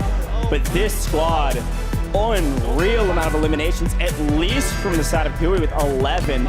I'm sure they passed a couple across. I mean, that's a 30-point game at least, and then some. This leaderboard, folks, is so incredibly close. And they're celebrating one of their players right now, because that was a big win for them. We saw FaZe Black jump from way down bottom of the leaderboard all the way up to 4th place. That's how close this leaderboard is. This team likely about to do the same. We could very easily see them into the top 5, at the very least top 10. This is where I start getting really excited, because I love when I am wrong, and I love when we get a real sick series on our hands, especially with all the points being so close to the top of the leaderboard. Hey, well, a new challenger has arisen. Wow. And again, this is one of those teams we talked about, like in the green room, building up to this event. And we're like, I mean, maybe, right? They've had moments and glimpses of greatness, especially recently in scrims and tourneys, but I didn't expect them to show out this big on main stage, especially into day 2. Very proud of this team. They are dominating right now in that map. It's a big, big map for them. And after their first drop disaster in day 1, they turned it all around and were hyper consistent up until now. So very cool stuff from the squad. I'm excited to look at this last stand and see how it all panned out and how they won this one. And again, it goes back to this moment. Again, we've got to tip our hat every time we look at these last stands, because Ahsoka was barely able to make it to top 10. And look who actually killed him. It was Gooey, the thorn in their side, back in their side. And we can see where they were. They were on ultimate high ground, so they had the best position and the most information. Exactly, and even though the Exiles look to try and clear it all out, this fight right here essentially wins them the game. The 3v2, FLS down and out first, claps, and this is where the clutch comes in. It's Gooey, right? Tries to finesse around, FLS gets back on up, hits the trades, and then we just focus on the North, the LTV to kind of get closer over towards Enkyo. Sure, yeah, we're running into a couple of loadouts. That's no big deal. But what's even kind of crazy here is we're shooting the trophy system before we actually shoot Enkyo. And he elects to just kind of dive away before turning around to fight them. And you essentially get sandwiched by the North. And unfortunately, it just looked like Adrian wasn't able to be the mountain goat that we needed him to be to get up here to actually third party. He was about 2 seconds late, which frankly in Warzone is way too long. There was a chance Adrian could have won that fight. He needed to be there when they addressed each other. It's the classic moment in the end game where you've got to be the third party. You can't be late to the party. So we're going to head down to the stage with Miles with an interview on the stage. Thank you, guys. A very special guest. The second time we've got to speak today, man. Firstly, congratulations on a very, very exciting win. What were the final moments like for you and the team? I mean, we were like flowing. Everything was going like we wanted it to be. No one died. So, yeah, perfect. Perfect. We love the sound of that. Perfect. It can't always be perfect. And that's why you're wearing this. Now, for the folks at home who don't know, you got given this when you were the first team eliminated from the competition. And we saw each other in the hotel yesterday. Do you remember what you said to me? I said I want to wear the medal when we win a map tomorrow. And you're a man of your word. You said you'd win it, you'd wear it, and here we are. Incredible turnaround, man. You've got some points now. You're flying up the board. How's the team feeling? What's the mood like in the camp? I think this is what we needed to get really back into it. Yeah. Well, man, I wish you the best of luck, sir. Good luck with the next one. We'll see you later. Back to the desk. Oh, yeah, back to the desk. Game number 5 has concluded. How many games will we get today? Well, we at least have a couple of more before the 150-point threshold has been reached, right? Which, again, people were already saying we would be at 150 points by this point, and, well, we haven't reached it. Gooey, by the way, making good on his promise, saying, hey, I said we were going to win a game today, and they did exactly that. Talk to me about Team North. I mean, coming out of nowhere, they were relatively quiet yesterday. They did have big moments, specifically with FLS challenging, I believe, Falcons, if I'm not mistaken, taking them down early. But today, they've been non-existent. Now they're here. Yeah, what I love about this team is that they've decided to change a couple of things in terms of their strategy. 2 Danish lads, 1 Swedish. They have practiced varying drop spots. The one thing I can accuse them of sometimes is being a little bit passive on the slaying front. And they actually came into this game with just 23 kills on the board, sat very much so in mid-table here today. They go absolutely huge there. Pick up much more kills in terms of your aggression. See Gooey there finishing on double digits. And that's what I want to see from this team. A wonderful set of guys. And I'd love to see them continue to put on through this tournament. Goji brought it up a few times. They tend to start slow and then pick up through the rest of the tournament. They did that in finals. They've done that here yesterday, and then it looks like they may well do that again today. Well, the good news is we could have 10, 20 games, so if they continue to pick it up by game 15, who knows, they might be on top. As we look at our highlights from game number 5, you start to notice some big hitters are falling a little bit early. Dream, Team Falcons, 10th place. Hisoka seems to be the one hanging on by a thread consistently, not necessarily because he's playing bad, but because he's put in that position. But one good thing he does is he gets the placement points, gets the multiplier. Yeah, and that's one of the things for the Falcons too, as it just really seems like Hisoka's kind of one of the players that does get picked off first, and like they're just always trying to find this situation where they need to regain. And you know, Biffle coming out clutch was able to res Soka, so him staying alive as long as he did in the water, as you saw him trying to swim around and just staying alive, I still think they hit what, at 1.6 multiplier. 1.6 is good, and Aiden as well, 6th place, right? We're talking about the 2 heavy hitters currently on the standings. Yeah, but the thing that kind of troubles me about that is if Team Aiden is able to just survive for one more team placement, you go from a 1.6 to a 1.8, and in a game where the Falcons are struggling, these are the opportunities that you have to sort of jump up the leaderboard and usurp that throne. So while Falcons maybe sure are having some of these games that are a little bit lackluster, what I'm not seeing is the other teams that are poised to take those points away, being able to jump up the leaderboard, right? So being able to go down in 6, yeah, you're missing out on that 1.8 times multiplier, and those type of small differences could be the make or break between you being on top. Well, the thing is, Falcons have had 2 relatively lackluster games for what we're expected, and let's not make a mistake, they haven't won a game today, which is totally polar opposite of what it was yesterday. They're still in first place. I want to make that very abundantly clear. They're still in first place, but teams need to be capitalizing off of Falcons not finishing where we are used to seeing them. In the past 2 games, I don't feel COD immunity, even though they did close that gap. This game wasn't as good. Aiden and them missing out on that multiplier. They could have definitely passed up Team Falcons in the points region. But again, circling back, we have Team North taking first place in a very dominating fashion. Gooey with, what, 12 eliminations by the finish, maybe 13. Dream, that is huge. Yeah, absolutely huge too. And it just seems like a lot of these teams just picking up as many eliminations as they can, because even when you see teams kind of take away with that leaderboard, those bottom half teams are really going to start to fire up, and we're continuing to see that. And I mean, even for you look at COD Immunity too, teams that just have 23 eliminations, that is absolutely insane. But for Team North, having 23 and being able to pick up that win, all smiles around. Clavs in, Gooey, FLS, making it happen. Like we said, Gooey, or like he said, I should say, making good on the promise of winning a game today. They did exactly that. Enigma, EMEA, we were talking about them fighting each other. Stop it. We just want to continue to move forward, focus on the other regions. Well,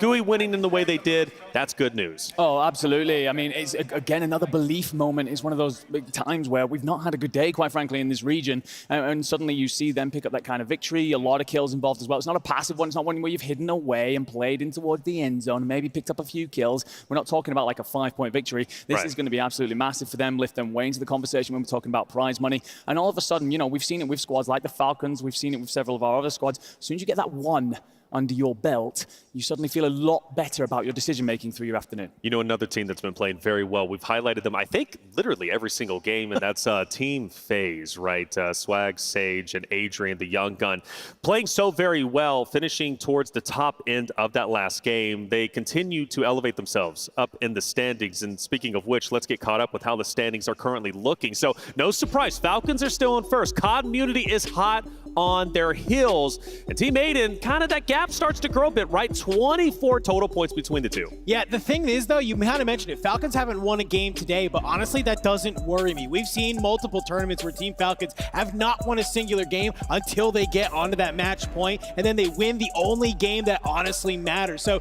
even though to be able to see them be able to come on up, they're at 124 points. It's a little bit kind of great to see. They only need 26 more points to get there. And looking at FaZe in 4th place, let's talk about them, Enigma. Yeah, honestly, I think that a lot of conversation has got to go not just to Swag, the man on your screen right now, but that guy in the middle, Sage. Gotta remember, this is his tournament to defend. He won the World Series last year with Shifty, with Biffle. Obviously, you know, very controversial dropping going on there. There was a little bit of bad blood from Sage. We saw that at the Esports World Cup, right? We were talking to him in the back, and he was hoping that they would have a bit of a downfall in that tournament. Didn't end up happening, but maybe he's going to be a part of it here today. Hey, and he's even watching Polscheck, by the way. He's staying informed with all the standings and making sure what's going on. Shout out to Polscheck. They're actually up top in the venue. Repulse was here yesterday. It was great to hear his perspective. We look at our Elim leaderboards coming actually in 1st place. Dongi just below him. Now, again, we go back to Community. Dream.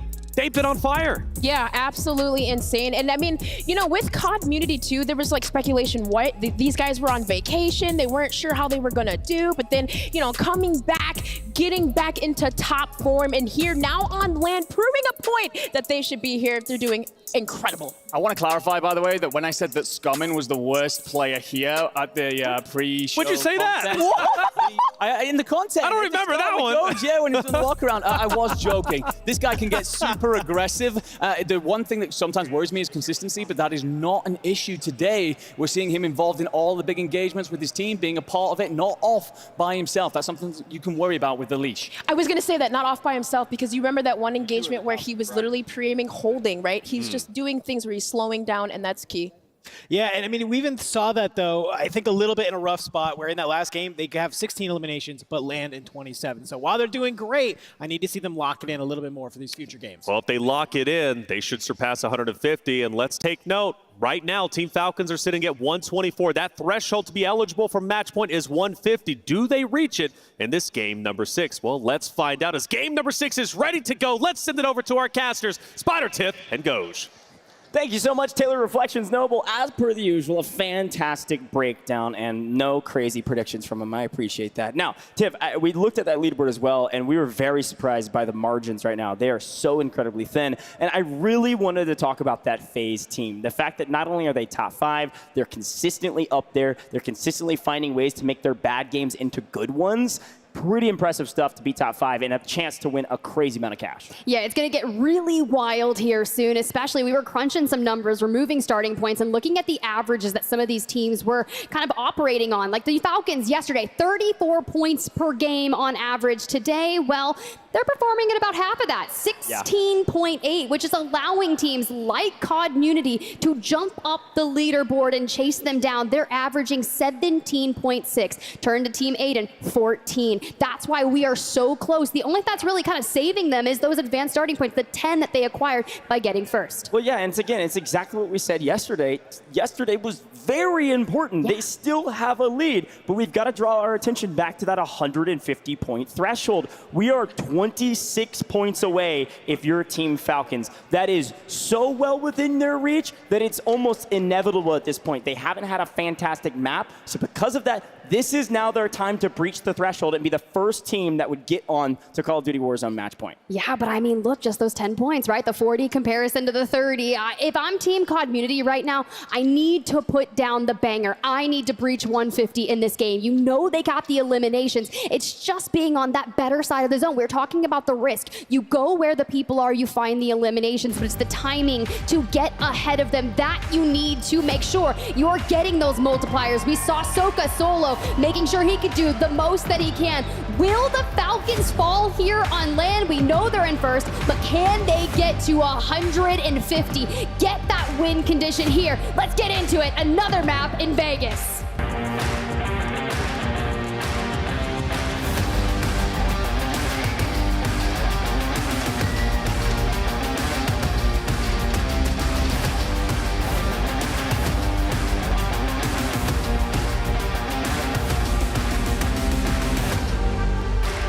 The stakes couldn't be higher. 26 points for Team Falcons to breach our 150-point threshold. 32 points for Team Community and 50 points for Team Aiden. All well within reach with FaZe 60 points away as well. Sure, once you breach it, you're not done yet. You have to get a win, but you have to play a totally different game after you breach that threshold. We're excited to jump in with the Falcons and see if anybody decides to contest them already. The answer is certainly and definitely no.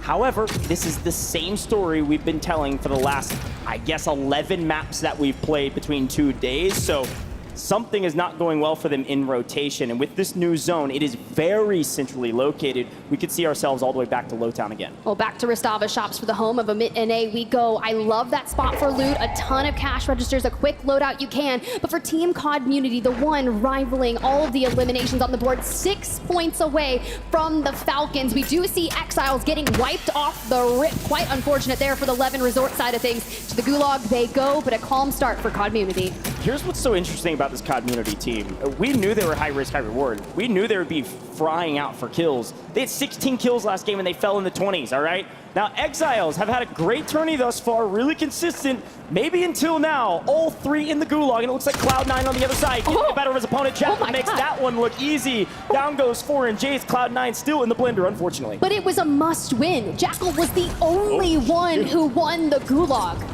Oh, wow, yeah, that'll So make good you thing up. he made it look easy. He's got $1,500 in a dream at this point, and where do we go from here? We're spawning over by the Manor. Well, this is a heck of a lot of like, we're talking Levin was all the way on that western side of things, but the FaZe squad that is looking so strong here, 90.8 points on the board. Sage finding final form, and well, when you've got Showstopper, you've got King AJ here, hold a breacher drone, have a couple. How about 3? Why not? Able to ward off at least one, but a push and a flank and a swing. Vision goes down. Nice trades here from the side of Adrian and co. FaZe is in final form, in final 5, in top 5, looking to make it top 3 and counting. So much money exchanging hands at the top. $300,000 if you can win it all, and it's still within reach for that FaZe team. And Omit EU has quickly swung up to Bazaar to take a look at who won this time around. It looks like that Panda team actually won.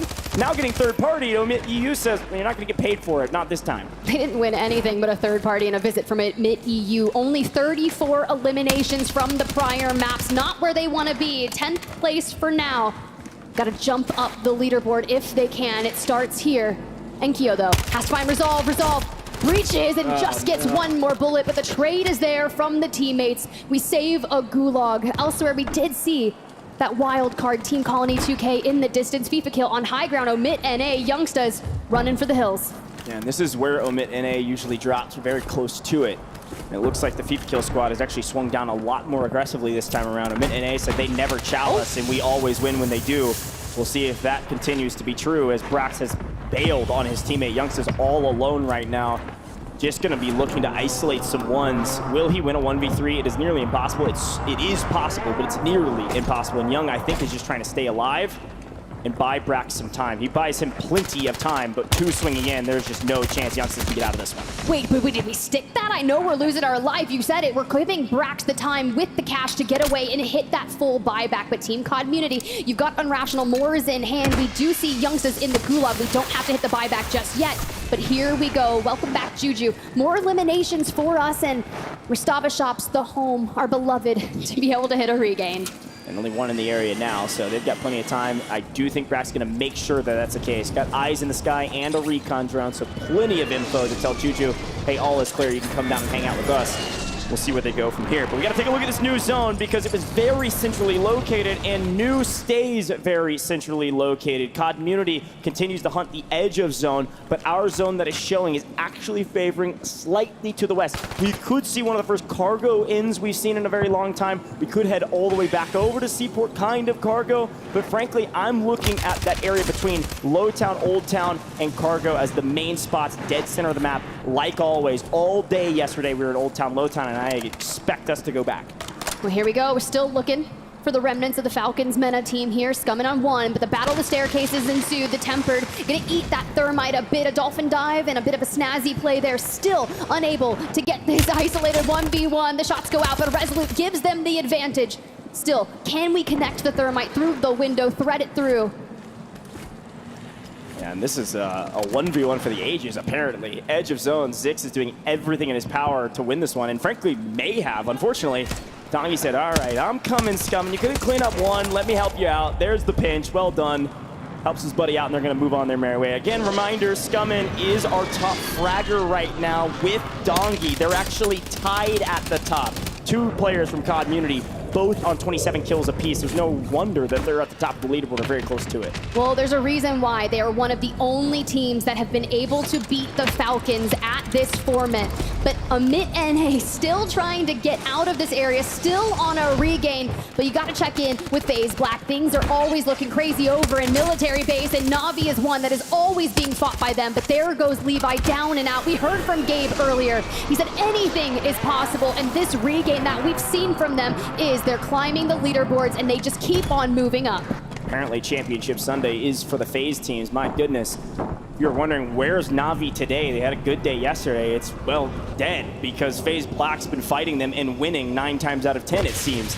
And another regame from Panda Squad after the bizarre loss to Omit EU and them. Omit EU.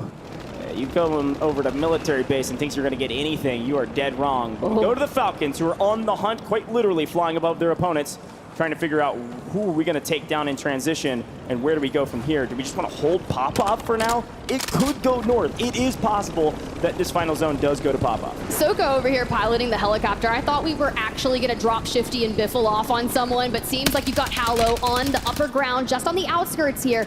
But we're working on the positioning, still on the prowl. Mind you, we set it 26 points to get them to 150, and we know what their close rate is on the win condition format. They call Soka the closer for a reason here, but back to Team Aiden, someone who wants to put the rest of the detriment into the Dynasty. They need eliminations, but we got to get Aiden back on his feet and inside. Here we go, Z-Smith getting Aiden back into the fray. 50 points is needed for this squad. Yeah, Team Aiden has a rhythm. They have a rhyme to all the success they've found along the way. They head up, they take a look at military, they didn't like it this time, so they head all the way back down to Low Town and rotate into Old Town. This is what they've been doing all day today, and it's been working. This time, because they didn't find the kills in military, they don't have hardly a single kill to their name, and they're trying to find them now. This is one of those scary moments when you don't have early game elimination, and it looks like maybe Aiden got fastball specialed right to the face by a thermite.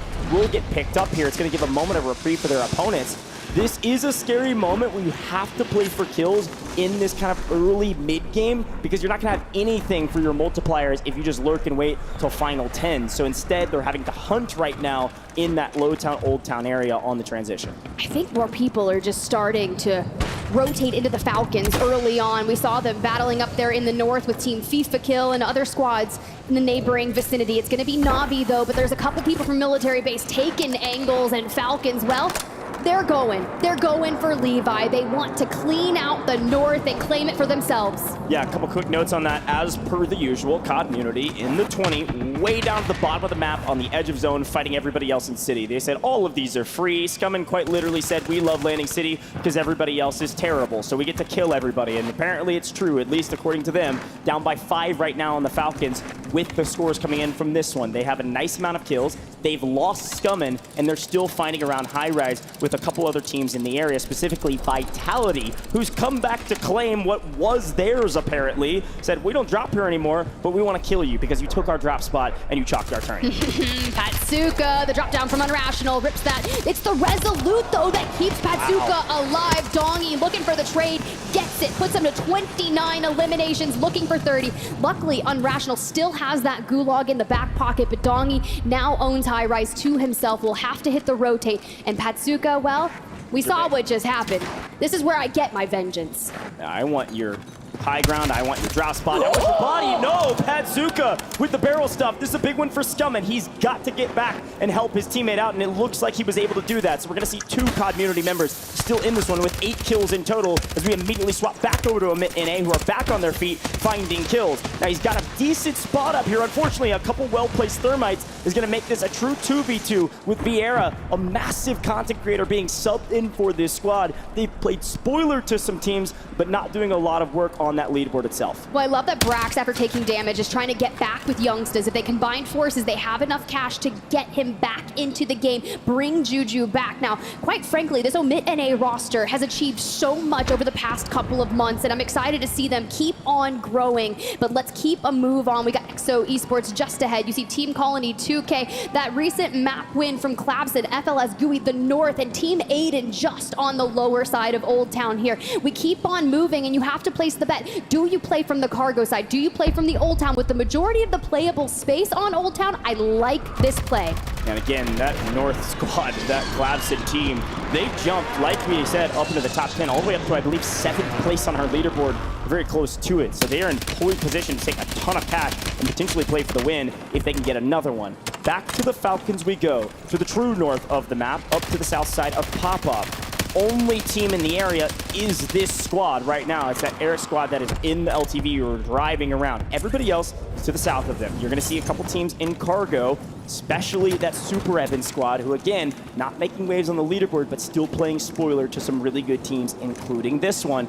They drop in cargo. They are hanging out in cargo. This is Super Evan's game to win, and they need it bad. Well, we're still climbing. We needed 26. Now we need 20. It can be done here. We can breach 150 if we keep firing like we are.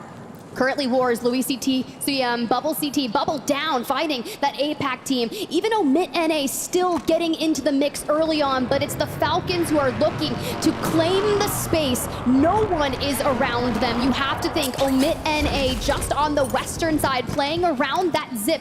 We'll have to rotate on in, but with all of the information that Falcons have, I know they're gonna start popping UAVs. They're going to go on the hunt to allow themselves to breach 150 this map. The question is, who will cut them down? Yeah, Vieira is going to fall here, so the Falcons get a couple more added to their tally. 17 away and maybe make that 16, but the multipliers will continue to tick that number up regardless of kills. With the cargo zone pull, by the way, I guess everything worth having is worth working for because the community team has to work so hard on these rotations through a crazy amount of teams to even get to zone. Community is still outside of zone and fighting several teams on the transition. Specifically, Team 22, we've seen this team play spoilers several times and even grab a win. That's DRN, Destroy Squad, flying in off of a zip. Probably the next team this community squad's going to have to fight because they are in the way of this squad getting to zone. Yikes, Echo going up against the former teammates. Bubble getting the trade elsewhere. That's pretty brutal. Good look at DRN here just from above. Now listen what we're doing here. Community getting the intel contracts. They want to know where the next circle is going to pull so they can make way to the north. From C-Town we go. You mentioned the water. That cross is going to be difficult, but we need to clear out this specific area. And that isolated fight with DRN, that could be feisty. Yeah, and again, they only need 32 points. They're on 9 kills already, community to be exact. They've got a really good chance of potentially breaching our threshold. They need to at least get top 5. Now, FaZe squad, they're still 60 points away, but in top 5 on the leaderboard, and they want to try to better their standings and get as close as they can. If the Falcons get past 150, they need to be close. Sage pushing the equation. A great Slayer today, continuing to find players out of position. Lana trying to make a play. It's not enough. FaZe is on top right now. They're nearly unstoppable, winning yet again another good team fight without losing a player. Sage, 21 eliminations on the day thus far. A previous LAN champ and wants to do it again. Sitting in 4th place, about to encompass that triple digits. But Omit EU have decided to lay claim to the north. They said, oh, you want a challenger? I see you, Falcons. I know this is your terrain, but Community on the other side. Here's that look, the lay of the land. Soka isolated to the south, looking to kind of collapse around the gas station that Gromalok and Heeds are. We know Enkyo's a fragger, but he has to find Shifty. Biffle on 6, though. This is maybe make or break for Omit EU. They have got to win that fight, and we'll continue to check in with him. That fight will probably take a while because Community, again hunting edge of zone, says, hey, let's take a look at maybe some other squads in our area. Let's continue to rack up the kills. We only need 32 points, folks. This is easy right now. We're already on 12, by the way. I said it was 9. They scored 3 when we checked in with those other teams. Now the fight on the other side. I love. Let's keep hot swapping back and forth. These are crucial moments right now, and Omit EU now in a fly trap with a Soka on one side, Shifty and Biffle on the other. They push the equation. Grom in trouble, but no shots hit. Several thermites zoning Shifty off. He's got to address this fight from another angle. Come swinging in the gas station. Said, hello, for your cat. He says no. Yet again, he's playing spoiler. Biffle getting into the mix. Shifty getting in the mix, and they take him out. Omit EU cut down, only losing 1. The Falcons on top. The Falcons that much closer to making it to 150 points. And in the meantime, Community in deep trouble. Where is Enkyo? I know FaZe Black. It was flanked, I believe, that knocked him earlier before that fight actually occurred. Dongy down below the catacombs there beneath the sea here. Swag, Adrian. Oh, 7, last alive. Just seems to be the nature of the game for them. 26 teams still up. Yes, they can frag, but it's getting into the end games. It's getting the multipliers and letting those points culminate. 125.2. We are within striking distance. Let's say you win this game. There is a good chance that you breach 150 for Team Community. Okay, reminder, by the way, the Falcons needed, what, 25.8 points or something similar to it. Okay. They have 13 kills right now. If they get a win without a single another elimination, they've done it. They're likely going to do it if they pick up more kills in the rotation. It looks like Soka was able to get some. We still got to keep our eyes on Dongy because, like you said, Community is still in the equation, albeit entirely on the back of the young Dongy. And I'm really nervous here. You're just tanking gas at this point. You have FaZe above you, and that rotate, the trigger discipline. We have to time this to perfection because now we are just reaping, but back to the Falcons we go. Someone else has tried to lay claim. It's gonna be Team Echo. Oki, Prodigy to the left, Echo to the right. They said they wanted to come out swinging today. They're outside the top 5. Soka about to be here in a 2v2. Oki, the thermite, it connects. He's down, he's out, and Prodigy is just trying to reassess. This is now 15 kills, by the way. Folks at home that want to do the math, 1.8 times multipliers, what we're looking for if we can make it to top 5. We still have 22 teams remaining. We have so far to go in this, but they've done enough from the kills category. They need the multipliers now, and they cannot get caught in the third party. Omit NA wants a piece of this. Prodigy says, give it to me instead. Picks up Shifty, but can't clean him up, and down goes Echo, which means Prodigy's team completely in a blender, and just a solo trying to play spoiler. Okay, Omit NA, 3 up in the north.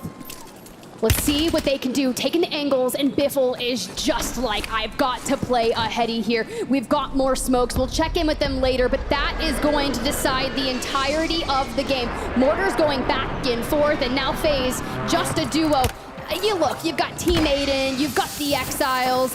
Everyone is on the south side in cargo. This is the best case scenario for the Falcons. They have enough kills right now as FaZe is in trouble. All they need is some multis. Look at their score in the top right-hand corner. They need 10 points. They get that by just staying alive. So we go to FaZe and Team Aiden, both vying for position, jockeying on this leaderboard. This time, Aiden gonna come out on top. FaZe fully eliminated in, I think, 18th place. Not a ton of multis. FaZe might drop out of the top 5. Going into potentially what could be the last game, pending the way this one ends. Community down and out. Team Aiden looking for elims, 106 points. Drops the PDS, looks for the regain. Z-Smith likely about to get picked up here. We have a PDS in the back pocket. Everyone rotating in will take each other out, but it is the Falcons who own the north. It's best case scenario. The Falcons can just lie in wait, let everybody kill each other, and take a 1.8 times multiplier. They have zone, they have high ground, they have everything they need, and all the teams that are contesting them are wiping each other on the south side of the map. We're about to get into the top 10. We see DRN just barely fall out of top 10, go 11th. The Falcons are just mere milliseconds away from breaching 150 points. This will not end the tourney, but it does put us in the win condition for the Falcons to win any map from here on out and win the whole tourney if they can survive just a little bit longer. But who will challenge them? Look at the leaderboard, 147.8. If they get top 5, if they get that 1.8, it's likely that they breach 150. Well, all eyes turned towards Aiden. They needed a 50-point game. I don't think they're going to get it. They're deep in the gas with a thermite on their heads. They've got a PDS. Sure, all 3 up. Potentially could sneak into top 5 here if they've maybe got a couple more PDSs. It's a good play, but it does look like CT Red's getting mixy in the middle of this one. Davis, Amir, Dark, Castillo, all 3 up and taking a nice position right underneath FLS. They've cleared out this building right on the edge of zone and have found a nice amount of kills in rotation. You can only expect CT Red to have a great game here and jump this leaderboard quite dramatically as FaZe Black is still in the mix. We said FaZe was out. Not both phases. We got Flank on 6 again. This man is turning up on land on day 2, but deep in the gas, we are not out of the weeds yet. This is tough. Look at that pull. The Falcons will have priority to it, and everyone on the opposing side. What do you do to breach the gap? They're already playing angles, and flanked, you're on the opposing side. We have to filter towards the north, but we want the eliminations from Dark, from Castillo. Wow. This will help, especially when we're about to be in the top 5 multi. Yeah, quite literally playing the definition of a spoiler right now. Just shooting backs from the gas, and I think they've maybe missed one. They didn't see FLS on top. Oh, no, there he is. See what Flank can do. Strixie's trying to make a heroic play, but the Falcons have done it, folks. You see the leaderboard. They're past our threshold. This tournament is not over, but we are one step closer, and the question is, will they close it out in a victory on the other side? Super Evan has no chance. The Falcons finally fly to their very first victory of day 2, and they breach our threshold. They are back, and they are ready to play. It only took them 6 games to find the form that we are used to seeing and have been the entire year here in competitive Warzone for Urzikstan. The family, the hype crew, front and center for the boys, and well, we saw how many eliminations they had. That 2x multi goes the distance. They breached 150, and now all they have to do is win 1 more. That was nearly a 40-point game, it seemed. They did well enough to make sure they breached that 150-point threshold. All they have to do is win, like you said, Tiff. And if history repeats itself, at this point, it might be a coin flip. Do they win next game or the following? We are running out of runway for the rest of these teams to make a play for the win. Are we done? No, but we are very, very close, folks. And Community didn't do enough. Team Aiden didn't do enough. They are still playing for points while the Falcons are playing for the win. And if those 2 squads in the next map don't breach 150, you cannot give the Falcons any more games. Now, mind you, I've seen them close it out in 2. I've seen them close it out in 1, but max 3, maybe just a couple more. This could be very well near the end of the tournament.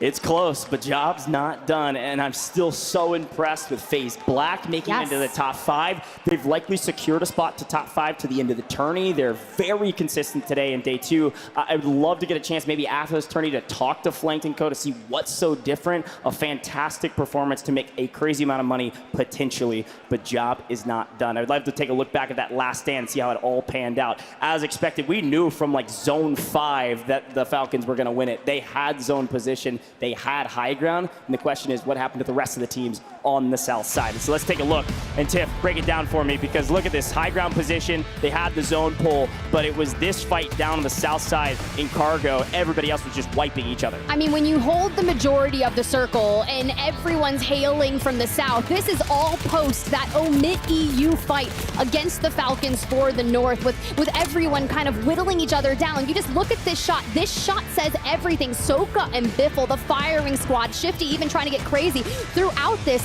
all they're doing is using those ARs to put a couple bullets into some of these players and find multiple eliminations. They get a bit of Dark. They go and grab some more. And then Strixie's like, all right, look, I'm going to try to make a play for it. They look for the rotate early, but we are just feeding the Falcons eliminations at this point. So we say, can the Wolf do it? Yeah, Wolf not going to win that one. I will say, again, I always tip my hat to somebody in the last stand, and I will tip my hat to Super Evan. Like we expected, Cargo was theirs. They get second place, likely going to jump up the leaderboard. But we're going to head down to the stage and hear what Shifty has to say. Thank you very much, team. Yeah, Shifty. Man, I missed you. Where have you been? What's been going on in this tournament? Man, we've been asleep, man, but we're woken now. We're woken. It's a scary thought, man. I mean, you're over 150 points now. The way the rules go, if you win the next match, or if you win any of the next matches from here on out, you're champions. It sounds easy, but what does it really mean? I mean, we just got to close. You know, we made a roster decision to get a closer, so now it's all, you know, Soak's going to do what he does best. We're going to fucking listen to him, and we're going to close it out. You know, we've had a kind of a struggle today, but at the same time, we've been struggling, and we haven't dropped out at first, so we're just going to finish it out. Time to finish it out. One more map is all you need. I wish you the best of luck, sir. Get back up there. Get ready to do it. Could be one more, team. Let's find out on the other side. All right, there it is. Shifty said, look, we brought Hisoka on for a reason, and that reason is to close out. We've been talking all qualifiers long. Matter of fact, taking a step back even further, since this team formed, that Hisoka was brought on not only to IGL, but to be the closer. There has been no moment in time. No, you can disregard all the online tournaments, despite their impressive record ever.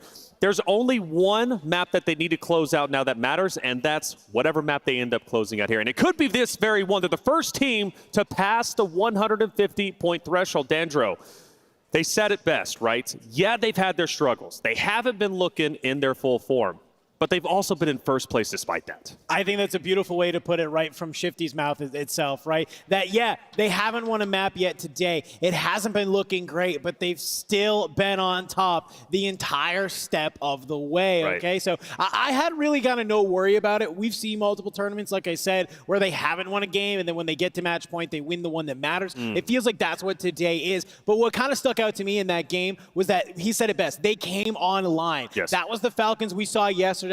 That is the Falcons that we have come to expect. And I think when they come in with that aggression, they understand how they want to play. It is time to close out the event.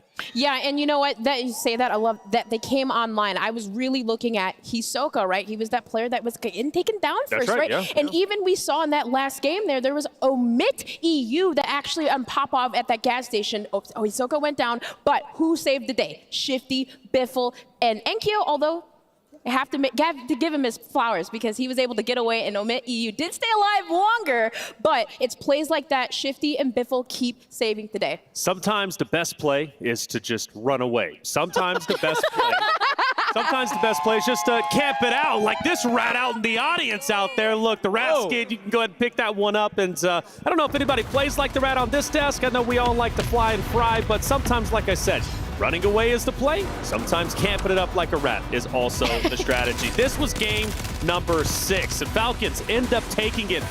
Hisoka coming in the form, that is the big talking point here because, again, he is the closer. The pressure is on that man, Geo. Yeah. Hisoka is one player, in my opinion, who can take that pressure and not be affected by it. In fact, I think it elevates him. Yeah, oh no, 100%. And I think, you know, we've spoken about how there's been a few games today where he's been taken down a little early, and it's proven to be a big Achilles heel for this team. But you have a game like this where he was able to show up, and you see exactly what that power that Falcons can have and what they can do with it. And when we talk about a team that's on their heels, though, right? Who could challenge Hisoka? Who can reach 150 points outside the Falcons, who's already there? Yeah, look, it's community, right? You know, we're talking about how Falcons, you know, they're the first team. They passed the match point threshold. If they win this next game, that's it. They are the champions. But here's the big thing that you have to be concerned about is this is potentially going to be the last opportunity for them to be the only match point threshold team because less than 18 points away are community. And when we have a look at some of the statistics they've been putting up, you know, Dongy sat on 32 eliminations. Scummon sat on 31 eliminations. These are not small numbers. Big numbers. And so it's very, very possible that if Falcons don't win this next map, that team will be joining them in the match point threshold, and then it's just as much their likelihood as being able to win the championship as Falcons. I just wanted to say a quick note that community, 27 eliminations, I saw it before that game, between Dongy and Scummon and Rational was sitting at 7. Yeah. Both of them collectively as a duo literally are destroying everything. Destroying indeed. And now will they be able, though, to catch up? That's the question. And now the true question is this. Team Falcons, as you see there, they are on match point.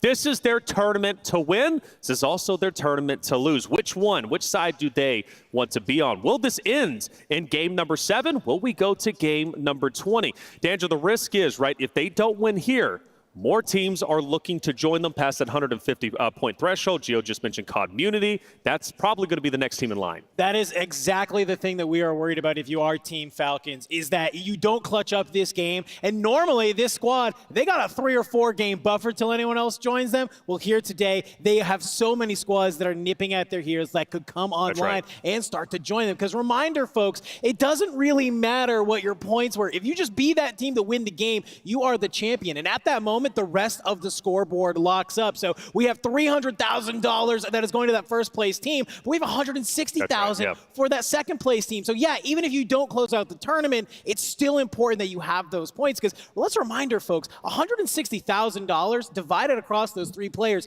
is still more than the winners of last year, okay? So I know there's a lot of this, like everybody's playing for second. Yes. Brother, I'm okay playing for second if I'm winning more than the champions of 2023. All right, well, who is playing for second? Who's playing for first? Let's look at our standings heading into what could be the final game of the World Series of Warzone 2024. Team Falcons in red because they have surpassed 150. At this point, ladies and gentlemen, the points doesn't matter anymore for Team Falcons. They've done their job. Now it's all about the victory. They can win a game with 1 elimination, and they're taking home $300,000 and lifting that trophy. The community in second at 132.4, most likely reaching that in the very next game. You go down the list, plenty of other teams looking to reach that mark. These teams, though, on this page, 11 through 20 of Dream, are struggling. They need to step it up because there's going to be more teams waiting to get the trophy. Yeah, even across the point margin, though, on this second page, you see 86.6, even doubling it up. So even just trickling on down from 60 to 80, just about 20 points there, these teams definitely need to start picking up eliminations, maybe even early game, just figure out a way to just get those kills, but also get the placement set up. And now, Gio, it brings up the question. What do you do to shut Falcons down? We talked about potentially, it's a nasty word, but griefing, right? In this case, I think it would be okay because you're shutting down a team that very well could be taking on the championship. But if you do that, you're also potentially a martyr, right? Putting you at risk of being eliminated earlier than you would want, maybe placing outside top 20, which is where you make the money. Maybe you're missing out on thousands and thousands of dollars comparative to the next placing.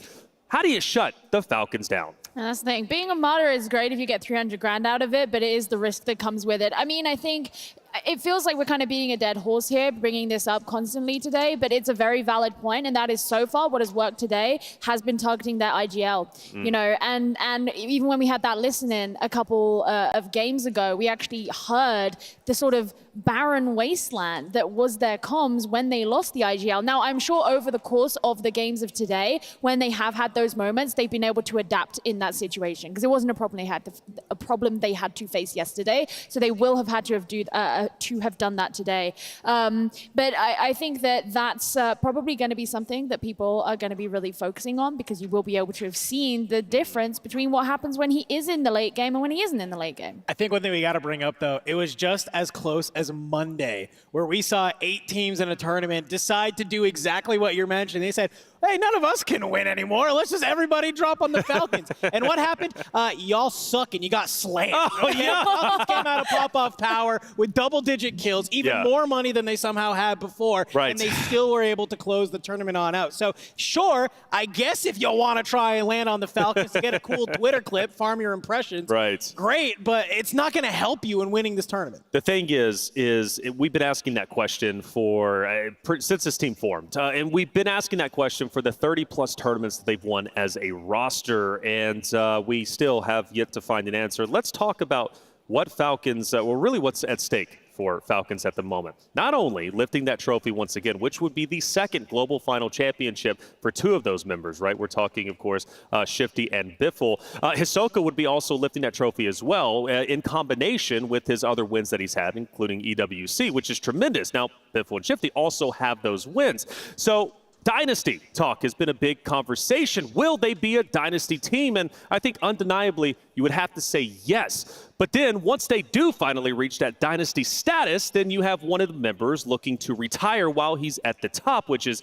Biffle right there. I'm getting goosebumps thinking about it, because it's like you have this tremendous story that's forming, and it could all come to a close in this very next game. Can I just say, though, and especially in the COD community, these pro players that go out, some don't go out the way that they want to. And if you're Biffle, you're on top, and you just have that legacy, you could just secure it here, going out as being the best.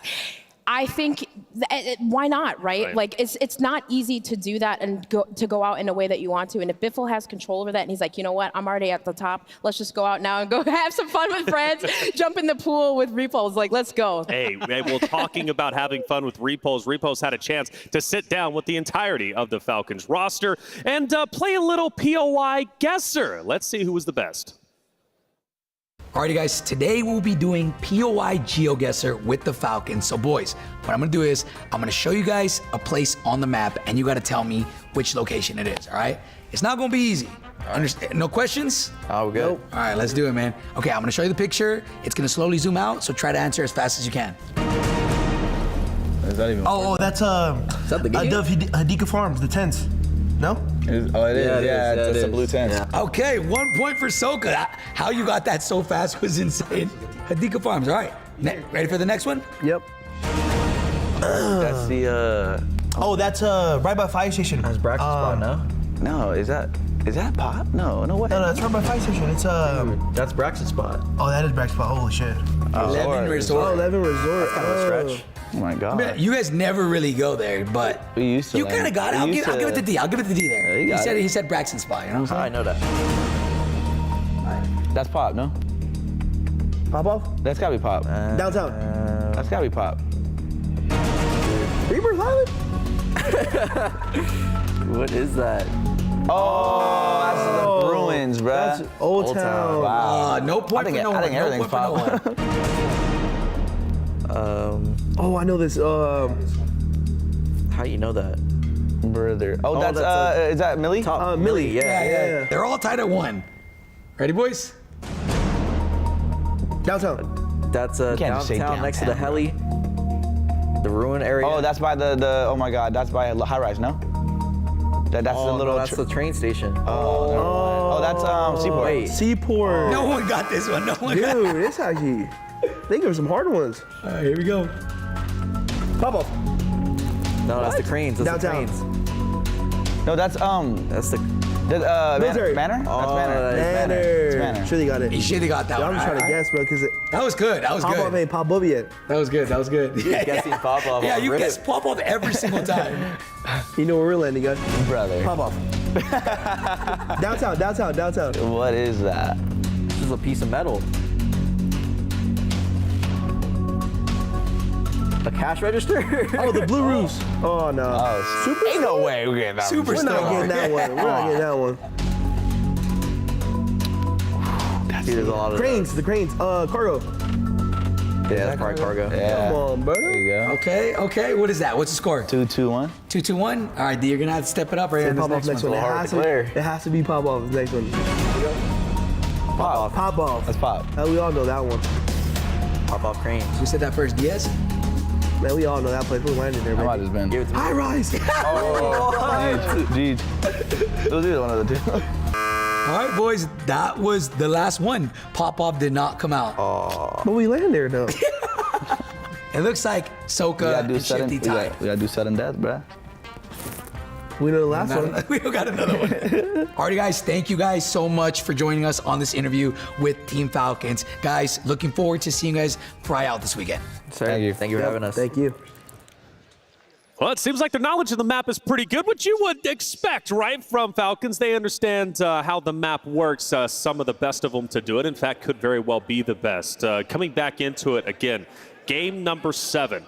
First off, a lot more games than anybody was expecting we would reach because everybody is like, oh, it could end in 4. It could end in potentially 3. Well, now we're at game number 7. Okay, we could have more. Goj is looking at me. He was calling for 4 games. He was definitely wrong. I was saying 8. Regardless, though, the moment is about Team Falcons.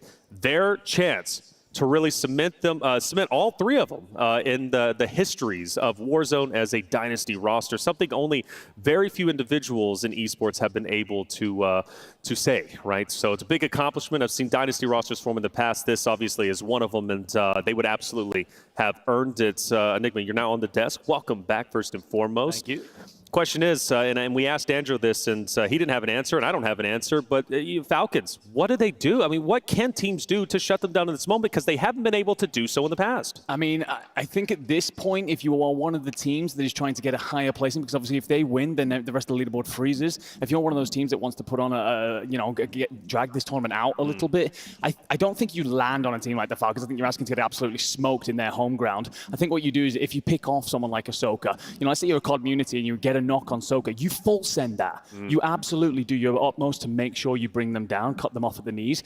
I think other than that, you just got to hope and pray that it's not going to be one of these weird border zones of an LTV, because then we are done, ladies and gentlemen. That's right. Well, Community's right on their heels, looking to catch up. They're, about less than 20 points away, I think, from breaking 150, if I'm not mistaken. But also, there's other rosters. Team Aiden has been looking incredible today, Geo. You talk about Community also looking great. But FaZe have been so consistent, right? And haven't got a win today. That's the big thing. But at least as far as points goes, eliminations and placings, they've been doing just fine. Yeah, I mean, actually, both of the teams that you just mentioned there were the two teams that I was thinking, like, if they're going to put a lot of points on the board in the next, assume we have a next couple of games, but like, let's assume that we do, it's going to be those two teams. And FaZe is a really big one to mention, especially looking at someone like Sage. He's out there with 23 eliminations at the moment, but we just keep seeing these amazing moments from him and the way that he keeps popping off. And he obviously knows what it's like to kind of be at the very top. And, if he can help to pull his team through to actually get over that threshold of 150 points, then, maybe they will put their first win of the day on the only game that matters. That's right. Do that one, baby, but they got to get there first. And that's it. They have it in them, but we've got to see what this next game holds first. Can we give some love to the FaZe Black Squad? Because both FaZe teams, top 3, top 5, and I have to, at GabeCon, that interview, I love Gabe's interview. He said, have faith, believe in yourself, God bless up, but flanked. I don't know if it was the solo YOLO yesterday. Third place. He's got 24 eliminations on that leaderboard. Okay. Fired up for them, third place. Would love to see what they can do in this next game. Next game, right? Well, the next game is queued up. We're about to hop into game number 7, which could very well be the final game of the World Series of Warzone 2024. Will the team of Falcons submit themselves as a dynasty? Will we have more games? Community, do they want this to end already? Are they satisfied with second place and $160,000? Well, only the competitors can answer that question. And to tell the story of what could be the final game is our casters, Spider, Tiff, and Goj. Thank you so much, Taylor Reflections Noble. I am excited about this game. The tension in the air is palpable, Tiff, and I think the fun part about this is, yes, this could be the last game, or this could be the beginning of many. They've got an opportunity to shut things out and close it out and send everybody home right now before anybody else breaches that threshold. But Tiff, there's a lot of teams very, very close. There really is, but you said it. Could this be the last game? Is this the potential last dance? You want to go out on top if you are Biffle there, but Scummin', one of the craziest fraggers of our lobby right now from Community, about to breach 150, a team that if they're averaging, what is that, just under 1.5 average multi, so every kill for them is worth 1.5, which means you just need about 10 to 16 to make it happen, right? And we need to see, can we go the distance? We need to at least win one once we hit 150. Stop the Falcons in their tracks. I don't think Community has dropped a game under double-digit kills, by the way. They've got it. They're going to be at 150 unless they decide to change things up and maybe drop Popov. Who knows? That would be a ballsy move for sure. But folks, the beginning of the end. It might be a long road to victory, or it could be one single game.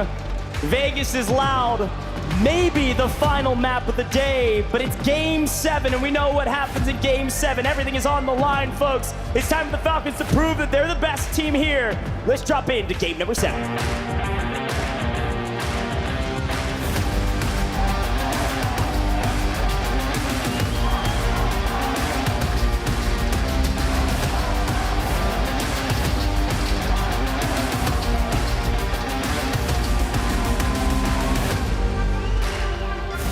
Well, here we go, and my God, COD, what is that circle? I know we've been pulling to the north where pop-off power in play and allows for favorable rotations from the Falcons, but starting from the south and ending in military base. I can only imagine. We have seen so many circles that have ended just south of Zaravan suburbs where, if you think about it, right? I'm really curious to see. Actually, just kidding. Apparently, we have a little bit of luck on our side. Maybe we're not going to go to the Deep South. We're going to return back to the lobby and check in with everyone. Whew, okay, that got me stressed. I'm not gonna lie. We're all reset, stressed. make sure everything's working as intended. That would have been a wild one, but I wanted that circle. It's okay though. It could come back. You never know. We've seen a lot of zones in the south and tourneys leading up to this one. I think we've only had one over the course of like 13 games That's or so, true. And that was maybe it. So anyways, wow, okay, stressed a little bit, but back on the stage. Look, Tiff, we do have some storylines to set up. We do. And I love that Dream shouted them out. FaZe Black has been doing the most today. And talk about a turnaround from yesterday. They didn't have an abysmal performance yesterday, but it wasn't a great one. And they're coming out and showing that, hey, we're living up to the hype. Gabe's living up to the hype, but Flanked can perform on LAN, and he's doing a fantastic job of it today. Top 3 right now. Potentially, if it ends right now, they're walking away with $100,000. That is actually crazy to say, especially in Vegas. $100,000, life-changing money, but they could also decide to stop the Falcons, keep it going one more game, because this is actually my favorite part of the format, because like you said, palpable tension in the Orleans arena. And what I do know is that everyone, even if you're a Falcons fan, you're hoping for them to convert it. But maybe your team isn't on that Call of Duty Warzone match point. I know each and every single one of you D-Gens out there are preying on the downfall of the Falcons. I want more Warzone. I certainly do. Now, look, I'm going to ask the audience here. Do you think that if you're in 31st to 40th, you should send everybody in that section of the leaderboard to pop-off? Yes? Yes? Okay, Yeah. hear me out. Orleans Okay. Arena and those players on the stage, there's a party and pop-off and you're invited. Yeah, I'm in on that, all right? I'm a big fan of that. Everybody go to pop-off. Desk was saying you're going to get punished for it. I say let's have a party in pop-off. Come on now. I love that from Vegas. But no, a lot more to talk about too, because I think when we mentioned this retirement of Biffle, potentially, he wants to make sure, by the way, that he is the top fragger as well. If he's gonna go out on top, he wants to be top fragger. He's currently down by 1 to the likes of Dongi, the other young gun out there. So he wants to be top fragger in this game. They're not gonna just sit idly by and get 2 kills and try to win. Definitely not. And I want to give a nice update from production, guys. That was an audio issue there on that last game, not a game crash. We want competitive integrity, so we decided to reset everything and decide to go in with a fresh new start.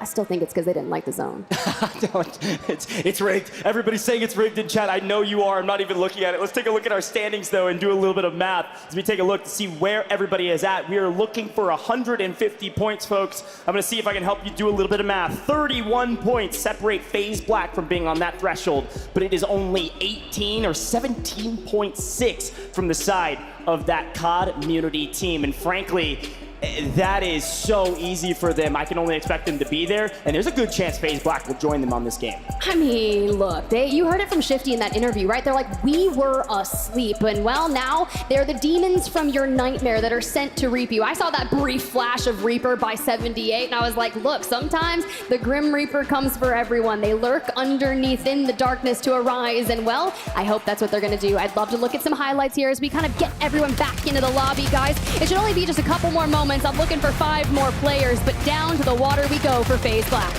Yeah, fun moments looking back at some of these fights, and you're right. This was the beginning of the dominance from FaZe Black. A monster game here. I had so many question marks around this team because we didn't have a chance to see them rotate to this spot, and they took down Exiles, and then a perfect setup for New from the call here of Blast. You heard Gabe talk about it. Blast, one of the best IGLs out there in his mind. Apparently that's true today because this setup was flawless, and then Gabe wins the 1v1. Cams gets weakened, Gabe jumps up from the top ropes. There's been some fights happening in Vegas, and this one was one for the ages. FaZe Black leapfrog up this leaderboard and say, hey, we're here to play, and they continue to do so after this. So we take a look. Exiles, who have been very consistent today, also were able to grab their win. Take a look at this fight from that FLS squad where Huskers and Jackals had a great fight on their hands. It almost turned the other way because of Gooey here. Huskers could have won this, but Gooey's able to swing around, get 11 kills. Exiles, a good game, but not good enough, not for Gooey. Let me jump on to Enki Enkyo's POV here. He's got the PDS, and here comes Gooey for the push, and Enkyo goes for the roundabout, connects a few, but not enough, and that's where you set your sights straight onto Adrian. The timing,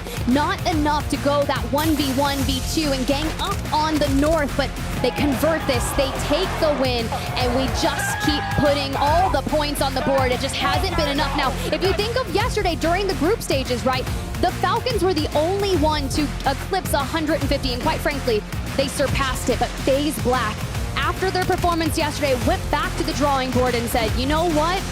I've got something for y'all.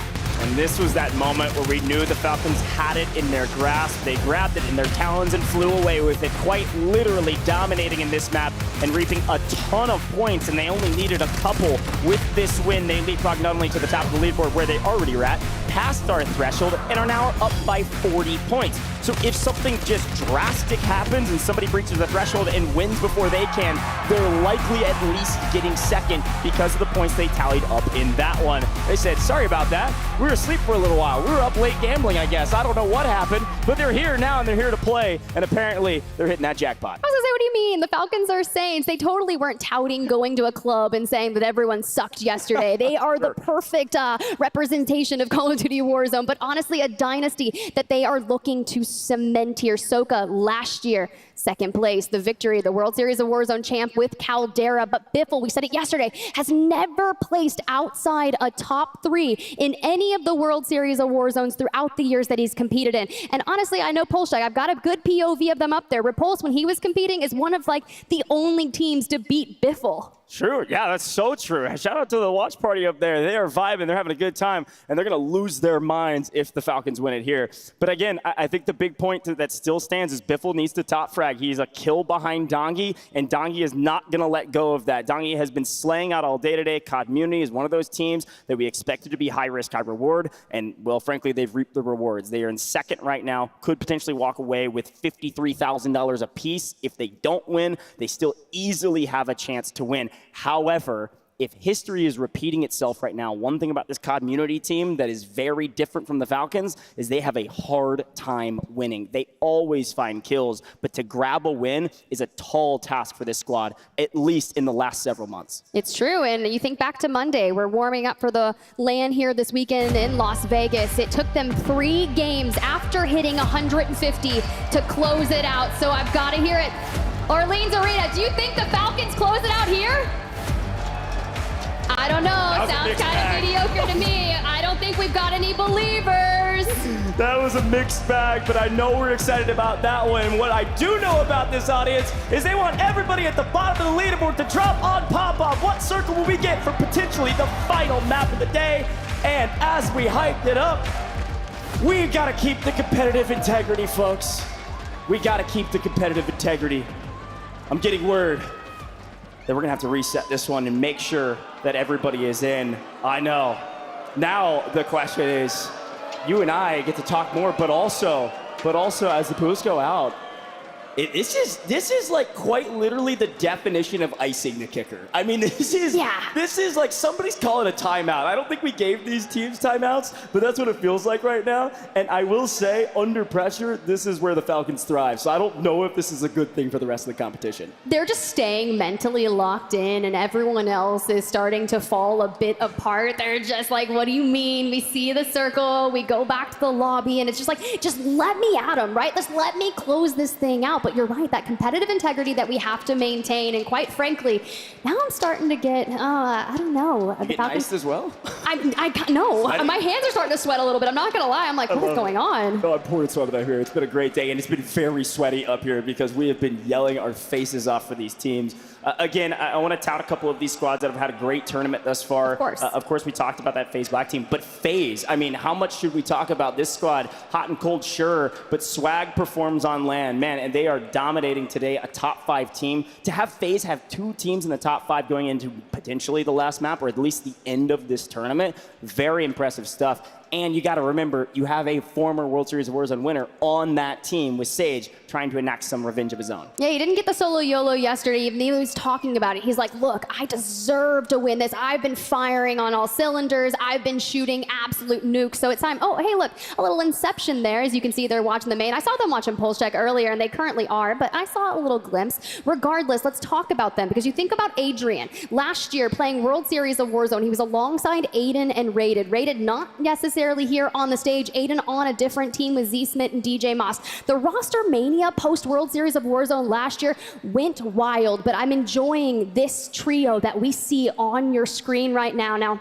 not only this, they arrived in style to Las Vegas. I don't know if it was a private jet or what. That's where Swag was just like, you'd think I already won the million before I even got here. That literally is verbatim what he tweeted. I love that confidence, but job's not done. Top 5 right now and a lot of money to exchange hands. I would love if we can to take a look at that prize pool again and remind folks at home what we're playing for, because yes, it's $1 million and it's top 20 today getting paid out. So if you're in 21st at the end of this, you will not be making money, and it is $300,000 if you win this competition, $100,000 apiece. That's going to put all members of the Falcons in the top 3, top 4 earners of all time, with Biffle already on top there. An extra $100,000 potentially added to his repertoire is going to push him up towards $650,000 earned on just this title. But $160K for second, $100,000 still for third, and then it drops off significantly and carries all the way down to 20th. We're at least walking away with a little bit of something. Maybe you're putting that all in black. I don't know.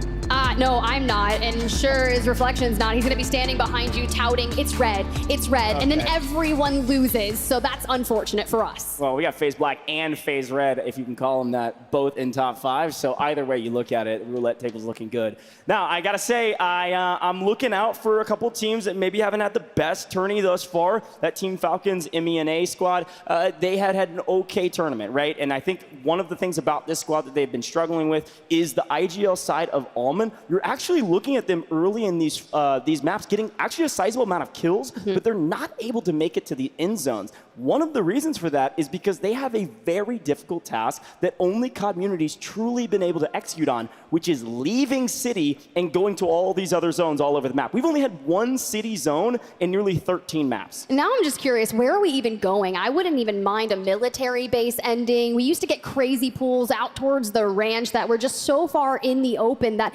anyone that's hailing from the northwestern side of things, it has to make the Lewis and Clark trek across Urzikstan. Sure. And I think, frankly, looking back on even the regional finals and qualifiers, you know what the circles we got the most were City, but also the big Kotovo block circle way up to the top, right? Right up by 11. So, weird that we haven't even seen that circle yet as well. And talk about that RNG that definitely plays a big part in all of this, different RNG. Now, I am getting word from productions that we actually had a player, Brawlick, actually had a nosebleed. So competitive integrity, we're going to reset for him because we had to take care of that. They don't want to make sure he's okay, and it seems like he is. So he's going to be playing. Everybody's good. Exiles are right back into the mix, and certainly still well within the equation for a sizable amount of prize pool.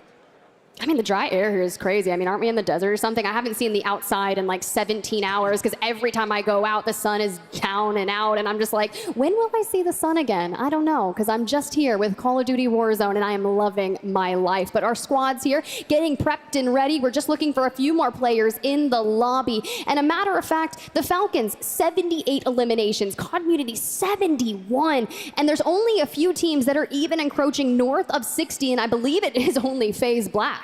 Yeah, and our top individual fraggers. We'd love to pull it up if we have it. Otherwise, I'm going to read it out for the audience here because I've been mentioning Biffle. He is on 31 kills, tied with Scummin for second, with Dongi on 32 eliminations by himself. Where's Shifty? There he is, 4th place, 26. But look who's in 5th. My guy Gooey has been cooking today in day 2. 25 eliminations for Dewey with flanked right behind. Noobs actually not too far behind. We asked where Vitality was. Apparently, Noobs is here to play. 24 kills. I wonder where the rest of his squad is. I mean, it's pretty different compared to yesterday, right? That contest there with Community really didn't go their favor. They tried different tactics today, and it's seemingly working out for them as they're just kind of maintaining that mid-pack situation. But of course, we got flanked up there with 24. You still have Blast there with 20. We got to hear from that roster earlier after their win, and they're like, dude, Blast from the CDL, amazing, has been throwing down, leading the charge here. What is this? What is he doing? Was he watching TikToks during the break? Oh, this is one of those TikToks that's like super hype. Oh yeah? You know what I mean? And he's like getting hyped. This is like, hey, this is the build up for the final moment. Everybody watch this video. Oh, Man, is that what it so is? like Gen X. Kind of like that's crazy. final countdown I'm moment, old. cementing dynasties. I'm on the weird side of TikTok, so I don't see those things. What is it, cat videos? Anime? Maybe a little bit of both. No, it's the Batman cat, which seems fitting there for the Falcons and Soka. right. Sometimes That's he turns right. into the Dark Knight. All right, folks. Well, guess what? The game's about to get started here shortly. Third time might be the charm. I'm going to hold my breath a little bit. We've set the stage. We know it's at stake, and we know what the audience wants. We want a lot of folks landing Popov, at least make it difficult for them. We'll see. The big question is what zone, folks? We got a lot of love for CT Red. Let's see what they can do maybe in this final map to bolster themselves up this leaderboard. Looking for top 20 if you want some cash, but this might just be the beginning of the end. We could see 5 more maps. Only time will tell. Now, folks, you can see the counter on your screen. You can see how many seconds we have left. We are nearly there. Thanks for staying patient. It has been a great 2 days in Vegas, and it's going to be a great finish. Huskers there, Brawlick as well, and man, things are really starting to heat up here. I hope it's the third time is the charm kind of vibe. We're getting a look there of Urzikstan, which means the time is now. And I would say, I don't know how many more times I can hype y'all up Orleans Arena. This has got to be it. All right, folks, everybody take a big collective deep breath. The beginning of the end. It could be short or it could be long. We're going to drop into this final map potentially for the Falcons.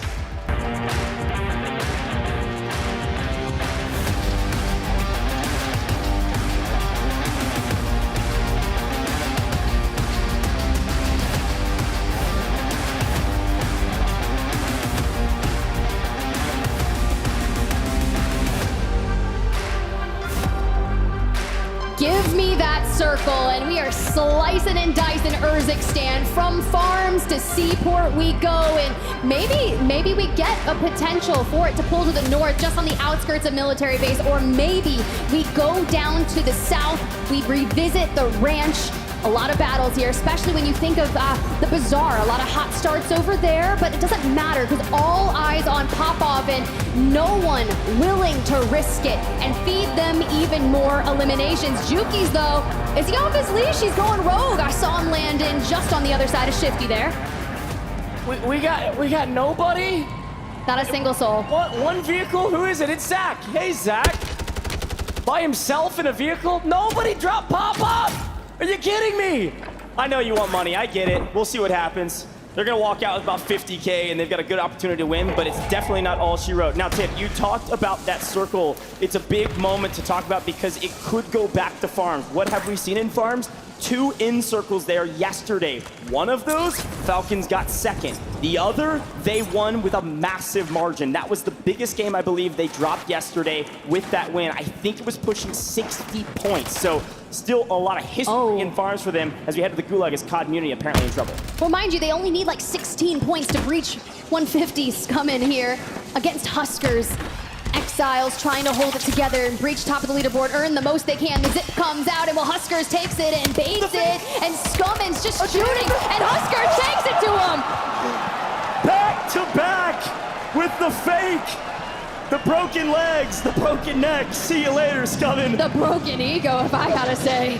Okay, my guy Husk is styling on him here in the Gulag. I love that start. Unfortunately, not a great start for the team, albeit a great moment for Huskers. We're going to see where they go to regain. Now, Popov, not very active right now. We do see Team FIFA kill. They've moved all the way up to the north side of Popov. This is not unfamiliar territory for them. They've done this now several times. North side of Popov, and then they usually rotate towards Levin. But with this zone favoring the eastern side, they could come through and try to take and contest against the Falcons. Well, we've got squads Insight Gaming on your screen. DRN for now. Destroy looking for angles. See if we can catch Stukax out. Maybe some early eliminations as Nate Dogg is isolated over here by himself. Can we get this 1v1 against them? Well, maybe. We reunite with the homies over in Lowtown. Just a quick look at FaZe, by the way. Again, top 5. You can see our top 5 in the top right-hand corner of the screen. Obviously a massive margin between first and second, but the Falcons just need a win. CT Red A lot of cheers from the crowd for them. Unfortunately, FaZe is going to swing in and likely clean this one up. Dark says, I'm out of here. Amir back on his feet only for a millisecond as Sage is pushing the equation. Great fragger today for this team, but it's been a team effort as they clean up. Likely Castillo pumped him through the water, pistol in hand. Not like Castillo that. is out, and CT Red headed to the gulag. FaZe is moving on all cylinders as we swing back to Aiden, who just hit a zip from Super. They got their loadout so fast, and they're trying to contest this low town area. But 38 points are needed from this map for them. And Community, well, 18. Dongy in the gulag, scumming back into the mix, especially after we saw that play from Huskers. But Unrational here, you've got Noobs on the other side, and Scumming backs down and out. One more elimination, it's Vitality. Can we find Steve-O? And we've already breaking the plates there. To the gulag we go with Dongy. Let's see if he can get the better of his opponent this time, and I believe that stick, not quite a fastball special, there's no thermite, but a stick straight to the chest and ran away from his opponent. Nice take, a nice win. 1-1 in the gulag for Community, and frankly, unfortunately for Vitality, they are 0 for 10 or so that they've tried to contest this Community team, whether off drop or right after drop. Kind of interesting here as see that next circle starts to pull. Do we go to the north? Do we hang towards the farms? Do we center on up? A lot of our squads omit EU over on Manor, but this is a very similar pool to the ending that we saw when we went to the coast on the outskirts of military base. And that just goes to show you, honestly, look at the Falcons and how spread out they are. We have one roaming industrial, two down and pop-off. All you have to do is isolate them out, but no one ever goes towards that side of the map. Omit NA, they start in Rostava, and they've been working their way on the western side of things. Nano in their sights. We only connect for a couple bullets here, and you see the one player up in the air giving all the comms for Nano. Golly, that map view is crazy. The fact that we've got a zone pulling towards Pop-Off and military as Omit NA clean up a couple kills is wild. They're just gonna lie in wait and wait for anybody to try to chow them. Frankly, if I am the Falcons, I'm getting as many resources as humanly possible. I need every ounce of information I can find. I need recon drones, I need UAVs, and I need those durable gas masks if we can get them. Of course, you want to use some recon contracts to find the new zones. You need to know if it's going to be your side of the river or if we do pull to military. Military pull is massive for this team. Again, you only need, it looks like 31 total kills, or total points rather, in order to make it to our threshold. FaZe Black right there in the mix. Community a little bit in a blender, but way less needed from them. You see the streaks being called in. You got a portable radar in the back pocket. The Revenge Toward team already focusing on Navi, sending them for the hills, but we take the high ground here for flanked. Give the comms to the players as they push up onto J-Tech. You can see Blast just over there on the left within the smokes. J-Tech there, falls, and just looking for the full, gets it. Now we just have to locate B-Mark. This is a nice team wipe again. When you need 31 points, you do need a sizable amount of kills. And then that multiplier is incredibly important as well. B-Mark gets beamed. And FaZe Black are off to the races to figure out where they need to go from here. New zone's about to pop, but Team Aiden is back into Superstore after a northern pull. They said, let's head down to Lowtown and hedge our bets. And we go, no, let's head back to our drop spot. And look who's here for a regain after likely losing Bazaar. It's Panda trying to find a place on the map that they can call their home in the latter half of this tournament. Well, FaZe on your screen, and you've also got the Epions, and well, let's see if we can take them down. Freddy on the roof, you can see the Bunker Buster will connect for some damage and be a little detrimental towards them, but Sage just needs to find that opening. It's gonna be Swag, though, that brings it straight to him. FaZe can definitely drop a big enough game to get to our threshold. You need 39 points as of right now. That is well within reason for a team this talented. They haven't, I don't think, dropped a game that big, but they've been close a couple times. They need a 2x multiplier or more, and of course, they gotta make sure that the Falcons don't win. Couple other key notes, though. Up into Pop-Off, Cloud9 has taken a northern rotation for the first time since the start of this tournament. Cloud9 went from Seaport all the way up and are contesting in Pop-Off with the Falcons. We'll tune into that in a little bit because it does look like Biffle's taking down 4 and Jace, which means the Falcons likely are going to get a clean wipe here shortly. There's a couple other teams still up in the north as well with Cloud9 Revenge Tour. They like to position themselves towards that end game early and then let the fighting do the work for teams that still are on the brink of 150. The squad on your screen, 15 points away, and then you check in with the Falcons. And man, it's kind of scary when you start seeing the north clear out for them. Well, Joe on the rotation fighting B-Mark means Biffle can get an easy third party. He's going to steal that kill away from B-Mark and says, hey, thanks for cleaning that up for me, my man. Now I'm on 2. How about I kill you as well? That's 3 if he can get the clean wipe. Take a look at this new zone. It's not a true pop-off circle, and frankly, probably won't end there at all. We might be seeing that Superstore South military circle that's actually going to favor where the Exiles are and FaZe Black. It's one of those circles I was calling out while we were chatting before the game. I was like, hey, can we get one of them? That would be great to see. For Community, though, who land Zaravan City, have one of the longest rotations, and the timing will be of the essence. But first, we've got to deal with noobs. We've got to deal with Vitality. Yet again, we do it with ease. Dongi on 5 eliminations, 9 minutes in to the drop number 7. Dongi is not looking to relinquish that top fragger title that he has currently earned. And again, this squad has worked so hard through every single map to make some of the hardest rotations through City and across the river. And finding Patzuka, Vitality has just been in a blender this whole tournament, unfortunately. And Rational is going to say, hey, Dongi, that's for you, my man. We're going to set you up for success and continue to make sure that you are the top fragger. I think that's now 6 for Dongi. Make it 7 for Dongi in this game. If you had any question that COD Community would be past our threshold after this one, I'm sure those questions are dropping out of your head quick. Still got to get to the north we go, into Lowtown or through it.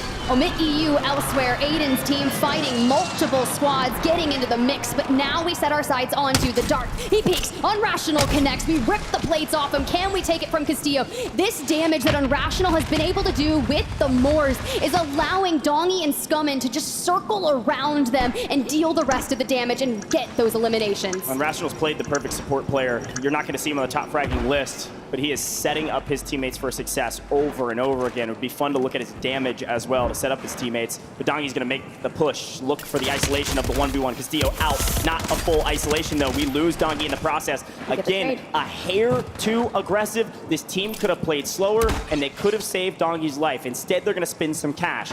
Back up to Popov, the only team in Popov, at least on this side of Popov, on the south-hand side. It's this Revenge Tour squad. We got B-Mark, J-Tech, and Slide. They're here to play, and they've been up here all day. And frankly, I'm not sure they're getting paid for it. They've been hanging out near the edge of Kotovo and Popov, and have had a little bit of a slow day today. Yeah, they had that buy station there that they had just passed by, and it was during that fire sale course of time. We see just how much funds the Falcons have in the back of their pocket. We all have durables, we have self-reses, we've got the UAVs. We are poised to take this towards the end, and knowing that all of them usually have a portable buy, but it's FaZe, and they keep on moving. You can see Superstore just upon the horizon. Yeah, I was gonna say, that's definitely Aiden shooting out over the top of them. With Superstore still in zone, they said, we dropped here, and we're gonna defend it as well. Aiden, they need a pretty big game, but everybody's coming to them. Just a question of how many kills can they pick up in that rotation. FaZe having a good one right now, a sizable amount of eliminations for this squad.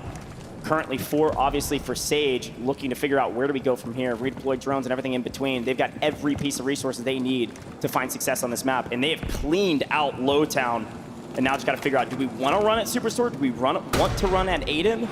Or do we need to maybe make a different rotation? I think they're going to wait on this zone. So let's take a look at that zone if we can. It's going to be closing here in about 10 seconds and see where it goes. Does it go to military? Is it the one we've been waiting for?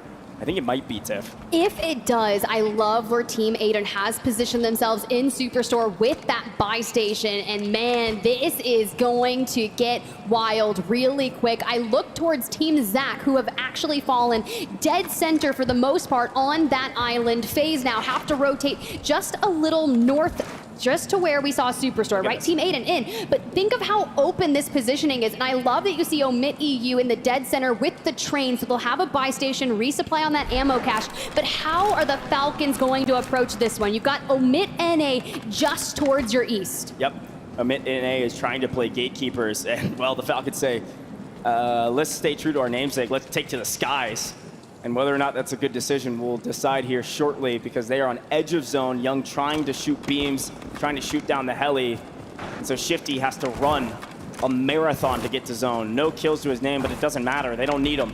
Just a win is needed from this squad. Omit NA trying to play gatekeepers. This is a fight that's going to happen. without a vehicle, it has to happen if you're Omit NA. They're having a good day today, but they need a great day. And to do that, you need more games. No, I don't even want them to be gatekeepers. I want them to pull a full-on Gandalf and say, you shall not pass. But Biffle's still putting the hurt down onto Omit NA. The smokes come out, try to cut those lines of sight, but all it's going to take, one live ping, maybe an advanced UAV. They've got the funds. They've already thrown down the portable buy, and Biffle is looking to get Mixie. Thought about jumping up on the truck, doesn't do it, but Omit NA dropped to the low ground, and from the north, you can see another squad, EP Downs, want to get in on the action. Yeah, Revenge Tour also playing cross. We're going to do a quick listen in with the Falcons to see where they go from here, because there's a lot of teams looking at them. For a teammate to scam, look at this guy. Red Tower's got a car. They're just laying down. Look, they're laying down. They're getting shot in the back, probably. They're just laying down on our side. Cracked them. Disable their car. I got a pee on that shit, right? I got a pee on that shit. Right, I'm gonna back up. I'm gonna back up and get some shit. Look behind us. By the way. They're gonna get third, bro. Look, they're all about to fucking fight hella. I'm gonna grab a fucking mortar real quick, though. So set up this game. I got a util box. We'll go get some too. I'm getting a mortar. I bought a mortar and a util. I bought a mortar and a util. I'm about the one. I'm gonna get a bunker. I'll buy some shit too. Okay. How about a mortar? It'd be nice to have it in pocket. Yo, I have a portal as well, alright? Mortar, bunker, and a UE. Look at this end game, bro. It's gonna be that one bridge end game on top side. Yeah, I got another bunk and another util, okay? Yeah, use cover because right next time is gonna look. We just gotta buy six on our shit now. Right team. Yeah, we could also get another advance then. Yeah. Go drop our money. Take up a little bit of space. You see this guy deep left? We have a recon drone us, by the way. Under us, just spotting us. He's just right here, idle. Kill it. Right here on our side, on our side, on our side. He's at it. One. Good loot. Get that full if you can. I'm so fucking loot. Teammates closer. Behind this car, behind the portable, behind the portable. Oh, bump that portable. Go over our back zip. Go over our back zip. Bump that portable. Just make sure he's not in there. The top side, listen. It's that end game with one. Nothing. You know what I'm talking about? Top side. You only be on top side. There you go. They're right here. Yep. 3. Well, the IGL Hisoka has spoken. He says topside, we go topside, and we'll see if he's right. I'm sure he probably is. Now, a couple teams in the area to play spoiler. Of course, you see FaZe Black there lurking in the shadows on that high ground position. They are outside the zone. The spot he's talking about is just to the south of that, and you actually see on our map that Omit EU is on the train tracks, just to the east side of that kind of northern end zone that he's talking about. So we'll see if it ends up going there. Omit NA has completely abdicated from this fight, and they've actually gone onto the island, dead center of all that water, and are reaping teams as well. So they're moving up this leaderboard pretty dramatically as FaZe Black is trying to creep down into zone, and they might be held here by the Falcons. Oh, flanked down and out. The angles that you can take from this bridge. So if you think about the biggest threats to it, it is FaZe Black, right? They dive down to the low ground here, but also Exiles and military base side of thing, XTH. You've got a couple more over there, even Team Super Evan, but they've got to clear it out. And now Community on double-digit eliminations have set their sights onto Omit NA. Let it burn. We need 7 more points. This island is ours. My goodness, Omit NA obliterated off the island, and Young's is swimming for his life right now, looking for any semblance of a multiplier. We have 16 teams remaining, and Community likely has done enough at this point. I'm not going to call it that they're past 150 points, but I'm sure they will be, especially if they can secure top 10, which is likely looking like it will be the case. You see Super Evan's team in the Salmon 9 off the right-hand side. Omit EU on the train right now, on the train's tracks. This is win condition that the Falcons were talking about. They got here early. Anybody else that's been playing a lot of scrims, they know this spot well. Shifty a little bit isolated, knowing that the Italians are down below. He is actually out in the gas, getting held by a couple teams from distance. He's going to smoke and run and try to help out his teammates by wiping these Italians. Unfortunately, there's a long angle on it. There really is, but their ability to put themselves into a god spot with the least amount of resistance is uncanny. Team Super Evan there on the train, out in gas. Biffle with their eyes set straight onto him, but it backs on up. You can see Team Aiden from the south, out of Superstore we go. They seem closer to the circle alongside FaZe from the south. The big fight here is going to be Aiden. It's going to be Exiles as they reek up on that eastern side of things.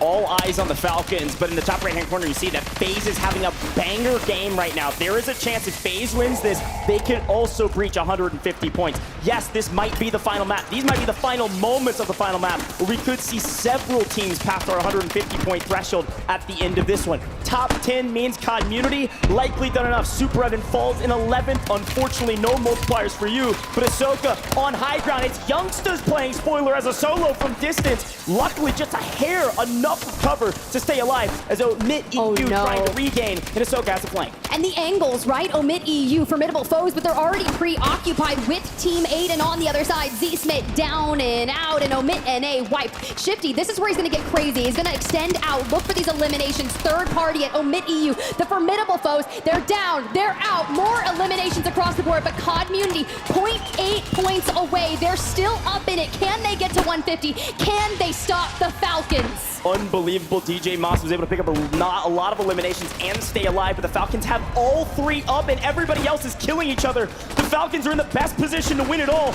They not only have high ground, sure they gotta move into zone, but FaZe is going viral in the water. It's Clapper trying to play spoiler. Lin FIFA, sure, you're still up. FaZe doing everything they can to try to breach the threshold. Community is past it. They are on threshold, but it may not matter. The Falcons are the only team, I believe, with all three alive besides Team Clapper, who I believe are nearly dead last. The Falcons are probably going to win it. Can anybody answer the call to stop this dynasty? They were a wild card for a reason, was that Team Clapper, but what can they do when you have the playable space, when you have the angles? They're unleashing their inner kaijus and reaping it straight across. To Lennon we go. FIFA sitting ducks in the water. Chance. There's no chance. The Falcons have the best position. All three up. Plenty of resources. Look how many plates they have.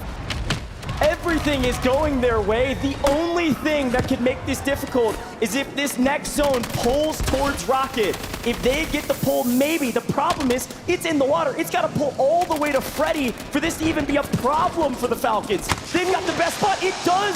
It goes to the Falcons. They have the best spot. They are going to win this game in just a matter of time. There has to be an absolutely Herculean effort from somebody else in this lobby to stop this tournament from being over. And they are just putting the pressure onto everyone. Left out into the gas we go. Biffle wants to claim the top of that elimination leaderboard, wants to cement the dynasty. We talked about it. Is it the last dance? I don't know, but they could cement themselves in history here. The Falcons, the flip of the coin, lands on a nice edge. Freddy, Zanks, you have no chance, my friends. All three up, and they're gonna style on them. The Falcons needed one.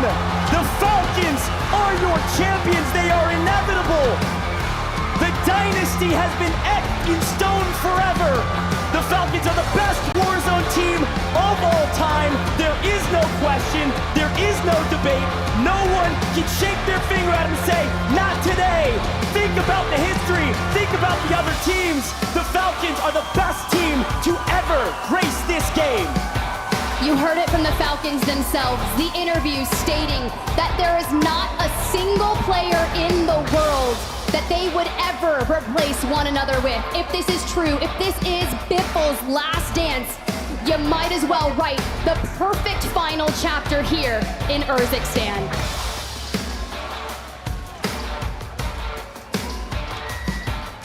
Vegas goes wild for the champions. Was it what we expected? Sure. Did it happen the way we expected? Certainly not. But when you awoke the Falcons soared, and they won this whole event. Falcons are gonna head down to the stage where all the fans are crowding around, because sure, they've won $300,000, but they've also won a trophy that they've gotta lift to. Soka won in Caldera. He reigns supreme here in Urzikstan. Biffle with a back-to-back alongside Shifty as the boys approach one of their prizes, the trophy here, lifted by some of the greatest of all times. There is no more question. There's no mark on anybody's name. Everybody believes these are the best three players in the world. The Falcons are your World Series of Warzone 2024 champions.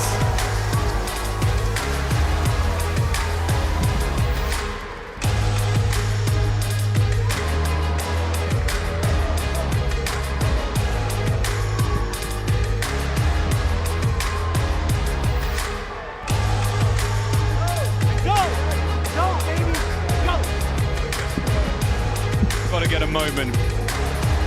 You called it. You said you woke up. You woke up. A man of your word. We've never seen a team like it. Shifty, how do you describe this moment?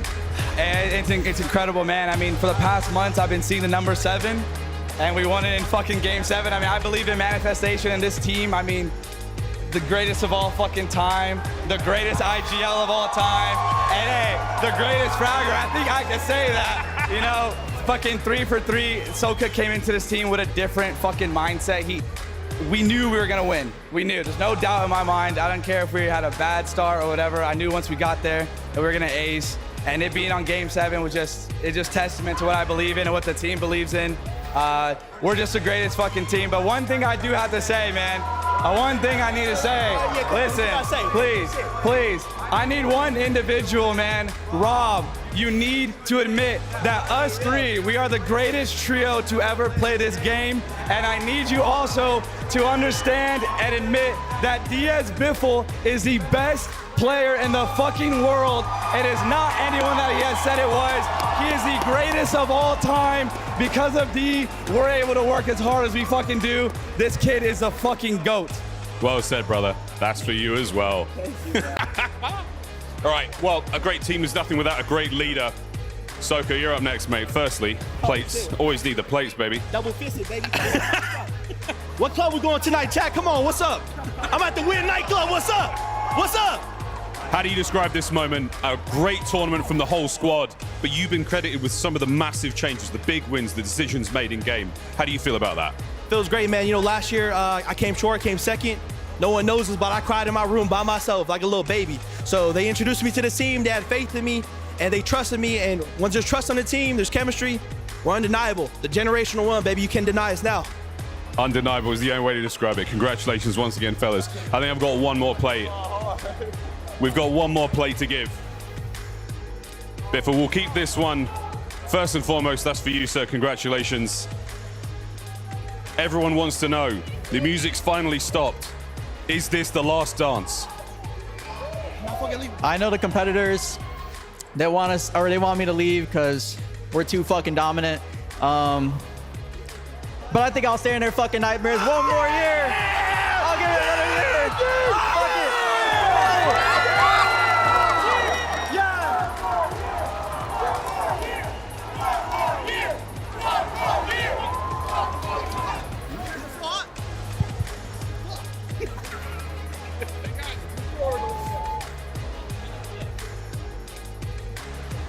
Ladies and gentlemen, once again, the Falcons, your World Series of Warzone Global Final Champions.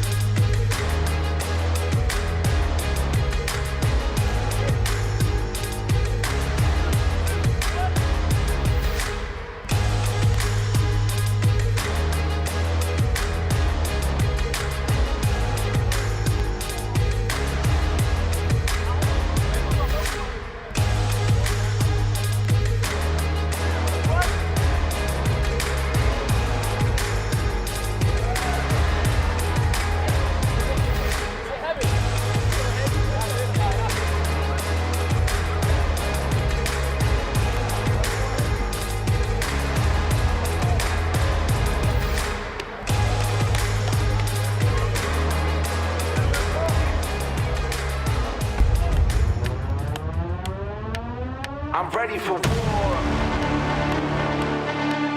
I'm ready for war.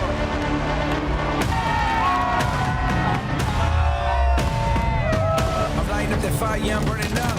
Look at me, feel the heat. Climbing so much higher, but it's not enough. Best believe, good to see. Stomping on the ground to the earth breaks. I walls making earthquakes. Never looking back, this is high stakes. Look at me, I'm ready for war. Look into my eyes, I'm ready for war. Never gonna stop me, I'm ready for war. Look into my eyes, I'm ready for war. Going up, going big, never gonna stop me.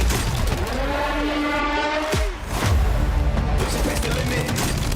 I'm never gonna break. I know I'm gonna win. Light it up, light it up. Going up, going big, no retreat.